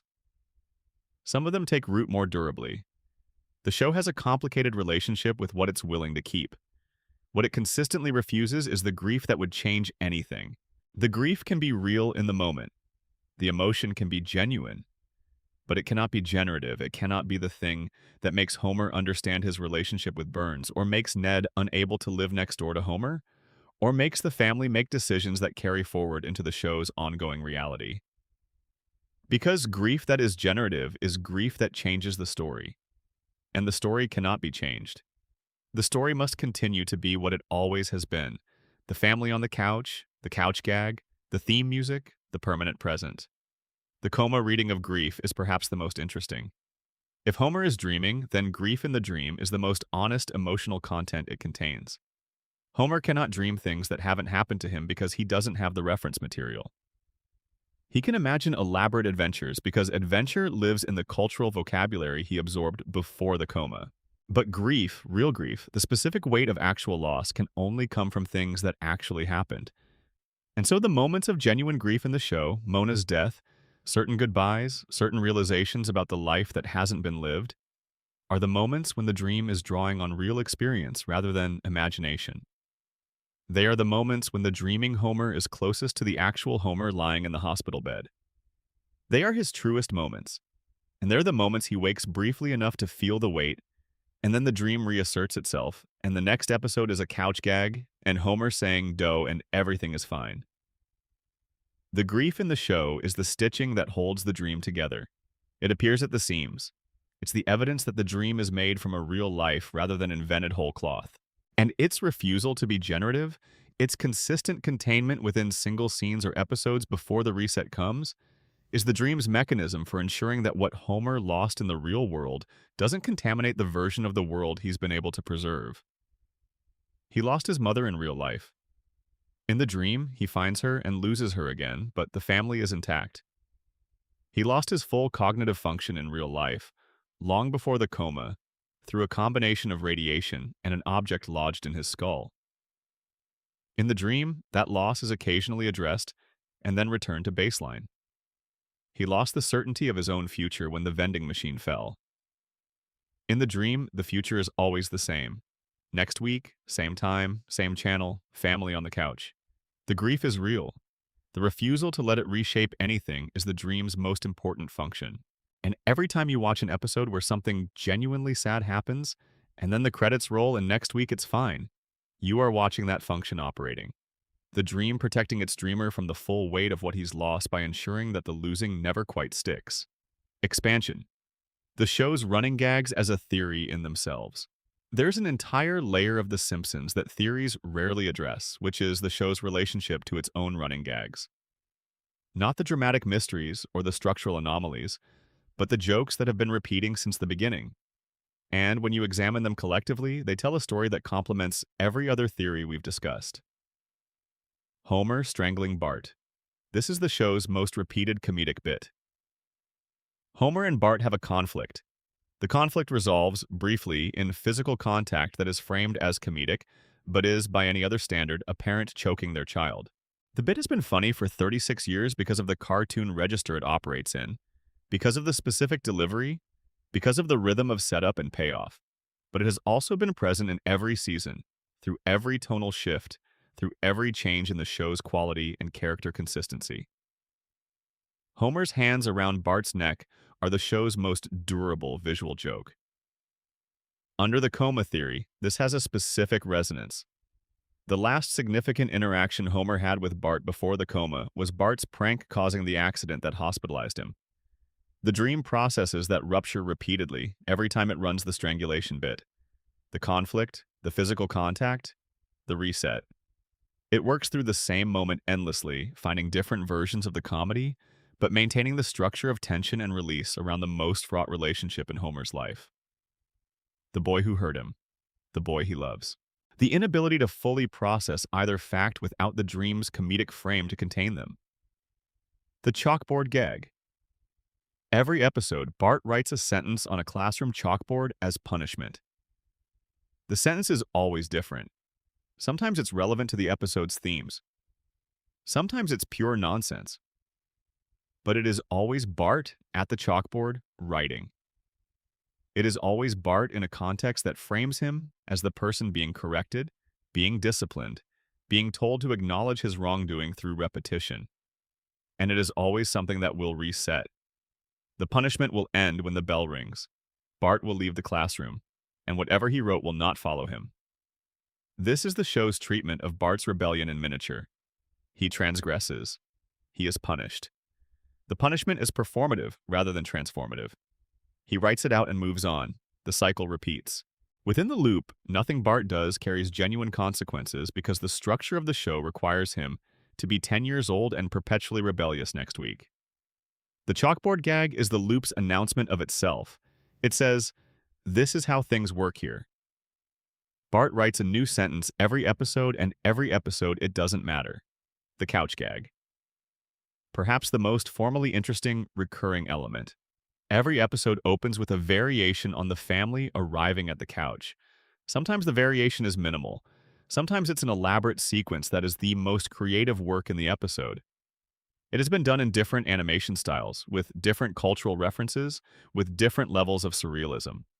The couch gag is the show's meditation on its own repetition, its own awareness of the loop it operates in. Every couch gag is the show saying, "Here we are again, the family on the couch, the same starting point. Whatever happened last week is behind us. Whatever will happen this week hasn't started yet." We are at the couch. We are at the beginning of another episode of the permanent present. Everything is exactly as it always was. And then the episode begins and something happens and it is funny and sometimes it is sad and sometimes it is genuinely strange. And at the end, the credits roll and next week the family is on the couch again. The running gags are not just jokes. They are the show's acknowledgement of itself as a loop. They are the repeated elements that mark the loop as a loop. And every time they appear, in every season, through every tonal shift, and every quality decline, and every controversy, and every return to form, they are the show asserting its own continuity. The loop is running. Homer is at the plant. Bart is in trouble. Marge is patient. Lisa is playing saxophone. Maggie is watching. Everything is exactly as it has always been. The running gags are the heartbeat of the coma dream. Regular, consistent, a sign that the brain is still generating signal. As long as the couch gag plays and Homer says "dough" and the strangulation lands, the dream is running. The family is together. The loop is intact. And the moment those things stop, the moment the heartbeat becomes irregular, will be the moment the dream has entered its final stage. Expansion 1. The Simpsons and the Audience. A final theory about us. Every theory in this video is about what is happening in Springfield. The contamination, the coma, the conspiracy, the denial. But there is a final theory that is about what is happening on this side of the screen. And it may be the most unsettling one. The audience that has watched The Simpsons across its 36-year run has done something that we don't have a name for. We have maintained a parasocial relationship with a fictional family for longer than most real families stay together. We have watched these characters through every stage of our own lives while they didn't age at all. The people who watched the show as children in the early 1990s are now middle-aged adults with children of their own, some of whom have grown up watching the same episodes, and The Simpsons are still exactly as they were when our parents were our age. What does it do to a person to maintain a relationship with the same fictional family through their entire life? What does it mean to have watched Homer fail and recover and fail again, while your own failures were larger and less funny and didn't reset? What does it mean to have watched Marge's patience as a standard against which real patience in real relationships was inevitably measured? What does it mean to have grown up with Lisa, who was 8 when you were 8 and is still 8 now that you are 40? There is something genuinely strange about this. The longevity of the show has created a relationship between audience and character that has no real precedent in the history of popular culture. We have had these people in our living rooms for as long as we can remember. They have been a consistent presence through every significant change in our own lives. And they haven't changed at all. The theories about the show's internal logic, the contamination and the coma and the conspiracy, are partly a way of processing what it means to have this relationship. To care about fictional characters for this long while they stay frozen is to be doing something that doesn't quite make rational sense. And the theories are attempts to explain the show's inexplicable durability by finding, within it, a logic that justifies the caring. If the show is a coma dream, then caring about it is caring about a man who is dying and refusing to give up on his family. That is a rational thing to care about. If the show is a contamination narrative, then watching it is an act of witnessing, of seeing what is done to communities that cannot advocate for themselves. That is also a rational thing to care about. If it's a conspiracy story about one man's power to destroy a family across generations, then watching it is an act of understanding something about how power operates in ways that are personally relevant. All rational. But the actual reason most people watch The Simpsons and keep watching it and find it impossible to fully let go of even when they haven't enjoyed a new episode in years is not rational. It is the same reason that it's hard to stop visiting a childhood home even after it's no longer yours. Because the specific configuration of a specific place with specific people at a specific time produce something that the mind encoded as home, and home doesn't stop mattering just because you've left it. Springfield is home, not a real home. Not better than the homes most viewers have had, but earlier, more consistent, more reliable in its consistency than anything in a real life can be. Homer and Marge and Bart and Lisa and Maggie have been there since the beginning. They will be there exactly as they are the next time you turn on the television. And that reliability in a world where nothing else stays the same is worth something that is very difficult to calculate. The theories are our way of understanding why we can't let go. And the answer is because they're home. Because the loop is a hearth. Because the permanent present is, in some ways, what all of us are trying to build when we talk about wanting to hold on to things that matter. The version of life where nothing ends, and nobody leaves, and the family is always on the couch when you get home. Homer built it in a coma, maybe. Or Burns's contamination made it permanent, maybe. Or Springfield voted to maintain it, maybe. Or the writers just kept writing it, episode after episode, because the audience kept watching, and the audience kept watching, because what else do you do with something that has been home for 36 years? You keep watching. You press play. You let the theme music start. You let the couch gag run. And for 22 minutes, the family is together, and Springfield is intact, and nobody is older than they were in 1989. The loop continues. It always does. That's the whole theory. That's all of it. Go to sleep. Good night. Complete end of script. Word count target, 40,000 plus words. Script covers 12 major sections plus 9 expansion sections, totaling a comprehensive 2-hour-plus narrated breakdown of every major Simpsons theory, structured for 11 Labs voice generation with natural prose rhythm and no heavy syntactic repetition. A note on watching. There is one final thing worth saying before the script closes. Every theory in this video operates on a specific assumption, that the details of The Simpsons reward sustained, careful attention, that the accumulation of 36 years of episodes contains genuine patterns and buried arguments and structural consistencies that become visible only when you commit to looking. That assumption might itself be a theory. It might be that the patterns are not placed intentionally but found because any sufficiently large body of work will yield patterns to a sufficiently motivated searcher. The writing staff of The Simpsons was not, across its 36 years, a single unified intelligence with a single unified purpose. It was a rotating ensemble of writers, showrunners, and animators, each with their own preoccupations and references and ways of using the material. The nuclear plant appears so consistently, not because someone planned it as a metaphor, but because it was established early and became part of the show's visual grammar, and everyone who worked on the show absorbed its presence. And yet, the Three-Eyed Fish is in Season 2.